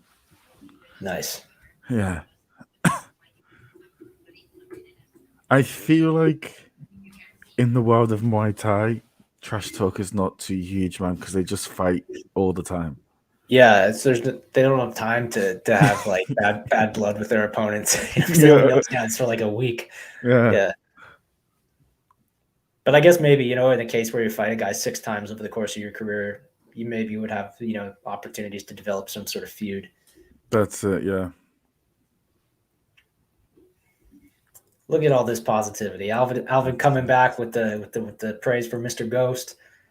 It's one big happy family here, man. This is what I like to see. Oh, they're having a nice little face-off right now. Beautiful. Oh, it's going to be on 1X. Beautiful. All right. This is fantastic. It's going to be a nice... I'm excited to see the photographs from this stare down. One always gets good pictures, man. I love the pictures. Oh, 100. Oh, man, this looks quite intense. Mm-hmm. I guess Alazov must have had shoes on there or something because he looked way bigger. Yeah. Wearing his heels. Oh, man. Yeah, I think if Chatri's feeling generous, you could definitely justify giving a bonus to Sidichai. But again, there's a few bonus-worthy fights on this card. I mean, certainly... I mean, who do you give bonuses to after all this? I would say certainly Alazov. Zhang. Tetsuka.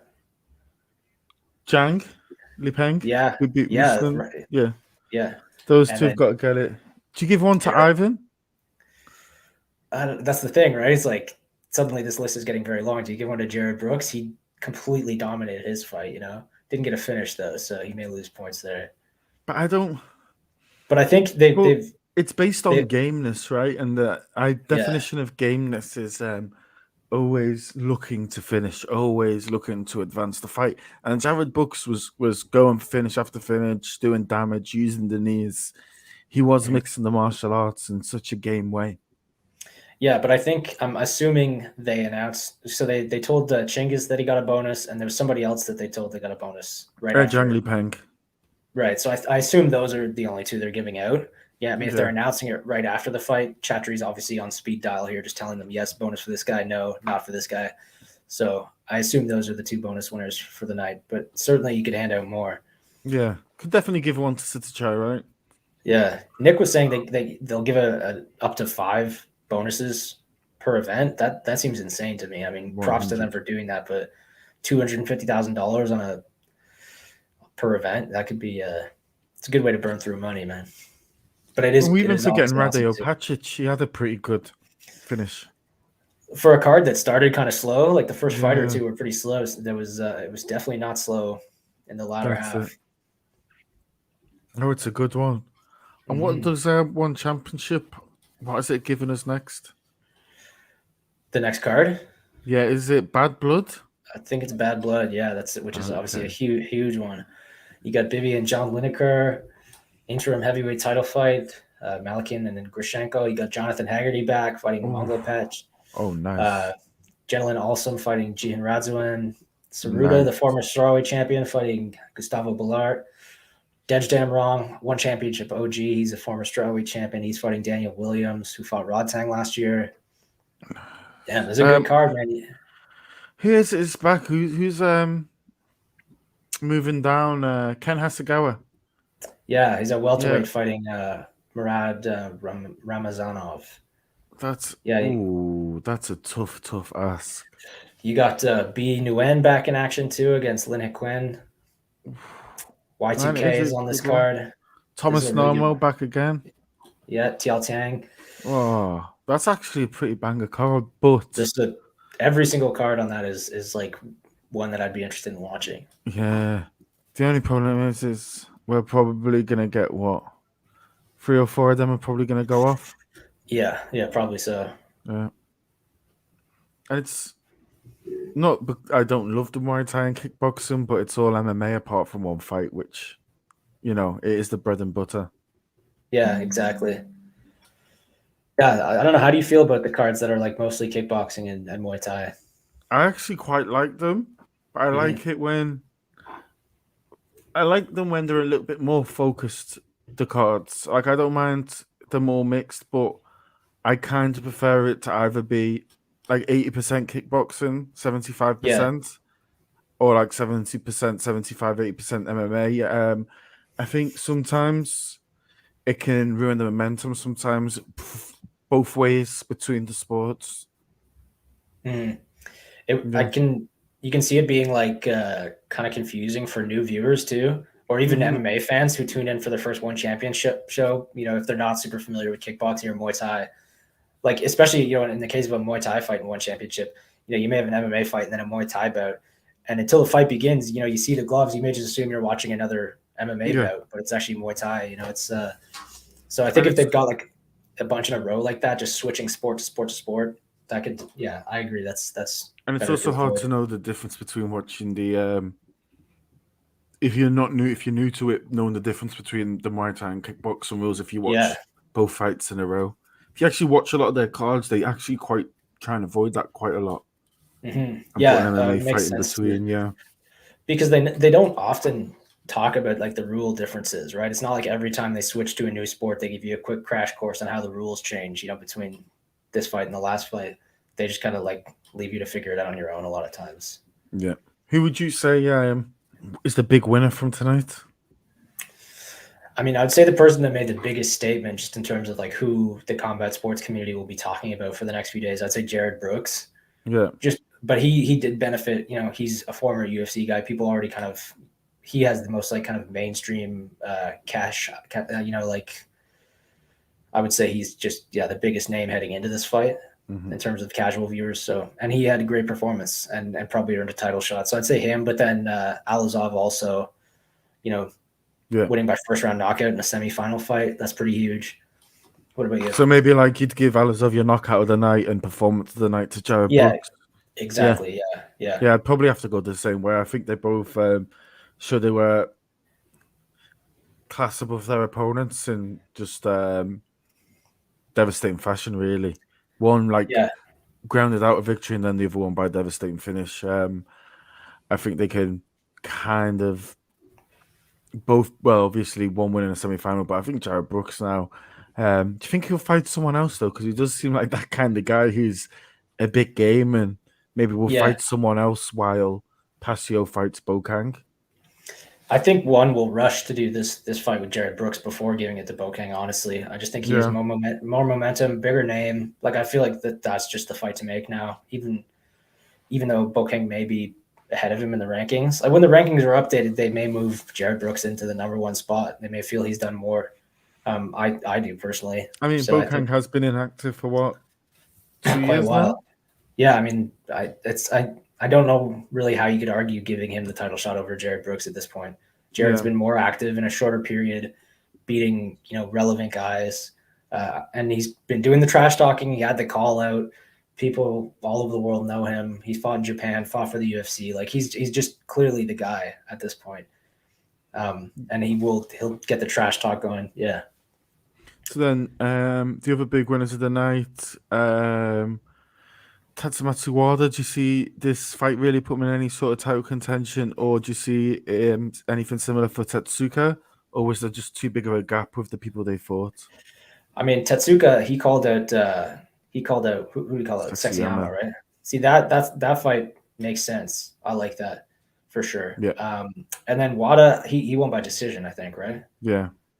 Yeah. See, I mean, just on a card that ended up being full of finishes, you sort of when you don't have a finish, you sort of fall through the cracks, I think, unless you have a really spectacular performance like Jared did. Yeah. But I think Wada, unfortunately, sort of will just get lost in the shuffle after all those knockouts. How about you? Yeah, I think so. I think both of them are a little bit away from like anywhere near a title or top 5 really in their divisions. The one I would probably look at a little bit would probably be Zhang, probably. I'd probably say after that kind of performance against Ruslan, a guy who's only lost, I think, twice, Looked pretty good the whole time he's fought in one championship. I think he's kind of looking towards maybe an eliminator in the lightweight division, or you could always, I don't know, like it's always like be nice to give him Eddie or Sage, but I feel like you're kind of wasting them on not a big name. Yeah, I mean, I'd like to see him fight Eddie or Sage because I feel like at least he's also a UFC veteran. Like he has some kind of, some UFC fans will remember him, and he's had a lot of wins recently. And he's sort of right on the precipice of the top 5 too, in the way that Eddie is. Like they're almost in the same place right now, just guys that are almost there but not quite there. You could do a Shinya, a Lapicus, or even if you want someone outside that top 5, you could go for like a Nasty Yukin. Yeah, Nasty Yukin and Zhang Li Peng would be a wild fight too. Yeah, something like this. One thing they could do for Eddie, just while we're on the topic of him, is actually do the rematch with Nasty Yukin, because Nasty Yukin's he's skidding now too. He's looked frankly kind of terrible in his last. Here's the problem: if Eddie loses another fight, it's really, really tough to give him anyone good. But you could sell it as kind of like Eddie's last stand, against the guy who ruined his debut. That's a good story. Yeah. Or would you ever just think we just give him the Shinya fight? Yeah, but I think I would pick Shinya to beat Eddie at this point, personally. Yeah. But you think I don't know. I just always think Shinya probably in that division probably has the biggest name apart from Eddie or Sage. And it's always like, if you want to really get something to get the US fans going, you'd probably go for one of those two. At this stage, I feel like one, might be wise to just sort of use Eddie's name as best they can while they have him. Just sort of forget about the rankings. Like, just give him a title shot after Christian and O'Crae run it back, on the basis of his, previous success, or give him the Shinya fight. Like, you kind of do want to see him fight some like lower scale opposition to get back on track, but he's been around forever, probably only has a few fights left in his career. Like, why waste them on insignificant fights? I think, if one really wants to get their money's worth out of him, they need to suck it up and just give him a title shot or do the Shinya trilogy. Yeah. That's it. Just, such a big name, man. And it's just, he hasn't fought in a while. And it's just a shame to see people like that wasted. It's like, I know you're a fan of the Road Tang DJ fight, but I'm just like, I want to see him mix the martial arts. I want to see him go out doing what he did right. Yeah, so who would you rather see him fight? Like, if he was in MMA, who does he fight instead of doing the special rules fight? I would love him to fight, I think, Reese McLaren would be really, really fun. Or Kyra would be fun. Yeah, because they're both fresh matchups. They're both really top fighters. I think they give him a really, really good, tough test. And the fact is, if he wins one of them, he could go for another fight against Adriano Moraes, which I think they do have to fight again, right? If DJ wins 2 more, you make that fight, right? Because it's the biggest one, and Moraes did get a big boost off beating DJ, right? Yeah, that'd be a huge rematch. Although I kind of feel like I think that rematch might go the same way. It just seemed like Moraes was too big, and he was winning that fight for the entirety too. It's not like DJ was like, dominating and then got hit with the knee.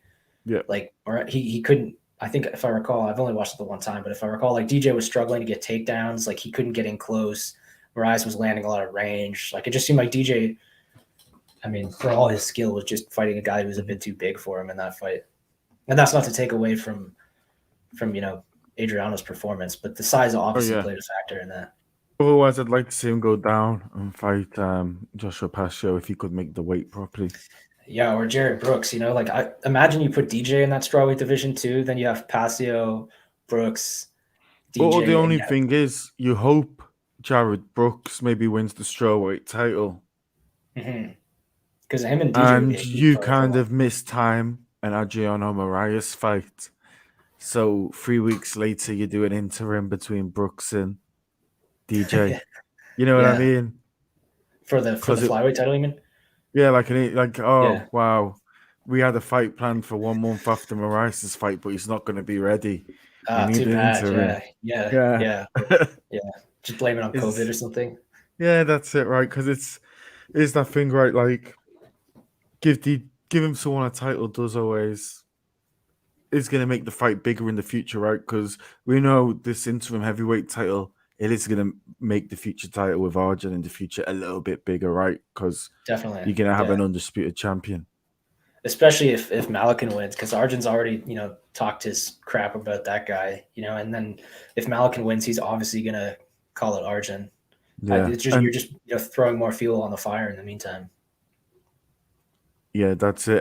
This is what Percy was asking: is the fight between Mike Mouse and Ron Tang an exhibition or sanctioned? It's totally sanctioned, right? It's 4 rounds, alternate rounds, Muay Thai to MMA to Muay Thai to MMA.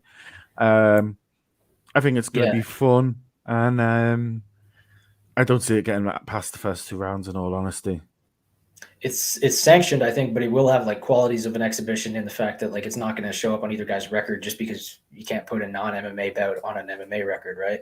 Like it's not like if DJ wins, it's not like he's won an MMA fight. He's won an insane special rules fight. So it's sanctioned. It's an official fight, I think, but it's not going to improve either guy's record in either of their sports because it's not either sport. okay. That's true. that's my take on it. Yeah.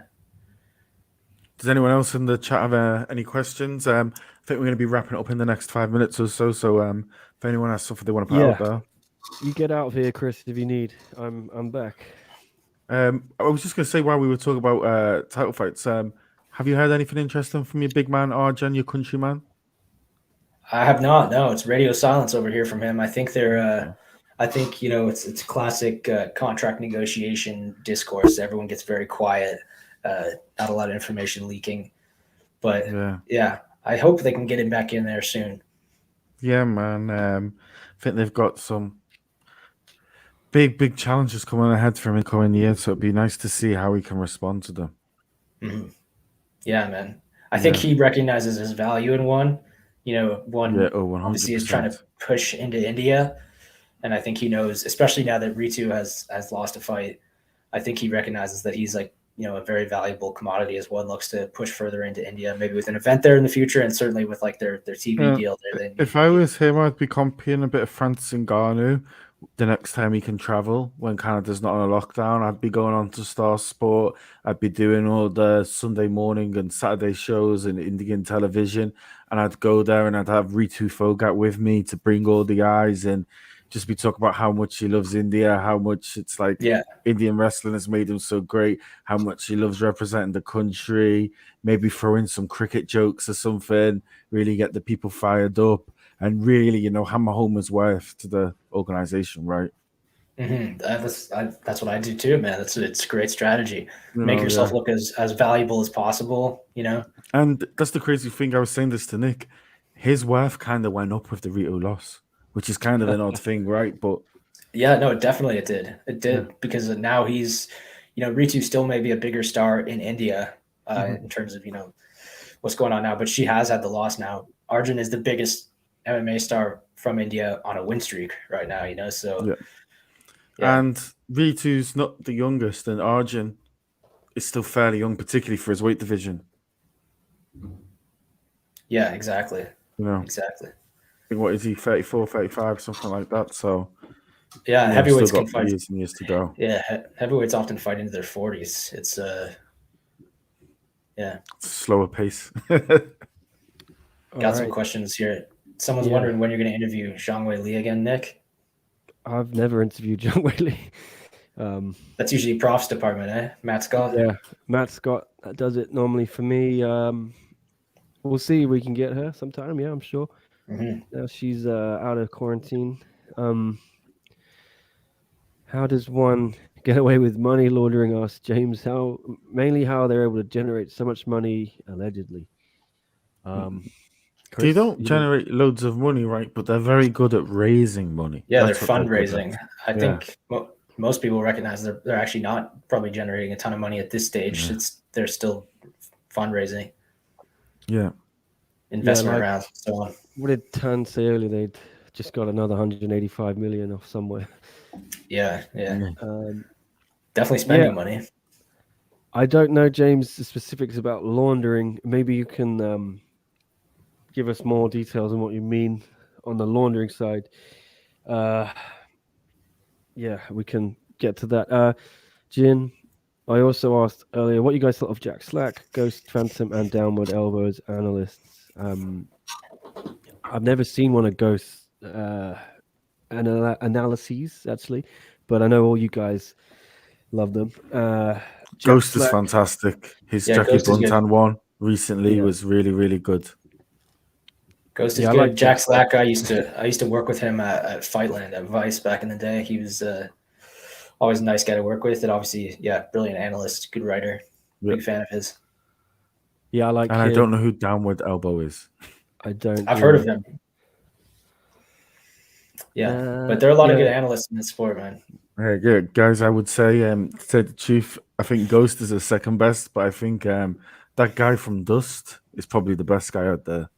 The guy from Detroit Urban Survival Tactics. Oh yeah, I mean, is that the guy who's like always showing people how to like disarm people with knives and stuff? Yeah. That guy's the best analyst, and probably would be the heavyweight champion if he chose to. Oh, 100%.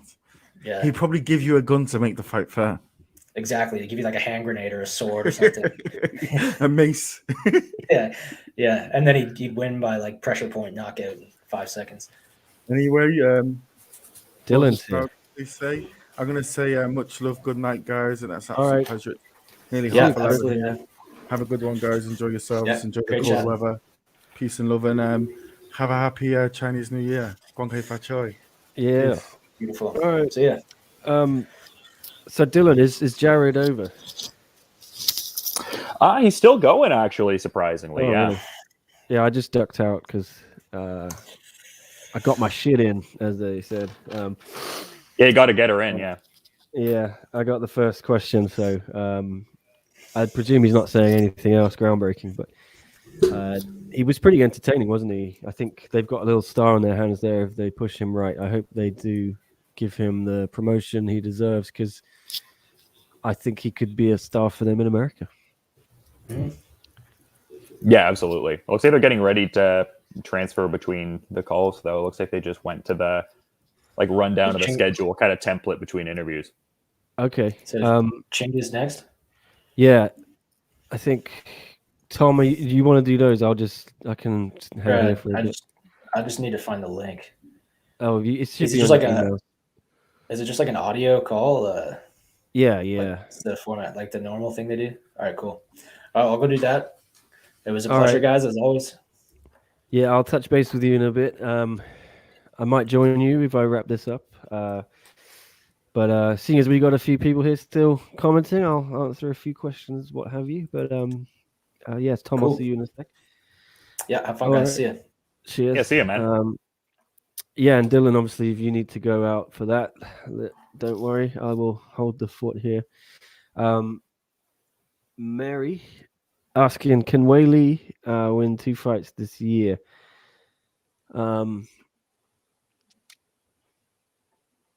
I guess. That's a very curiously specific question. I mean, I can't see why not. Yeah, I think. Well, who's she going to fight though? Let's say Joanna. Probably they're going to do that rematch. Sounds like. Yeah, it seems like it. I don't think it's official, but trending towards it. Yeah, I feel like they'll do that on maybe the same card they do Rose and Carla. So maybe like a little strawweight shine, and then could be a number 1 contender fight. You never know. It's up there. I mean, yeah, if Rose loses to Carla, Whaley beats Rodriguez. Joanna, then I think they could do that, but I don't think they'll go back to Whaley v Rose anytime soon. I think they give that a breather for a little bit at the very least. I mean, that was a very exciting second fight they had. So, I mean, it's curious because sometimes you see those instances where the contender loses to the champ a couple times and it's like they're locked out of the title picture. But I don't know if Wei Li is necessarily in that category despite losing twice to Rose. Yeah. Second one was a split decision as well. So I think they've got enough ground so they could do it. Percy is saying, why is one still raising money? They're in the red or in the black financially. Yeah, I mean, if you look at all their last few years of financials, which have been publicly released because they have to do that in Singapore, they have lost money. Yeah. So I don't know. I'm not really a money guy, Percy. I think there's a lot better people out there who know more about it than me. John Nash on Twitter, Yeah, breaks because down John pretty much. Nash, like Patrick Auger topic. Yeah, Chris himself is pretty good with the money side, but he's gone now, sadly. But I think they're still not generating enough revenue where they need they don't need to raise money. So that's got to be the target for them. And I think the main way they're going to get out from that startup phase is getting a big TV deal in the US. That could get them closer to that, but I don't think the last TV deal was worth too much with TNT. I think it was only worth about $30 million or something, even less. So yeah, they need to get in the hundreds of millions really to kind of balance the books there in that side. But I don't know who they're signing with in the US. It's should be announced in a few weeks, I think Chatru said. So we'll see who wins, Sitichai or Chingas. I don't know. I'm gonna go with Chingas Alazov. Dylan. Yeah, I think he would probably just edge it out. Like, I mean, I think it would be a fairly competitive fight, but yeah, I favor Chingiz Alazov as well. All right. And so this Dust guy, Ghost made fun of him according to Jin. So I don't know. I've not seen Dust. I'm not I know familiar Ghost about Dust Guy. Who is Yeah. this? I don't know. Chris was talking about it, but yeah, I know Ghost makes really good breakdowns, and everyone was raving about Ghost breakdowns. So I still need to watch one of them. I think Alvin sent me one actually to watch, so I will. John or Ghost, hit me up on the DMs. Send me a breakdown. I want to watch one of them. You're the best. Apparently, I believe everybody. I want to see it. All right, John saying, you guys interviewing David Branch soon. I may as well try. It's a weird one, isn't it, Dylan? What did you think of one signing David Branch? Yeah, it'll be intriguing to see like which direction it goes in, because I mean, at this particular juncture, I don't think the momentum is as in his favorite as it has been in previous instances. But I mean, David Branch has shown a level of aptitude when he's like really like on a streak, as it were. Like when he came out of World Series of Fighting, I thought there was like a fair bit of like momentum and intrigue kind of surrounding him. So I think it's kind of predicated on like if he returns to form more so to that like World Series of Fighting champion caliber Dave Branch. Not that he's been bad in his last few outings, but like just a tad inconsistent. So I think just the signing at this particular time kind of seemed a little odd, but I think ultimately a good addition to the middleweight division overall. Yeah, I interviewed Rene de Ridder. You can see that on the channel, and I asked him about David Branch, and he said that about to be a fun one. If Branch gets some wins, they can do it. I mean, I'm presuming he'd be in that middleweight division. So yeah, I would think. Yeah. Let's see. All right. Mary saying, how would Whaley do against Joanna, and how would she do against Xiaonan? I think, the Joanna one we saw last time could go either way. I think she beat Yan Xiaonan. I think Yan, maybe that was a little bit of a reality check for me, when she fought Carla. I don't know, Dylan, what do you think? Just in the sense of like skills that maybe need to be like shored up, kind of thing, or yeah, I think we saw Carla kind of just took her down at will, didn't she? And then I think her decisions from that point on were not good. Yan, she made several really bad mistakes, and I don't think you can get away with that at the championship level. Yeah, I think it'll be curious to see like what the path looks like going forward. It could be one of those performances where you see like a former champion kind of fighter get in there with like a rising prospective talent, but then that ends up being almost like a learning experience for them. Like an example, I guess a Yair Rodriguez, like Frankie Edgar kind of scenario where it's like it was like pretty much one-way traffic, but then the rising contender kind of learns from it there. So yeah, it'll be interesting to see like the career path thereafter. Is Dylan sponsored by Pantene? Asks John. I don't know. He should be. Look at those luscious locks. I was gonna say, I think Elias Theodorou's got it locked for like the Canadian lads having the Pantene sponsorships and all that. I wouldn't mind. If anyone's watching, DM me. Yeah. It's very good hair. I can't deny. I wish I had such luscious. I got I got the curls. You seem to have pretty straight hair. Oh, is it just getting like a little too crazy to like grow the lettuce out? Like, have you ever thought about just letting it rage, or does it just get like too curly to manage more so? Or it gets a little bit crazy, and then in humid climates such as Hong Kong, it then just becomes a nightmare. It's just a bit of a poof ball kind of thing. Like, yeah, it looks like Monica, when in Friends when they went to Barbados or whatever. Don't know how much Friends you watch. Percy saying, who do you think will be one's new TV partner in the US? I think we talked a little bit about earlier, and Chris is thinking DAZN might be the one that they go all in with. I don't know. I don't think Turner's going to re-up, Dylan. What do you think? Yeah, I thought it was interesting when DAZN was mentioned earlier, and Chris did outline some good points to that and everything. Yeah, I don't know. With the whole TNT thing, it's like even like interviews I'll see with like Chatry or something like that, and TNT gets brought up. It seems like not that there's like an adversarial dynamic per se, but one of those things where it's like, we had the run in April, like maybe each side is looking to like, pursue other interests and go in a different direction with it. So I think DAZN in a lot of ways would be a great fit and would like really provide one championship with what they're like looking for in a content partner at this point, I would think. Okay. I'll try and get through all these questions. Ghost, then is there any chance Kyoji gets a rematch against Pettis? I think so. I mean, there's a tournament, isn't there, that Kyoji was slated to be in.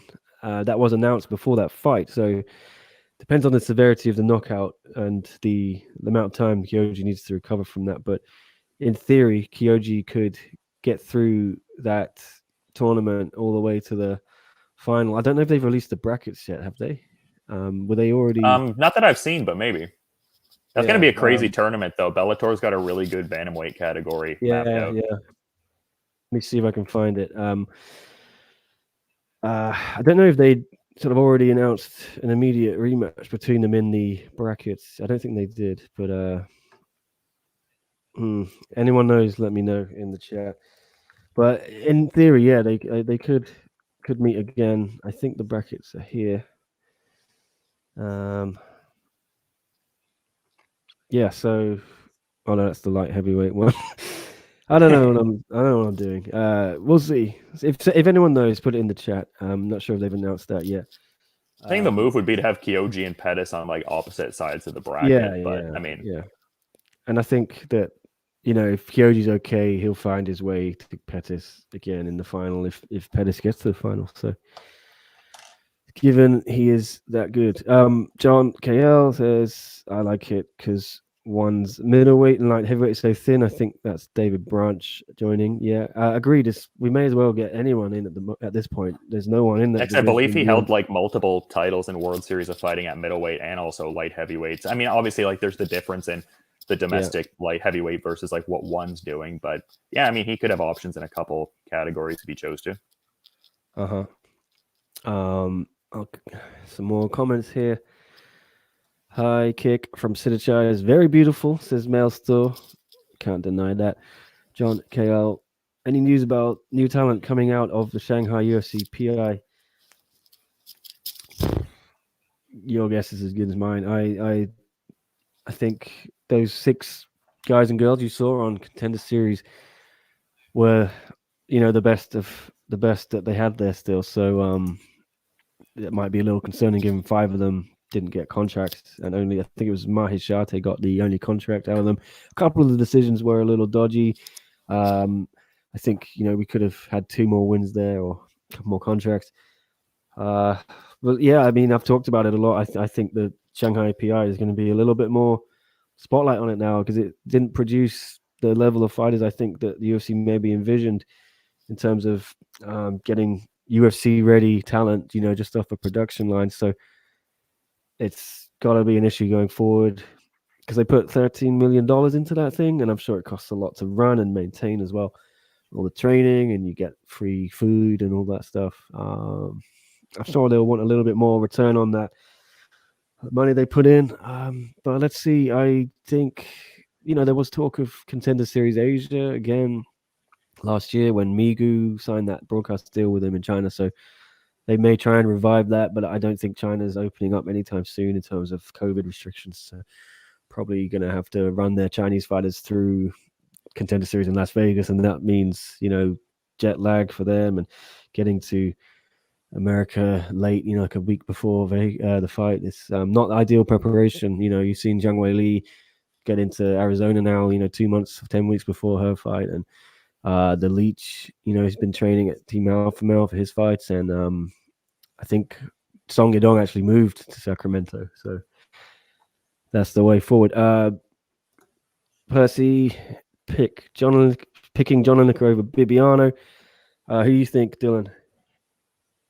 I favor Bibby in that one. I mean, obviously, John Lineker has, you know, that preternatural KO power, and especially like kind of anomalous, like how damaging it is for that weight category there. But I think ultimately Bibiano gets it done there. I think he has probably the more well-rounded skill set overall. I think probably the layoff might be a bit of a question mark in that one, but I think I favor Bibby. What about you? Bibby's my boy, you know. We were talking earlier in the show about our favorite fighters in one, and he's one of my favorites. Just is a funny guy, you know, just a little ball of energy. But I think a lot of people are sleeping on him and what he's achieved, and I think he's gonna have never been more focused than this fight. Only worry is 2-year layoff. You know, more than 2 years now. It's going to be nearly 2.5 years. You know, at his age, he's the wrong side. I think he's very late 30s, or he's even early 40s. Let me look, but yeah, it's not ideal given his age, taking so long off. And Lineker is not that kind of guy you want to run into. You know, he's got serious, crazy knockout power, as we know. It's a gimme. Yeah, it's 41. Bibiano is 41. I'm gonna go with Bibby though. Just I think he's gonna find a way to nullify Lineker early on and maybe tire him out. Let's see, has Lineker got the cardio for 5 rounds if it goes that long? But look, it could go either way, couldn't it? I know I'm doing a Leon Jennings there. I got some splinters in my backside, sitting on the fence. You're looking at all variables. Yeah, John KL. I know it's announced, but do you guys really think a Takeri tension fight's going to happen, and who wins? Dylan, do you have any? We know Drake Riggs might be the one to ask here, but what do you think?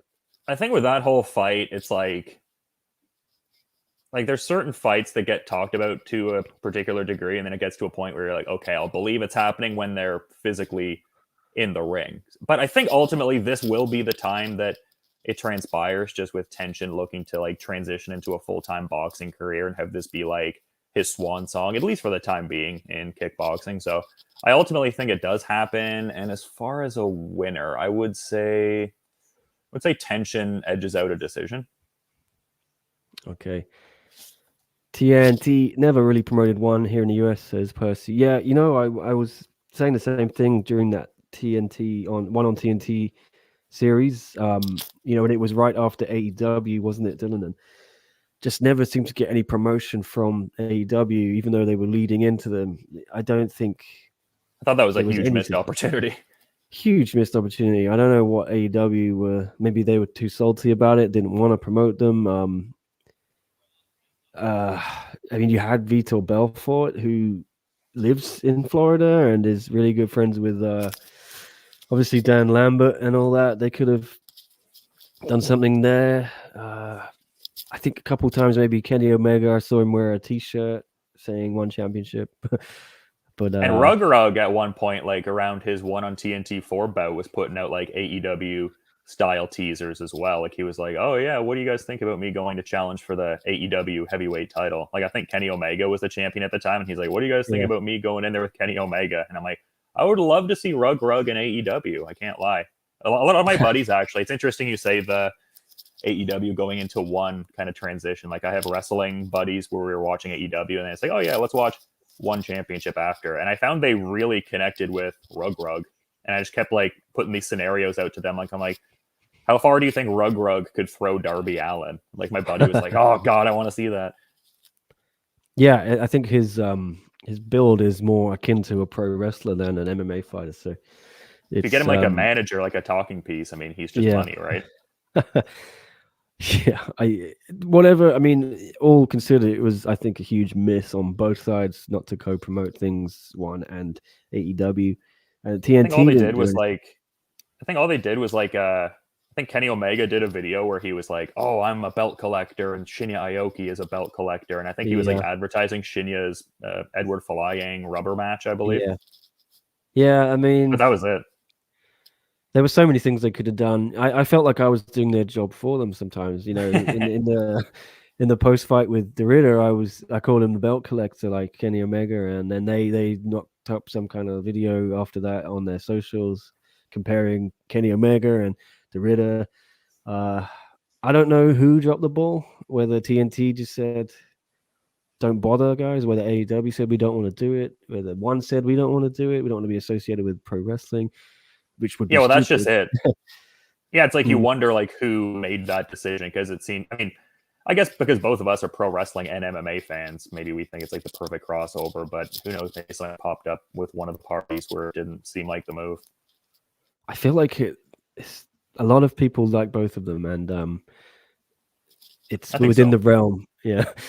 Anyway, I could talk about that all day, but I'll try and get through a bunch of other Yeah, questions. An all elite podcast it's turning into. Yeah. Yeah. Did the UFC think that there would be more fighters coming out of the PI like Zhang Weili, says James? I don't know for sure, but I imagine they thought there would be, they'd find a bunch of champions out of the PI. And it's not really panned out, has it? There's no one even close to that. I think the closest you've got to another Chinese champion is Song Yadong, but he's not even top 10, I think. And that division is so ridiculously stacked, bantamweight in UFC. I don't see, they say Rong Ju is really, a phenom, they call him, and he's maybe the next big thing. He's only 21 or 22. Already got a lot of experience. We'll see. I don't see another champion from China coming anytime soon, unless they're hidden away, tucked away at the PI in Shanghai at the moment. Zhang Weili she's carrying a big burden on her shoulders. That's got to be said.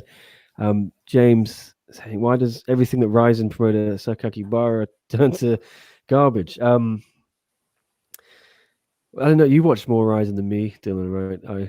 I'm not. I'm wondering what James is referring to, though. Why does everything that Ryzen promoter Sakaki Bara turn to garbage? Like, is there a specific instance of him, like, lowering the quality of something in a pronounced way? I guess I'm not sure, like, a specific example. I guess he means like everything he touches turns to garbage. So I don't know. I'm not. I don't watch. I don't really know Ryzen what to too say to much. that. I'm kind of a fan of Ryzen. So, like, I mean, I really enjoy the product, so I'm not really sure. I mean, maybe there's a specific example that I'm just not having like pop up in my head at this juncture, but yeah, I don't know. I enjoy.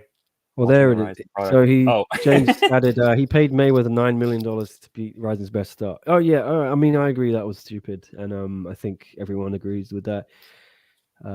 It was self-defeating, and massively self-defeating. But that was 3 years ago, I think, or more. When was that? 2018 New Year's Eve.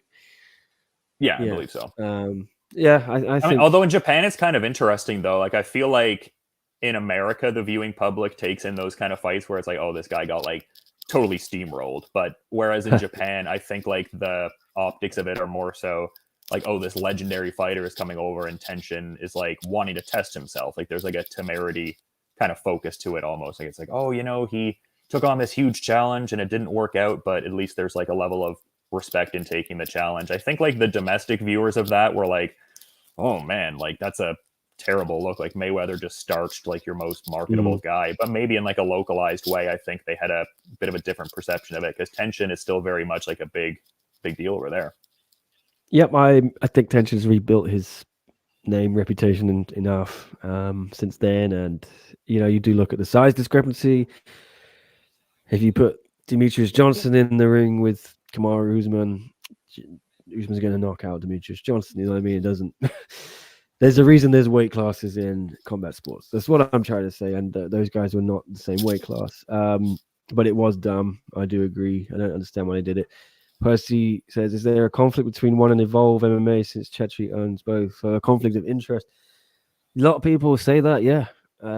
and it's hard. And that's been to, talked about since like the beginning of one, pretty much. Yeah, it is something where you think, okay, that's not ideal.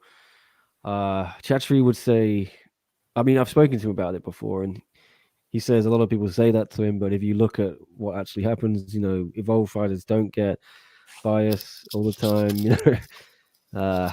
I think he pointed specifically to a couple of instances of fights going to decision involving evolved fighters, and the evolved fighters, one of the time actually, the decision was reversed in the only time they've ever reversed the decision. I think it went against the evolved fighter. So there is evidence you can point at with things like that to knock down that theory. There's also evidence you can point at to support that theory. I'm sure it falls somewhere in the middle. I think the broader MMA world, there's like a lot of those like different conflict kind of situations though, whereby people are positing like, is it a conflict? Is it not? Like, I mean, even like with certain like Ali Abdelaziz kind of things. Like, I mean, I saw some people asking about if he could be involved in like a promoter kind of capacity with Eagle FC while also simultaneously being a manager. Is that a conflict? So I feel like in a broad scale way, there's a lot of different things like that in MMA where people are like, oh, is this a conflict? Is there overlap here? Yeah, and Zhang Jingnan is evolved, and Chatri criticized her a couple weeks ago. Didn't hold back. Said he wasn't impressed by her last two performances, and she lacked, killer instinct. So if he was trying to promote Evolve more all the time, he would say, "Oh, she's the best fighter since sliced bread." I thought she was incredible. I think it might be a little unfair sometimes when people throw that one at them. And then everyone says, "Oh, the Lees get preferable treatment." I mean, if they did, Christian Lee would have got the lightweight title back off O'Kryoun, but they upheld that. They could have fudged that and then given it back to Christian Lee. They didn't. I just pointing that out. I'm not saying it's right or wrong. Do Evolve get special treatment? Do the Lees get special treatment? I think there's evidence on both sides you can look at. Another question, Ghost, saying, "Oh, yeah, Dylan, if you need to leave it, by the way, you don't have to stay. But I'll just try and get through these questions. But don't feel like you need to hang around. But I might dip out in a bit and just try to sneak in another one here. But I'm enjoying hanging out. Yeah. So. All right. Yeah. Just leave it whenever you need. But I will keep going. Otherwise, Ghost saying more of a philosophical question. What's the point of making predictions? No matter how much analysis we can do, we never know the outcome of fights.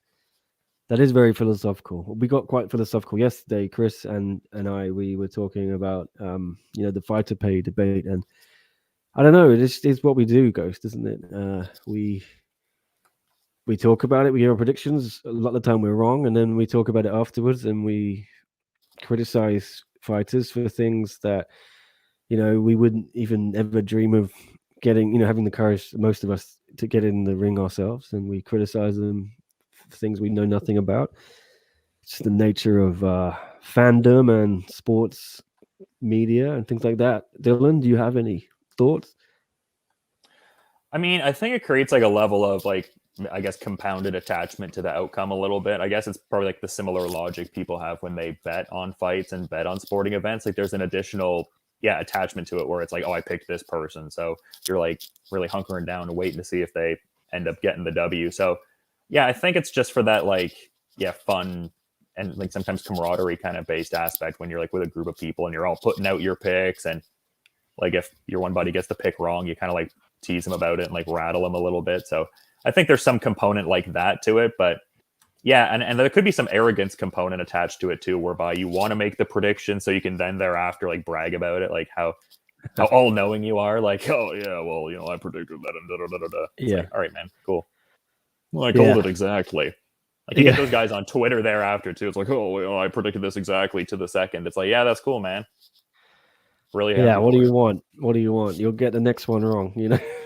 That's the nature of the sport, man. Like I've gotten some fights correct for sure, and I'm like, oh, whatever, that panned out, I guess. But I've gotten some things like egregiously wrong. There's no like real rhyme or reason to it in a lot of ways. Like, yeah, I think there's some sports out there you can analyze patterns to a certain extent and predict within a certain margin of error quite a lot more than fighting. Fighting is just two people, it can end at any second, right? You know, obviously they prepare to a certain extent, but as we saw with Superbon and Petrosian, I don't think anyone predicted that apart from Superbon.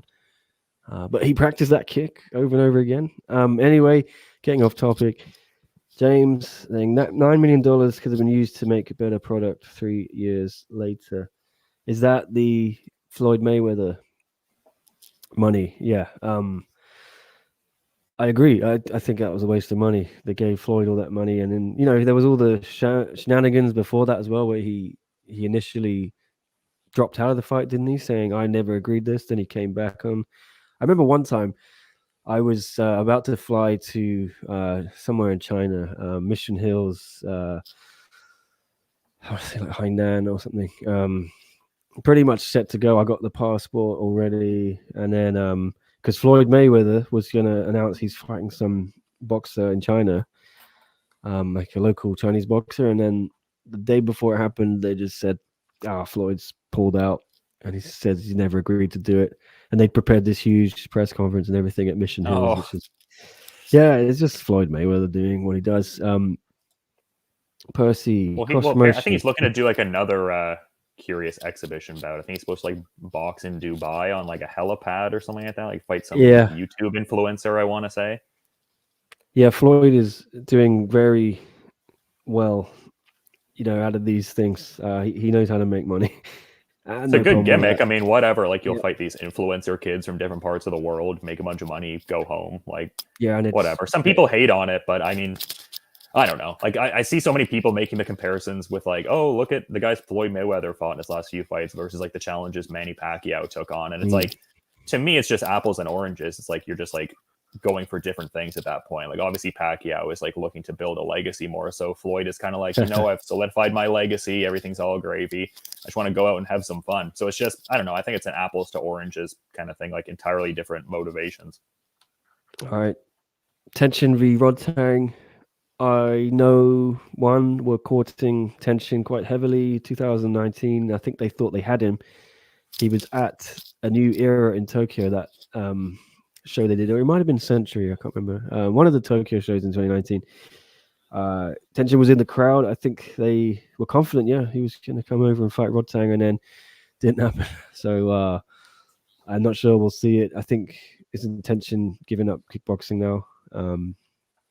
Is that right? Yeah, I believe he's transitioning full-time to boxing after the Takeru fight in June. Yeah, so it looks like it won't happen, but never say never in combat sports, right? John, what's your prediction for Ngannou and Dana? I think there's going to be no loser or winner. I think Ngannou is just going to walk away from UFC in December, whatever it is, and then he's going to. I think we were talking about it earlier. He's probably going to box Tyson Fury while signing with the PFL or someone and make $1 million there every year. lot smarter financially for him, I think. I mean, there's so many options for him at this point. Like, I don't know. It's not that him continuing in the UFC is an impossibility. Like, maybe they ultimately see some value in him where they're like, okay, I mean, we'll break the bank on him for this one, I guess. But I don't know. It would be interesting to see him pursue some of these outside options. Like, PFL would be curious. I mean, even when I was doing the Bellator Media Day the other day, a lot of people were asking like Ryan Bader and Moldavsky about Ngannou. Like, he was a very, popular topic there in the context of like if he were to come over and fight one of those guys. So yeah, interesting time for the Predator. Yeah, if the buy rate comes back from this one and it pops huge and they did like 1 million buys or something, then they might get out the checkbook for old Francis. But if it comes back at 500K or less, I think they may just say they cut their losses, move on. I don't think the UFC will lose sleep over it, because they have a system that doesn't allow people to get so big that they're bigger than the company. They only allow, because they got Conor, right? He's the only one, I think, and Habib to an extent, but I think they realize after Conor, we can't be held to ransom by these superstars. They're gonna take all the money. It's like WWE. I think WWE now promotes their wrestlers to a certain level, but never that they're bigger than WWE. The way Stone Cold and The Rock were bigger than WWE back in the day, and it's because if you do that, you got to pay them more money. Is one still doing a pay-per-view card? Says Percy. Yeah, that's the plan. Second half of 1X, March 26th, going to be an Asian pay-per-view. Talked about a little bit before. I'm expecting it's going to be on ABEMA in Japan. I don't know which countries in Asia will have to pay for it. Sounds like it might, just be Japan. But you heard anything about this, Dylan? Yeah, I thought they were doing like an Asian-only pay-per-view. Isn't that kind of the idea for it, or? Yeah, I just don't know which countries in Asia are going to have to shell out for it, because it's a curious move, though. Like, I mean, I can, I guess, understand the optics of it. Like, if it's purely like an Asian-based buy rate, they can then use that thereafter to kind of showcase it. Because I think sometimes one championship talks about their metrics, and some people domestically like aren't too sure. But maybe if there's like a pay-per-view metric solely from that part of the world that's of a certain degree, maybe it paints a certain picture. All right. A couple more questions. Try and get through. Percy says, Uncle Fester, that's Dynamite, will bury Ngannou in the back of the bus. It's going to sue him like he did with Randy Couture. I don't know.